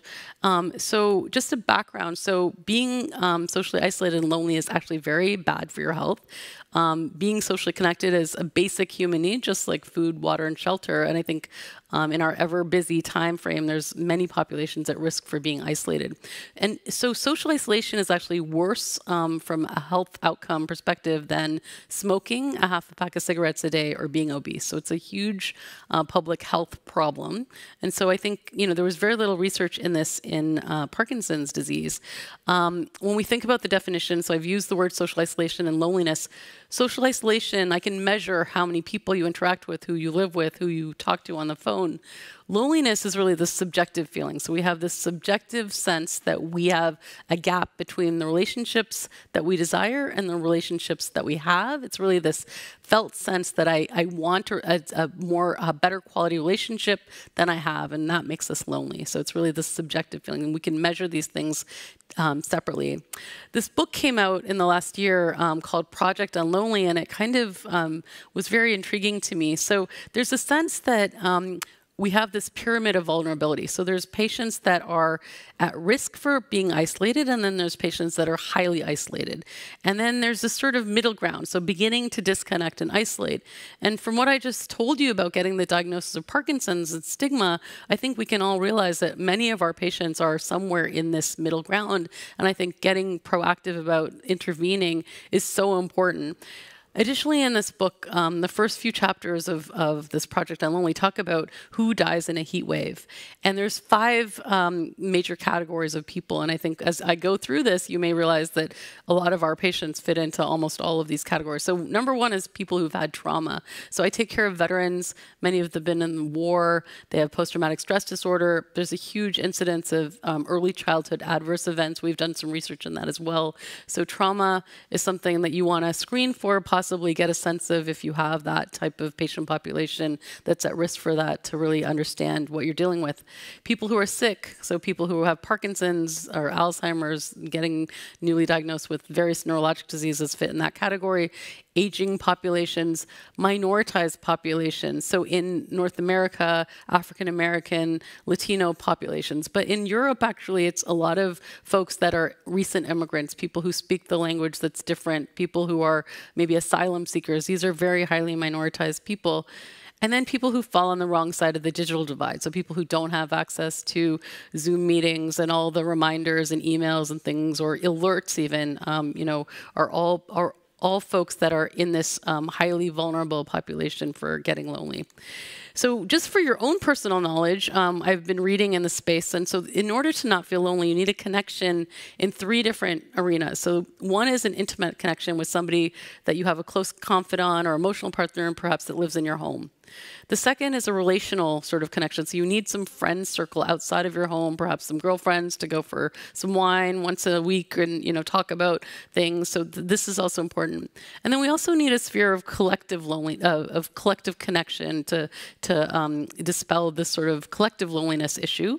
And so you need a connection with a network or community of people who share your sense of purpose or interest. So this could be, for many of our Parkinson's patients, being a Parkinson's patient in a support group, but for some of our patients, it may not be that. It might be bird watching or a gardening group or a religious organization. And for each of us, we should be cultivating things in this as well. So really, in order to not feel lonely, you need connection in each of these spaces. And so you may, in fact, have a happily married couple that comes in and talks to you that is lonely together, or each of them is lonely. And it's important also for the caregiver to cultivate these connections as well. So just really quickly, this was our sort of the bottom line of our paper in 2020, was that it was actually worse in a negative way to be lonely than the beneficial effects, the positive effects of exercising 30 minutes a day for 7 days a week. So this is a pretty impactful outcome. We had also quality of life data and some other things. So really something that was very impactful. So the sense was that you have folks that are at risk for social isolation, perhaps getting the diagnosis of Parkinson's, perhaps due to COVID. You end up having changes in cortisol, changes in your immune function, changes in sleep. These are all things that loneliness can affect. You end up having worse motor and non-motor issues with Parkinson's, which leads to more things like anxiety, apathy, and depression, which then further worsens your social connection. So really this downward worry of a spiral. So what can we do? We can intervene by doing things like social prescribing. So having patients patients connect through screening populations for loneliness and then plugging them in through things like a link worker, social worker, or support group leader into things in their own community that can keep them connected. So I mentioned the who dies in a heat wave. I got so worried about this that I ended up writing a paper about this with a colleague who has actually done a climate change a fellowship. He's a neurologist in Colorado who did that fellowship. And so we wrote this paper called Hot and Bothered, Heat Waves and Neurodegenerative Disease. And it was published in JAMA Neurology in 2024. And so we made some recommendations that were population-wide. And I think, you know, Europe has increasing numbers of heat waves, maybe not affecting you guys here in Lund, but I know Paris, London, many of our patients are dying in heat waves, and similarly in North America as well. And I think, you know, preparing in advance, helping people to get connected, to help if a heat wave comes along, getting to know their neighbors, keeping lists of patients, understanding how to give them alerts, making sure that they have enough water, they have the ability to go to a cooling place, and then checking in on them as this heat wave is unfolding. And the scary thing is that we as neurologists are sometimes the only touch point for some of these patients who are very isolated. Imagine that. Just as a Parkinson's doc, you are the only person that this person actually interacts with in their life, and hence we have the responsibility to help them survive things like heat waves and other natural disasters. So I think, you know, it's a pretty scary time that we're living in, and I think, you know, we just want to be proactive again. So I think, you know, the bottom line is when I give these lectures, I try to include a lot of these wellness principles. And especially for the caregiver, just shouting it out to them as well, that they really need to take care of all of these things, to cultivate relationships, cultivate friend circles and things like that, so that they can put that oxygen mask on themselves so that they can take care of their loved one. And I think we as clinicians also need to be doing all of this as well, and because I think, you know, things are ever increasing, stress levels are hard to deal with, and I think we want to, you know, socialize, which I know we do at this meeting always. So great to have you guys as our friend circle as well. So the antidote to that sort of barriers of mental health slide that I showed you include things like education. So helping patients to understand that mental health, non-motor issues are part of their disease, destigmatizing from diagnosis, and helping to engage the multidisciplinary team, which we'll talk about in a minute. Empowering them with these lifestyle choices, so the agency that the patient can have for making their own choices is important. Realigning healthcare into the community. We are, as neurologists, too far and few, and we have too many things on our plate to be the only source of care. We really need to get health more holistically into their community. Being proactive about who's not being served, where are the disparities, even globally. We need to be, you know, proactive in helping these populations as well. Think about that social prescribing idea, and then hopefully all of this will lead to self-agency and the patient to do better.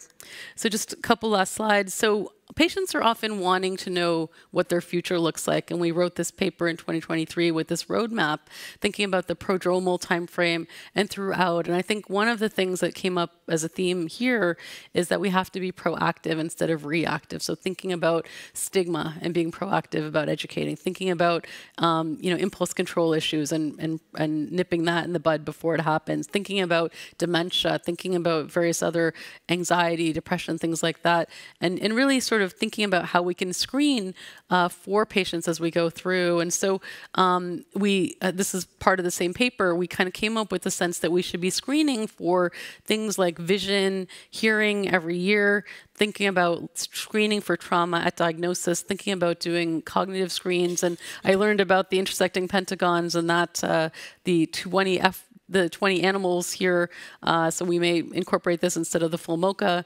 Doing a UCLA loneliness scale, you can do the 3 questions yearly. It takes less than a minute.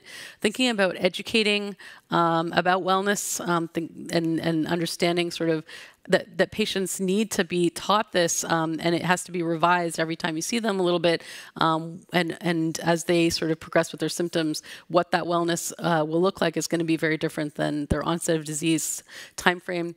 Thinking about social support from diagnosis, referring patients to support group, but if that's not something that they would want to do, finding peers that can help support them. And for women, I think it's really important that often for women, it's not their husband, it may be their best friend, their sister, someone who's their neighbor, you know. So I think really bespoke, again, social support is so important. And then really engaging the interdisciplinary team. And we have heard from psychologists in the last 2 days and other folks. And so I think, you know, thinking outside the box. And so we've sort of reimagined this wellness wheel and the patients in the middle with these lifestyle choices, but thinking about all the things and all the people that may touch them that could be engaged. So it may include the support group leader, it might include a spiritual leader, a yoga teacher, it might include a personal trainer, as we heard from Sir Mostyn yesterday. So it's going to be bespoke for every patient, but really thinking about who we can engage to touch that patient. And I love the concept of transdisciplinary care and sometimes overlap lenses of the same sort of patient with different viewpoints. So I think, you know, the concept that a psychologist and a physical therapist may work together on something to help the patient, or even thinking about engaging the occupational therapist or speech therapist in some of the social prescribing is kind of exciting. So just a last kind of couple of resources. I love this book, Together, by Vivek Murthy, who is our former Surgeon General of the U.S., who had really thought about, you know, social connection. Viktor Frankl's work is amazing. And I just love, you know, again, lifting up the patient voices. And so thanking you all for being here and for the invitation, but also thanking our patients for allowing us to elevate their voices and being part of some of the work that I've been doing. And I will refer you to these couple of books. So Ending Parkinson's Disease came out with Mike Oken and Ray Dorsey. The Parkinson's Plan has just hit the bookshelves as well. And I think it's, you know, well written. So check it out. Thank you so much for your time.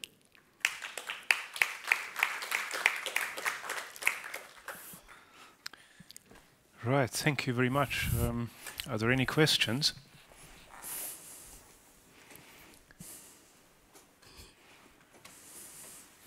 I was wondering if we would introduce many of these things in our health services, the question would arise immediately how much time we should spend as health service providers and what are actually other, so what is our job? Yeah.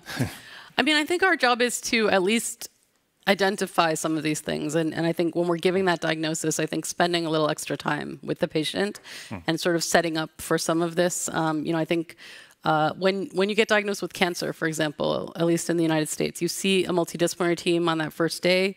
You meet with some different folks and you can get their contact info and understand how complex it's going to be and what the resources you may need. So I think sort of having those resources available from day one can be helpful. And then that way you're not feeling as pressured. But I think, you know, calling out stigma, helping people to understand that the non-motor stuff and the mental health piece is going to be huge. I think patients leave often just thinking it's a motor disease and that here's the pill and I'm going to see them in 6 months. And then they don't even know what they're suffering with. So I think, you know, these sorts of basic, I think, education and empowerment would be pretty key. Any questions?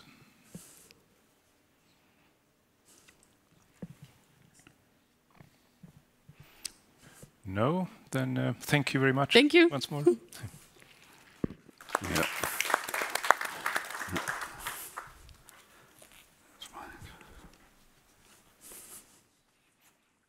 Thank you very much. Last session of this meeting. Well, the next chair, I don't know if you need any further introduction, but it is Professor Alexander Stock of Rostock, Germany. Welcome again. Thank you. Thank you, Ulrika. Yeah, thank you all for staying with us until the end. There are two very interesting talks from expert speakers to come. So it's my pleasure to... there is no need to introduction. We all know Christian.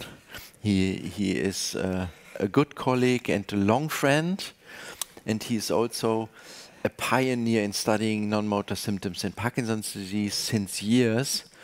So, and it is, he's speaking about a very interesting and for our patients very, very important topic: fatigue, apathy, and daytime sleepiness in Parkinson's disease and Parkinsonism. Christian, the stage is yours. Thank you very much, Alexander, for the too kind introduction. Per, Ulrika, thank you very much for inviting me. You are a fantastic host. Ray, being the driving force of the field, and really fantastic to be here. Very nice introduction just before the talk, Alexander talk, what are the news in the field of the apathy, excessive daytime sleepiness, and there are not so many, unfortunately. As we heard, there are a lot of development in the field of the pharmacological treatment. Sometimes these are my disclosures. I think nothing that is relevant with this topic. And I'm going to fatigue. And Jaroslav had yesterday a question regarding the definition of the ICD, and I think this is very important in this field, how we are defining the different non-motor symptoms. And I think this is relevant for the topic of the fatigue. So the patients need to fulfill this criteria. So basically, the patients need to report significantly diminished energy levels or increased perception of effort. And importantly, they need to have these symptoms in the daily basis. So perhaps we are fatigued now, but because we had the fantastic meeting, fantastic talks, not that much sleep, but we are not having this fatigue in the daily basis.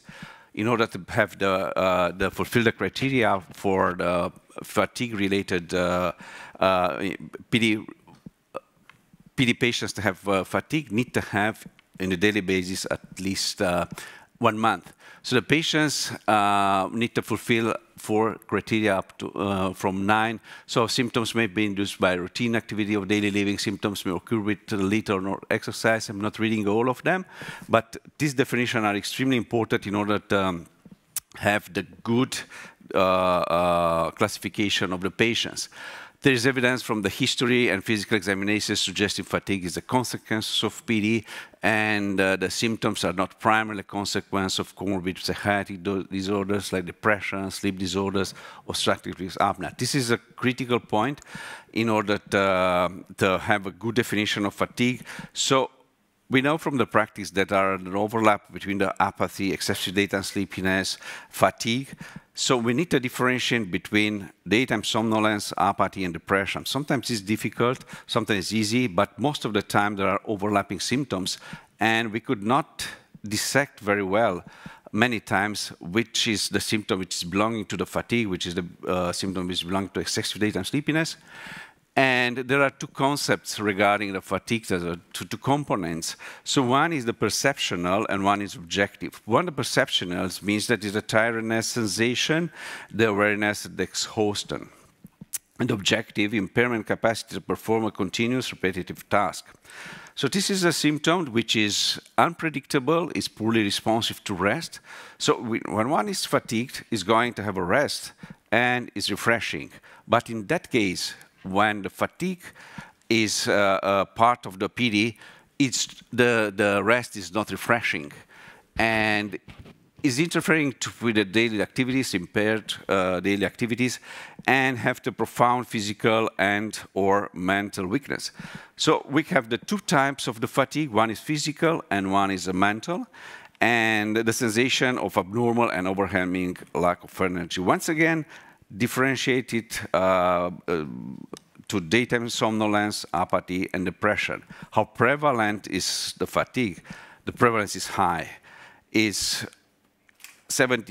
around 50–70% of the patients with PD. It's much depending on the criteria that has been used. It's much depending on the population that has been enrolled in the studies. But over 50% are reporting that one of the 3rd most disabling symptoms. Ray has shown in the beautiful paper like 15 years back that in advanced PD, fatigue is one of the most bothersome symptoms.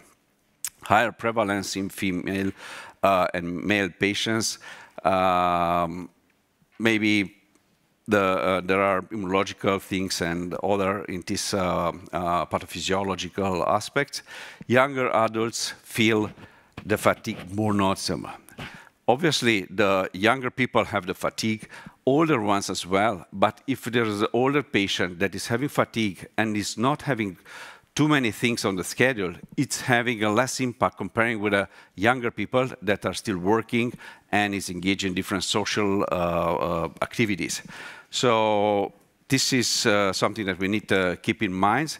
And just going in a couple of details regarding the factors which are associated with the distressing fatigue. Fabrizio Stocchi was showing 10 years ago that distressing fatigue in PD measured by the Parkinson fatigue scale, which has the chromosome of 3.3, showing that this is disturbing, is strongly associated with the worse motor severity, measured by OPDRS, poorer quality of life, measured by PDQ 39, higher depressive symptoms, and impaired sleep quality, measured by PDSS.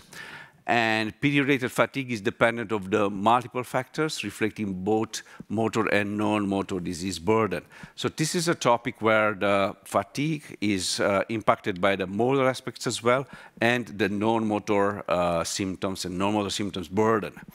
When we are talking about the fatigue and depression, we need to take into account that depression is an independent risk factor for this dopaminergic aspects, and showing this morning during the talk different aspects regarding the autonomic dysfunctions. Many times we know that the patients are having 1/3 of the orthostatic hypotension.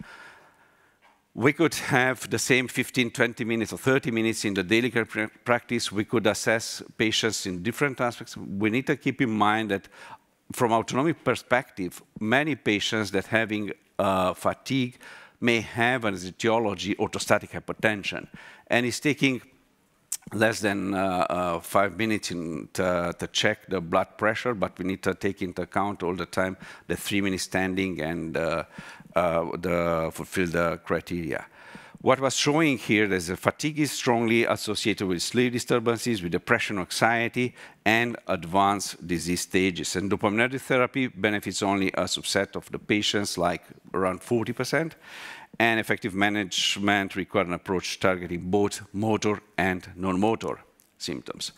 As I mentioned, the cardiovascular symptoms cardiovascular dysautonomia is extremely important.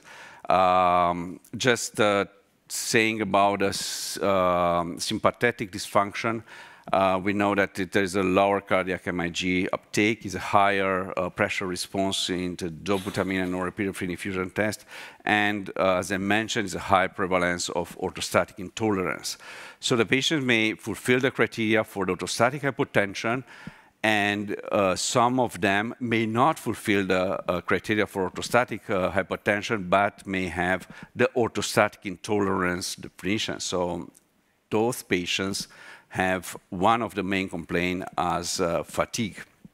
And just going in a couple of details regarding these aspects, so we could see here the fatigue, non-fatigue aspects regarding the dobutamine infusion test, MIBG, and what was showing here that there is a reduced cardiac MIBG uptake ratio, and during the head-up tilt, they were not having any significant differences. So these findings highlights basically that sympathetic impairment is a key contributor to fatigue in Parkinson's disease, and we need to keep in mind always that this cardiovascular sympathetic dysfunction is one of the key players in fatigue. When it's coming to the metabolic changes, this is a nice study that was showing comparison between the PD patients without fatigue and those with fatigue. And there are the lower glucose metabolism in the right insular cortex and the greater regional glucose metabolism in the posterior cingulate cortex regarding the topography. And those patients that have fatigue have an altered right insular connectivity and with increased connections to limbic and subcortical regions. And talking about the networks and just following these graphs, there are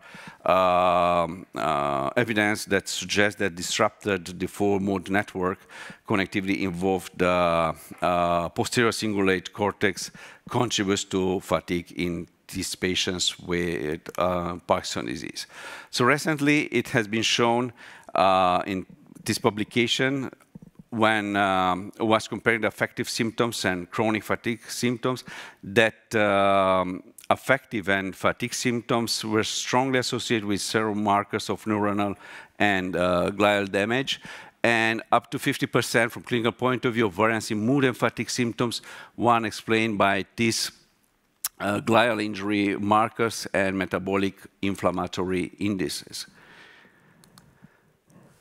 Talking about future on the network aspects, it was shown very recently that SITS, for the analysis of the fatigue brain network, SITS to whole brain functional connectivity analysis, and this functional connectivity differences with PD patients with fatigue and those without fatigue had the conclusions that hypoactivation in the reward network is involved by one side, and by other side, the hyperactivation in the interoceptive paralimbic areas.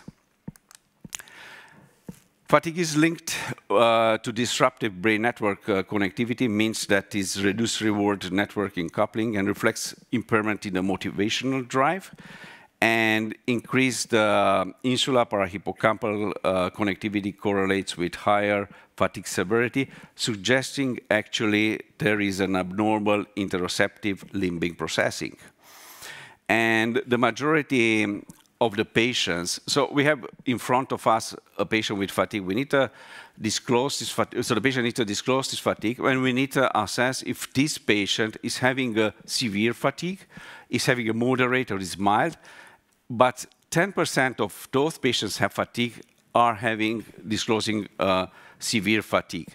So it's not enough just to say it's fatigued, it's how it's interfering with the daily clinical activities, if it's severe or is not. We need to within that the majority of the patients are experiencing or are disclosing slight fatigue, and mild fatigue is disclosed by 20%. And over the years, we could see very beautifully in this longitudinal study that enrolled the patients up to 10 years, there is increased prevalence during the time regarding the fatigue. So if they are started of 20% prevalence, after 10 years, the prevalence go up to 70%. This is impressive. And recently, when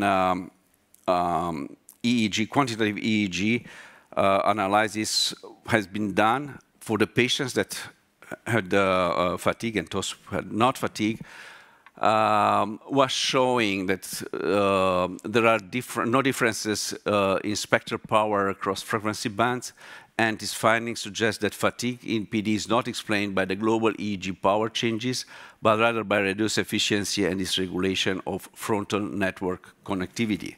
And fatigue in PD is a network-level dysfunction rather than a simple cortical activity reduction.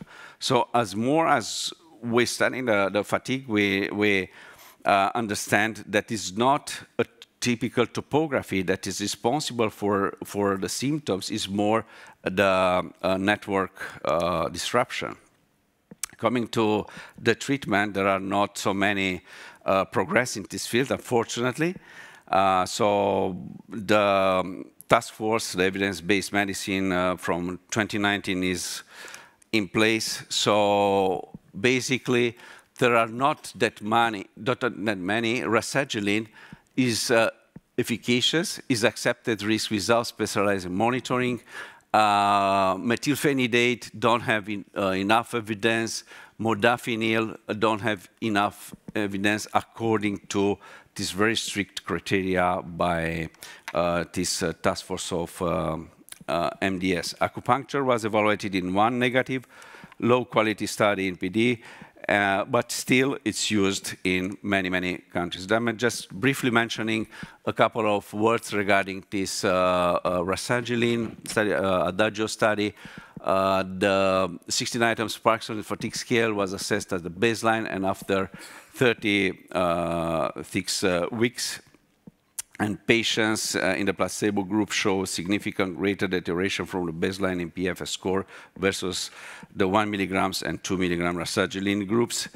And it was shown by Per yesterday very nicely that LCIG in this Gloria study, LCIG was improved, reduced the off time and increased the on time. And from the non-motor perspectives, there were improvement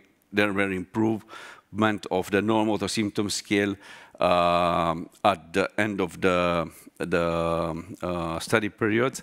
But this improvement were from the first visit and was lasting till the last clinical visit. So basically, 5 out of 9 non-motor symptoms domain scores were significantly reduced comparing to the baseline. Cardiovascular, sleep, fatigue. Here are together the sleep and the fatigue, mood, cognition, gastrointestinal, and miscellaneous. So in other words, Lesigon, LCIG is a good tool that is improving the motor and many non-motor symptoms. Apomorphine, Pablo Martinez-Martin was the first author here.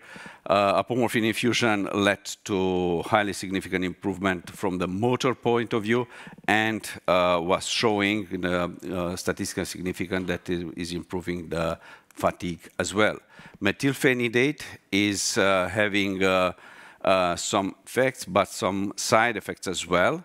Some people are still using, and this is just and this is part of the talk with this algorithm by Russell Kostic from Belgrade.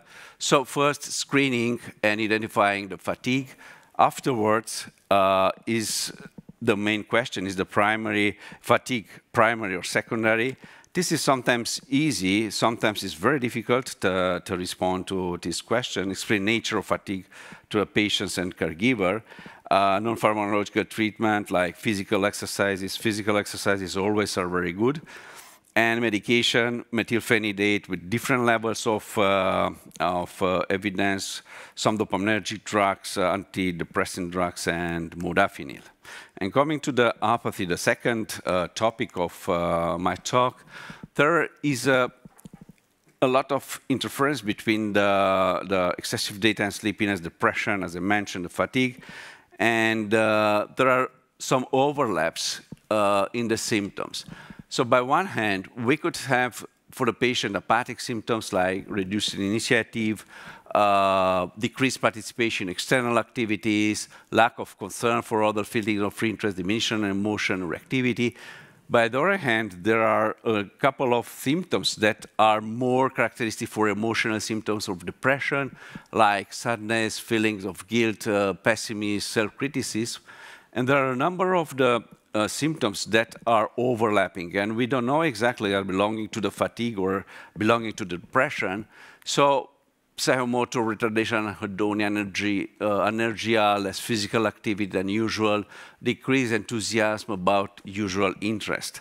So a good anamnesis sometimes may dissect, sometimes, or many times could not dissect. And we have the rating scales that are in place.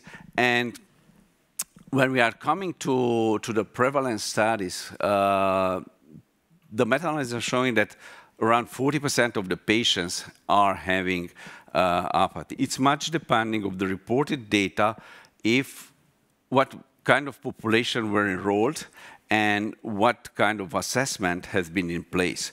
So reported prevalence varies widely between 60%, 70%, 62%, depending once again the measurement scale and the study design reflecting methodological heterogeneity. High heterogeneity highlights the need for standardized diagnostic criteria and assessment tools, and these findings basically regarding apathy as a core and under-recognized non-motor symptoms in PD, like many others, and this warranting routine screening and targeted interventions. disease duration and motor severity increase apathy prevalence. So as the patient is having a much more duration in terms of the years, is increasing the prevalence of the apathy up to 84% in middle stage PD. And this apathy occurs independently of cognitive impairment, highlighting it as a distinct non-motor symptoms. There are the 4 major subdomains that are depicted there. So the reward deficiency syndrome, the emotional distress, executive function, autoactivation deficits, and just a couple of words for each of these 4 domains. So emotional blunting for reward deficit, emotional distress with sadness, hopelessness, executive dysfunction, cognitive inertia. So the people could not, they're saying, well, I could not think.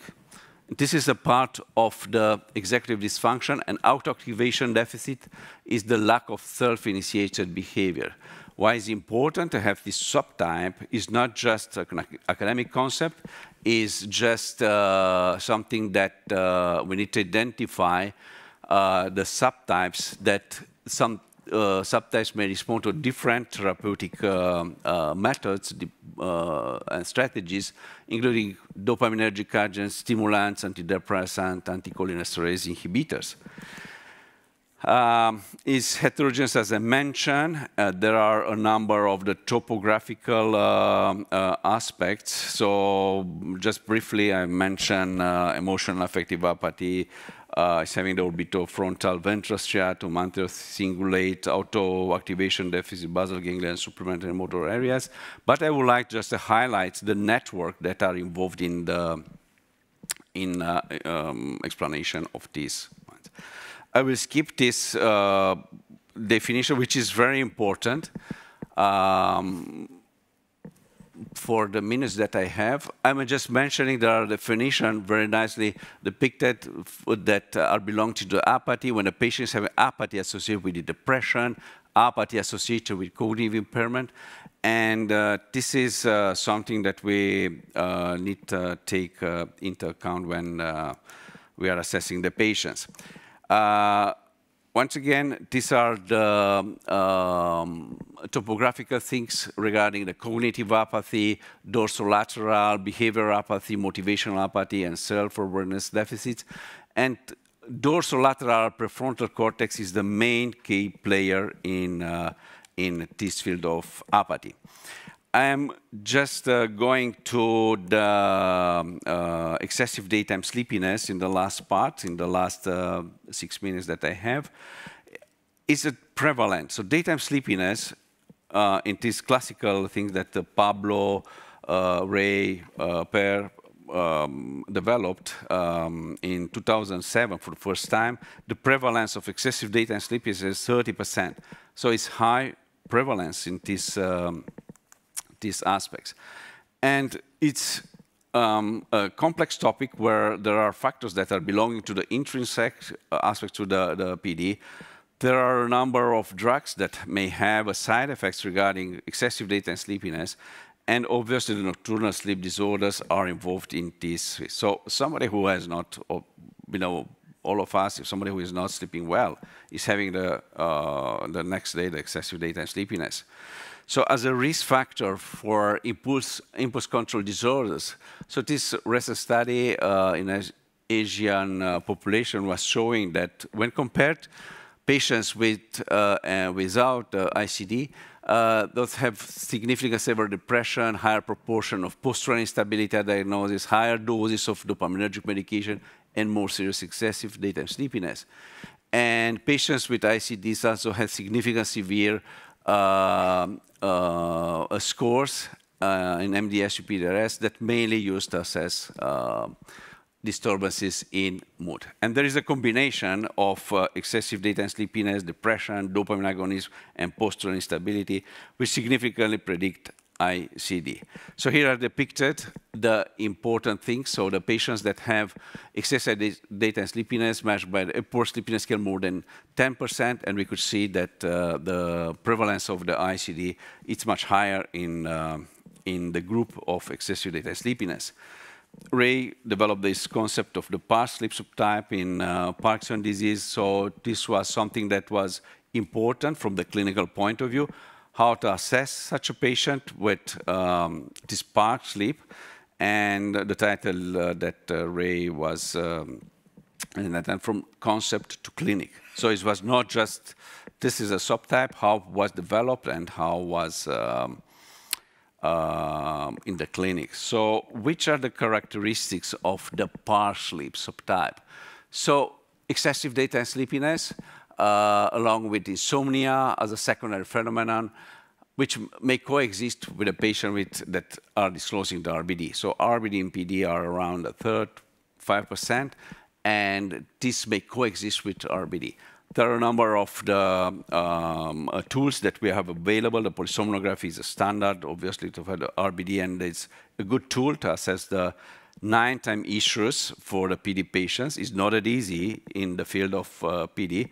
And multiple sleep latency tests with the 5 epochs and when the patient is going in a soporific atmosphere, and we could calculate the time when the patient is going to sleep.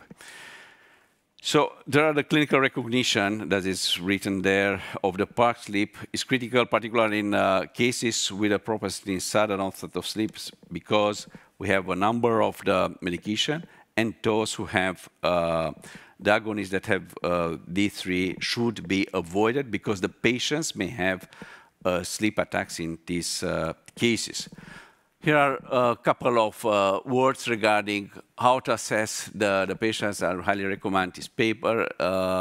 So all patients, well, we identify the patients with partial sleep, and those patients have open questions regarding the sleep-related habits.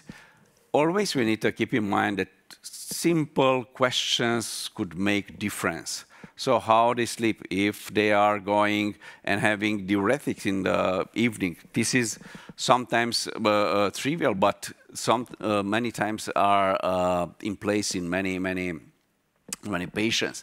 Or they are looking at a television or are not having refreshing air and staying without opening the window a couple of days. This is something that with the sleep habits, we need to take good anamnesis. And focus questions screen for major comorbidities, sleep disorders like RBD, obstructive sleep apnea, RLS, or the periodic limb movement disorders is one of the critical points in order to have the sleep fragmentation.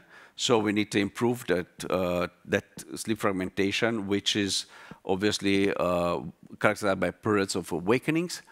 And to manage sleep disorders with sleep hygiene, obviously the optimized dopaminergic treatment, and ensuring a good adequate nighttime sleep.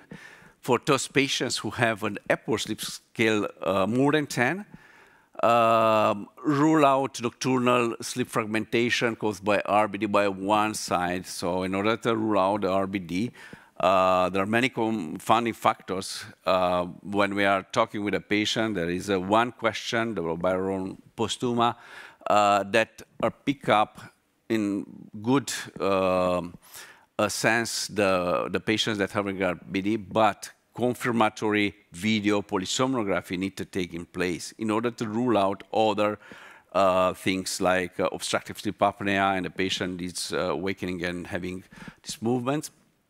And optimize existing treatment and consider switching or optimal dopaminergic treatment.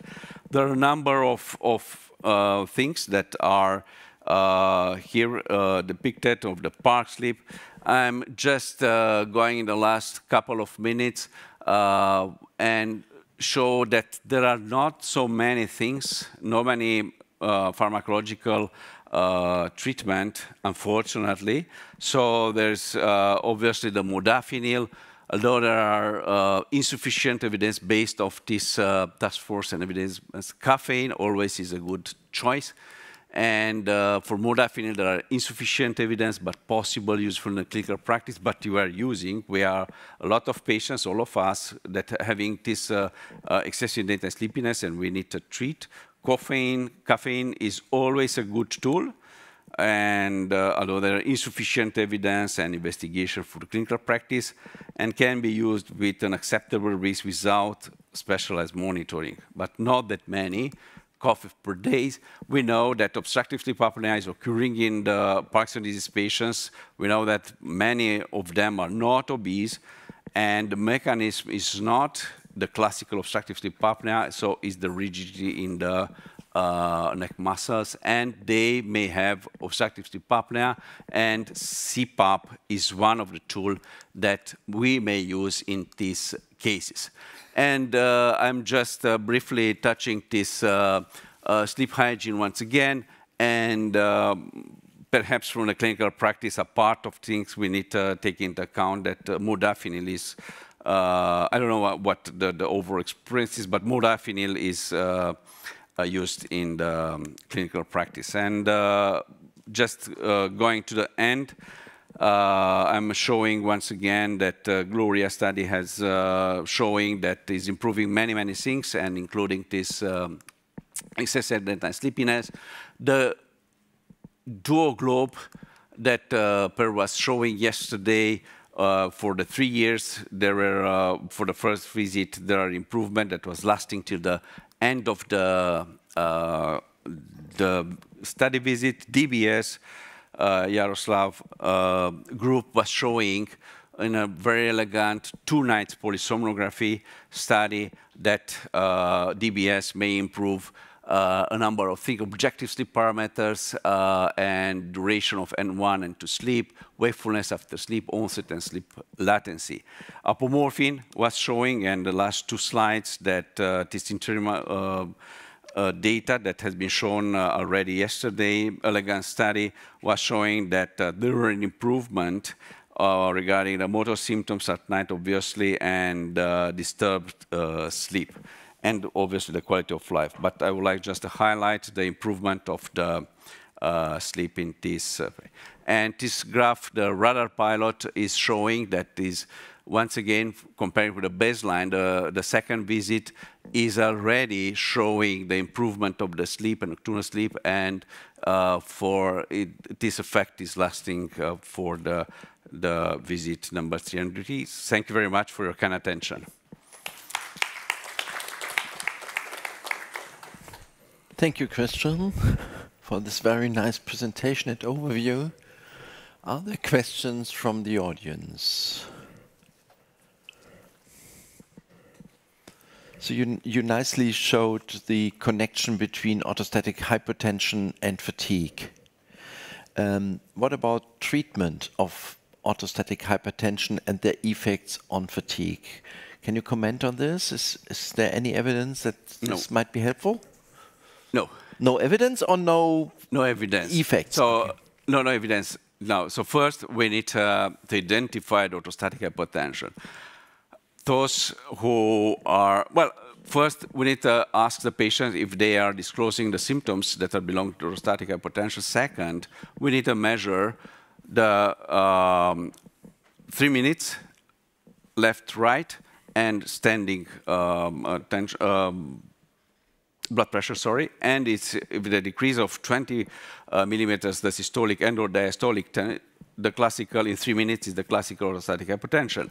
But in those patients, we need to have the pharmacological, non-pharmacological measures, and yet there is no study that was showing that it's improving the fatigue. But from the clinical practice, we may say yes, improve, but no clinical study for this. It's a good idea. Okay, further questions. Ray, please. Thank you very much for... yeah, Christian, thank you for a great overview.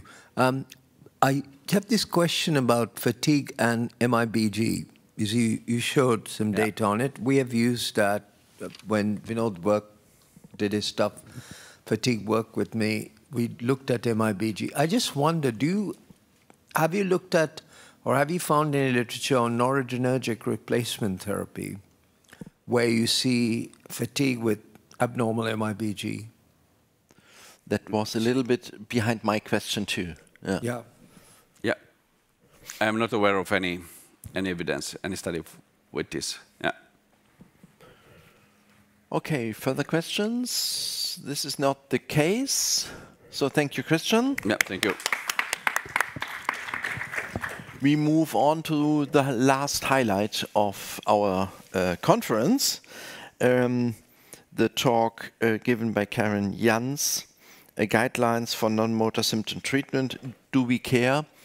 Karen is a doctoral researcher at Per Odins Group, and I'm very proud that I'm part of your thesis supervision committee. So I'm very pleased to announce Karen for the last speak, Guidelines for Non-Motor Symptom Treatment, Do We Care? The stage is yours. Yeah, thank you.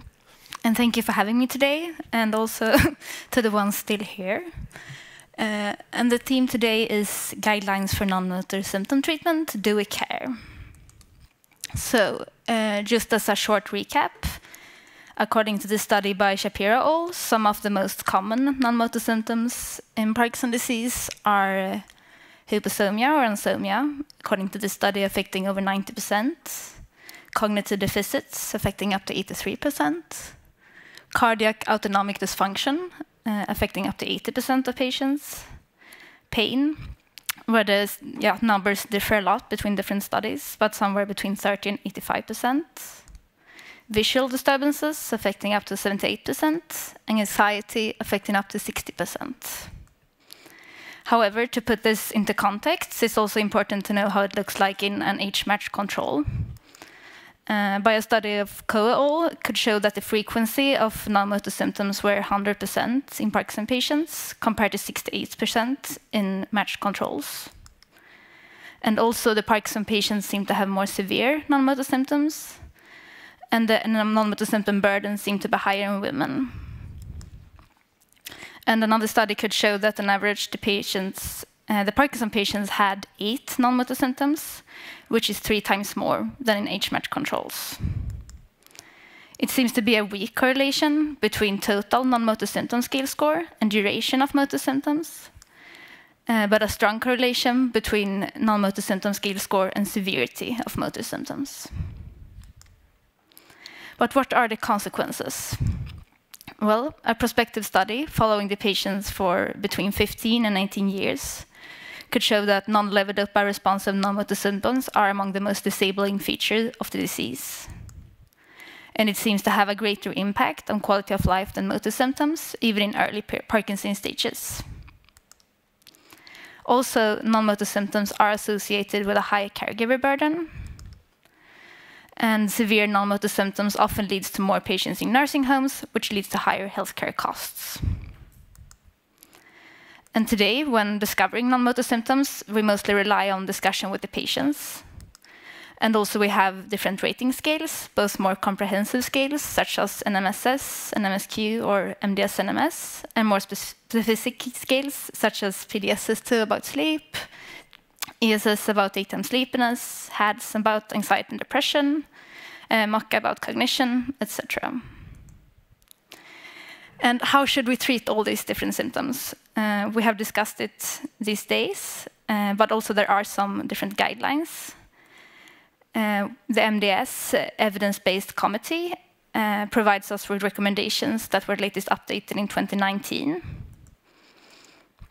And these recommendations include studies with a qualitative score of 75% or higher, and they divide the recommendations into clinically useful, possibly useful, unlikely useful, and investigational. There are also different national guidelines. In Sweden, we have the Swedish National Board of Health and Welfare that provides us with guidelines, and also we have SMEMODIS that have their own recommendations. And these two were latest updated 2022. The Swedish National Board of Health and Welfare guidelines are divided into priorities. So priority 1 to 4 means that we should offer the treatment. Priority 5 to 7 that we can offer the treatment. Priority 8 to 10 that it can be offered in exceptional cases. And then we have the research. And SWIMODIS is an expert group with different clinicians, and they base the recommendations both on clinical experience and evidence, and then they are harmonized with the National Board of Health and Welfare guidelines. However, to be able to know how we follow these guidelines and how to, both how we treat non-motor symptoms today, but also to know how to improve the guidelines, we need knowledge about how they are followed. And my colleague Kristina Rosqvist and Per published this study in 2023 called Compliance with National and International Guidelines in the Treatment of Non-Motor Symptoms in Late-Stage Parkinson's Disease. And the aim with the study was to investigate to which degree the recommendations are followed in the treatment of non-motor symptoms in late-stage Parkinson's disease. It was a part of the Care of Late-Stage Parkinsonism, or the CLASP project, and included home visits, during which, when medication lists were collected and also the patients answered NMSs, they were examined according to the UPDRS Part 3, so the motor examination part. They filled in MMSE and also geriatric depression scale. And in the study, they had different cutoff scores for when a symptom was just a symptom and when they were considered symptomatic, and which was defined to requiring treatment. So a symptom was present if they had at least 1 point on an item on the NMSs, while they were symptomatic if they had 6 points or more on an item within the NMSs. And for depression, they also needed at least 10 points on the GDS-30 scale. And for cognitive dysfunction, they also needed 18 points or less on the MMSE scale. And then they compared the treatment that the patients had for the symptoms that they were symptomatic for with the guidelines, the Swedish National Board of Health and Welfare guidelines from 2016, the SWIMODIS guidelines from 2016, and the MDS guidelines from 2019. And in total, 107 patients were included. 74% had an Hanna-Jahr score of 4, and 26% an Hanna-Jahr score of 5. And in median, the patients had 91 points on the NMSs. And I will just go through some of the results, but for example, they could show that 59% of those symptomatic for depression received treatment with antidepressants, and 50% of those symptomatic for hallucinations received treatment. 58% of the included patients had an MMSE of 23 or lower, and 26% an MMSE of 26 or lower. And 74 of those received treatment according to either national or international guidelines. And they could conclude that non-motor symptoms are common and pronounced in late-stage Parkinson's disease, but that it seems to be an undertreatment, and they questioned whether it is an awareness of treatment options and recommendations. Also, they found a need to further screen for non-motor symptoms in late-stage Parkinson's disease to be able to optimize treatment. And in the future, they suggested that we should investigate adherence in other Parkinson stages, as well as in other national contexts. So to address this, we published this study last year called Non-Motor Symptom Management: Insights into Adherence to Treatment Guidelines in Parkinson's Disease Patients. And the aim with the study was to investigate the adherence to pharmacological non-motor symptom treatment guidelines among Parkinson patients with a disease severity spanning from mild to severe stages, but who were able to walk or stand unassisted, so Hanna-Jahr score of 4 or lower. And we randomized 220 patients from the Swedish Parkinson Registry, and all had a Hanna-Jahr score of 4 or lower and at least 1 point on the NMSQ scale. And if they wanted to participate in the study, they were telephone interviewed answering the MDS NMS scale. And this scale is a comprehensive scale consisting of different domains. So for example, sleep, anxiety, depression. Within each domain, there are different items or questions. And to get the score on an item, you multiply the frequency with the severity. So 0 to 4 on both. So maximum score on an item is 16. And the patients also answered the ESS about daytime sleepiness, the PDSS-2 about sleep, and the HADS about anxiety and depression. And just as in the previous study, we had different cutoff scores for when a symptom were defined to requiring treatment. And if there were a specific treatment for an item within the MDS-NMS, the patient needed at least 6 points on that item to be considered symptomatic. And if there was a treatment for the domain, they needed at least 6 points on any item within the domain. For insomnia, they needed both 6 points on the insomnia item and at least 15 points on the PDSS-2 scale. For daytime sleepiness, they did at least 6 points on the daytime sleepiness item and at least 13 points on the ESS. And for depression anxiety, they needed at least 6 points on any item within the domain and at least 8 points on HADS for depression or anxiety. Then we looked at their medical records to get information about their treatment and compared the treatment they got for the symptoms that they were symptomatic for and compared with the guidelines. And then we looked both at the national guidelines from 2022 and the international from 2019. And the treatments recommendations that were included in this study was those nationally that had priority 1 to 7, so can or should use, and internationally those that were clinically or possibly useful. And among the 220 randomized patients, 165 were included. And there were nearly equally as many men and women. And looking at Han and Jar stages, we could see that 15% had a stage 1 disease, 37% a stage 2 disease, 35% a stage 3 disease, and 13% a stage 4 disease. And the median MDS-NMS score was 98. And the patients had in minimum 5 non-motor symptoms, and in median 14. And 99%, so 163 of 165, were symptomatic and then defined to require treatment for at least 1 non-motor symptom. And in median, the participants were symptomatic for 7 non-motor symptoms. The most common non-motor symptoms scoring 6 points or higher on the MDS-NMS scale was muscle, joint, or back pain with 65%, decreased smell with 59%, and urinary urgency, 49%. And the least common non-motor symptoms scoring 6 points or higher on the MDS-NMS was impulse control disorders, 0 to 2%, snoring or difficulties breathing, 3%, and delusions, 4%. And looking into the guideline adherence, we could see that on average 32% of non-motor symptoms were treated in adherence with national or international guidelines. And yeah, of those non-motor symptoms that they were symptomatic for. And for mild Parkinson disease, the adherence to guidelines was 26%. For moderate Parkinson disease, 35% were treated in accordance with guidelines. And for severe Parkinson disease, 39% were treated in accordance with guidelines. Depression had the highest adherence to guidelines of 79%. And also constipations had a high adherence to guidelines of 77%. While dysphagia had the lowest adherence, 0%. Excessive daytime sleepiness also had a low adherence of 4%. And cognitive impairment, 55% of the patients experienced cognitive impairment in the study, and 7% received treatment according to guidelines. And I will try to discuss these results a little bit further. And starting off with pain, it was the most prevalent non-motor symptom, and 69% was symptomatic.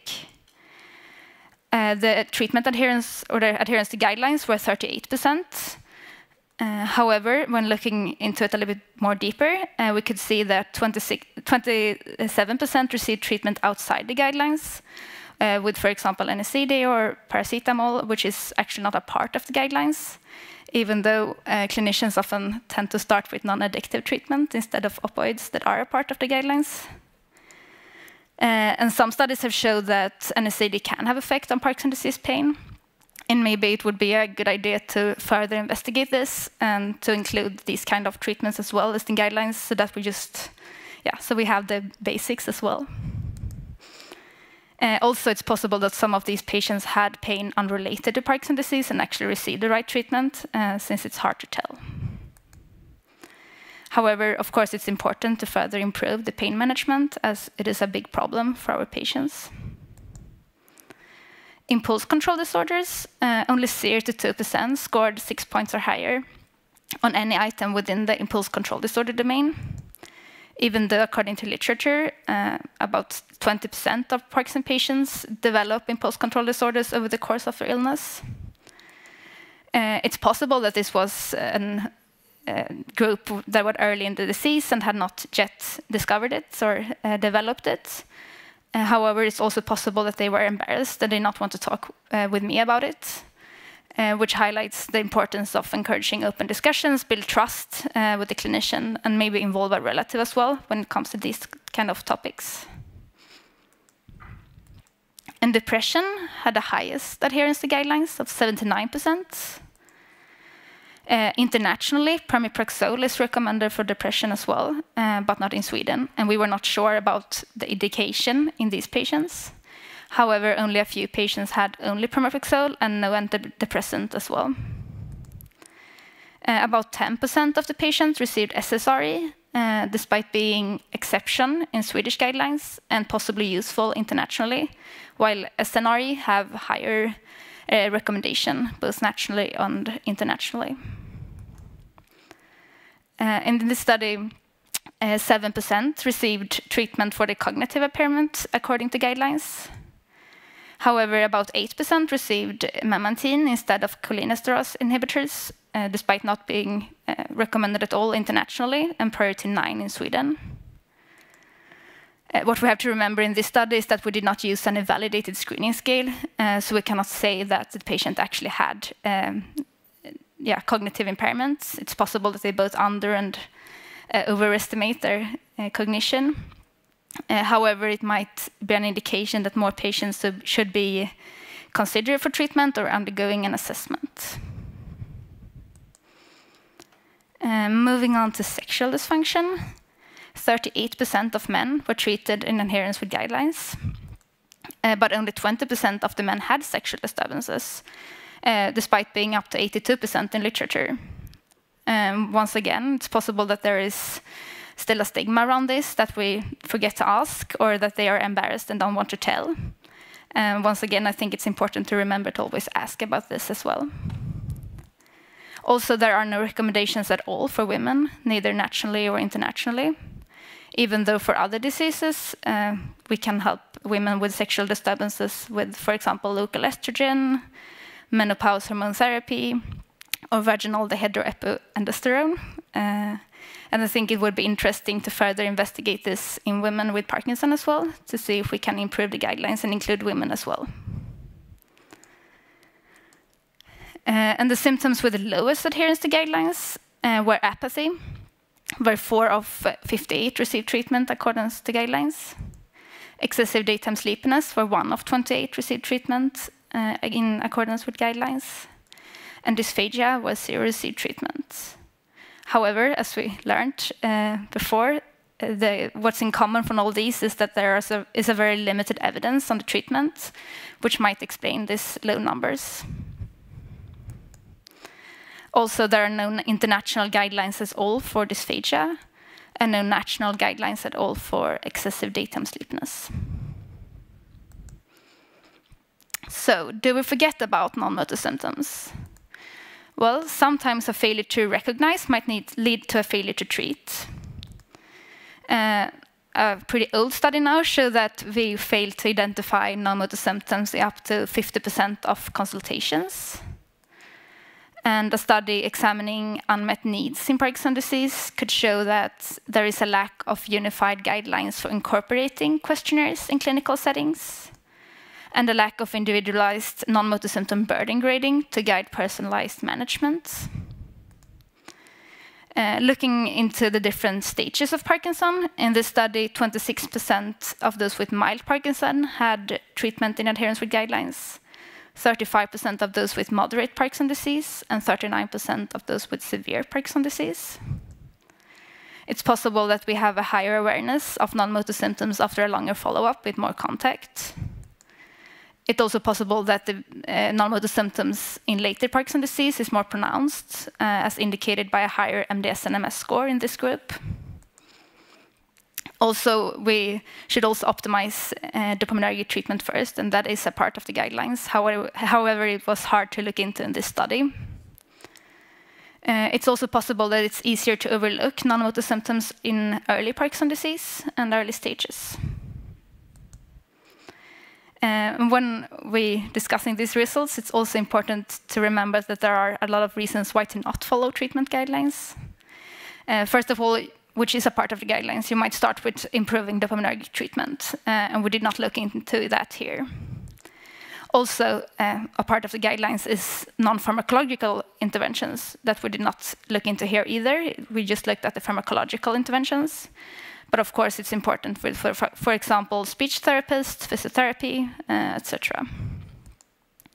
It's possible that the patients have done prior unsuccessful attempts with medication, that they discovered side effects, or does not want more medication. And also the clinician might be afraid of polypharmacy or interactions.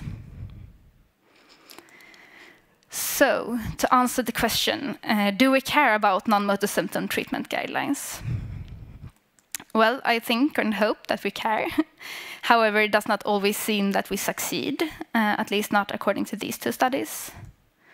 It seems to be a frequent oversight of non-motor symptoms.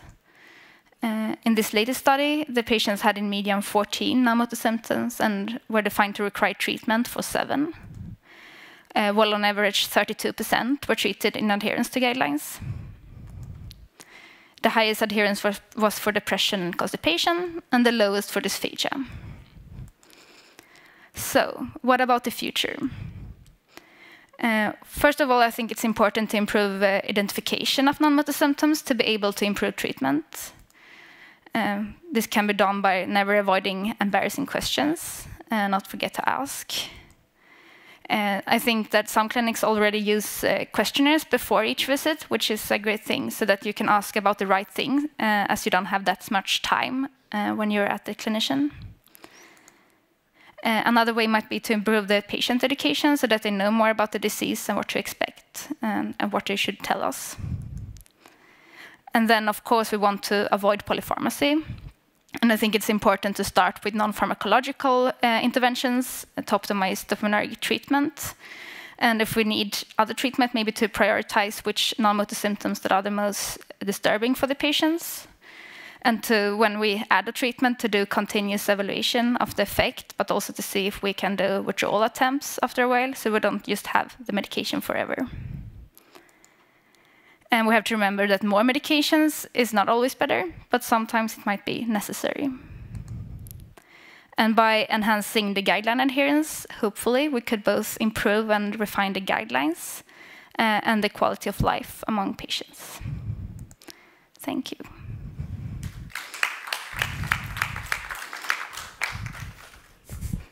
Thank you, Karen, for this excellent presentation and for the very important data. A little bit frustrating, to be honest. Questions? So you talked in your discussion about patient education. So we now have in Germany a lay version of the guidelines, and the new German PD guidelines do have very many chapters on non-motor symptoms. Do you have this in Sweden too, a lay version for the patients of the official guidelines? Don't think so, what I know of, no. Okay, but it sounds like a good... Because my feeling, it's only anecdotal, but my feeling is if I hand out these guidelines, it's PDF and it's in the internet, they come back and ask questions about the treatment of their non-motor symptoms. So they might help us to recognize NMS. Do you think it could be a strategy to really systematically educate the patients for this aspect here? Yeah, I think it would be a good idea to involve the patient more so that they can also take responsibility if they have problems, and also that they know when to talk to their neurologist and when to go to the family medicine center, since it might be hard. Okay, thank you. Ray? Hi, Karen. Good. Very interesting data. Do you know whether the questionnaire is used, the non-motor questionnaire, which usually flags up the symptoms usually completed by the patients. In your survey, did you have patients using it? The MDS-NMS scale? No, or? not the scale, the non-motor questionnaire, NMS Quest. Yeah, just in the registry, they have already done the NMSQ questionnaire from the beginning, and we have the data, but we did not use it except from randomize the patients here. So we didn't look into it more.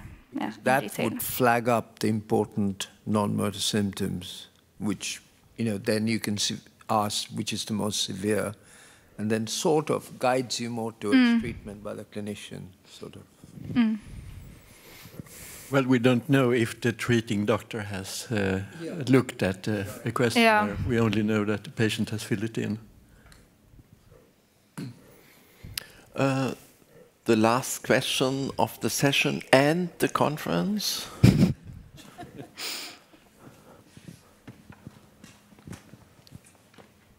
Dr. Löhle. Yeah. So then I take the opportunity to make it 2 questions then, just to oppose my boss. So my first question would be: is there a scientific rationale for this threshold of 6 points, or is it just a way that you use to basically dichotomize the data into two different samples? And the second question would be: did you look for whether the severity of the non-motor symptom basically increased the likelihood of adherence in a given patient? You could do that with the data as well. So meaning that the more severe your NMS becomes, the more likely it gets that the physician adheres or that the patient adheres to the guideline then. Yeah, and starting off with the second question then. We did not look into it, but it sounds like something we should do since we have the data. We know that more patients were treated in adherence with guidelines when they were later in the disease stage, and they also had a higher MDS-NMS score in those stages, but we haven't looked at it individually. And as the first question, we had more of a discussion, and if looking at the scale, if the patients had at least 6 points, they had either high frequency mild disease or moderate or mild symptoms that were frequent, or that was not that frequent but moderate. So, but that was more of a discussion, and there are no more broad-used cutoff scores, as far as I know, at least in the scale. To my knowledge, there's no study showing minimal clinical. That's not available, to my opinion. We looked for it. Yeah, we did not find anything.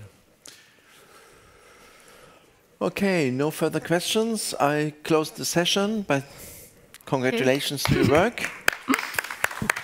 And hand over to our guide on through the jungle of NMS in Parkinson's disease. Thank you all.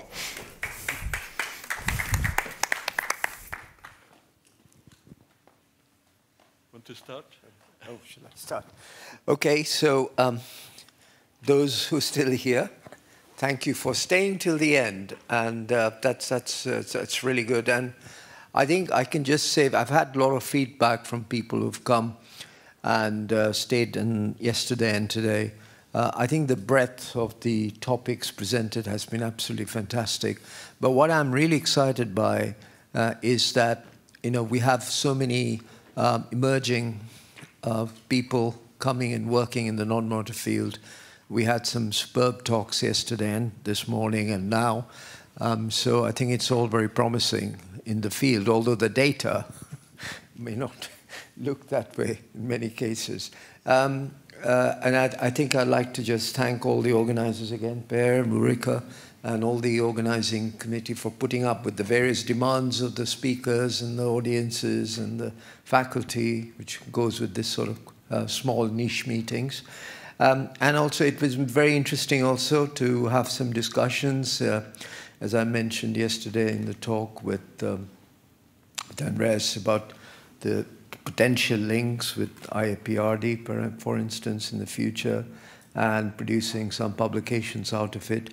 I've actually been approached by the journal Frontiers to run a collection on non-motor symptoms, and maybe we can also look at some, if anybody's interested in some of the papers, that some very exciting ideas that came up. If anybody wanted to do something, feel free to reach out, and we could consider that for the section on Frontiers.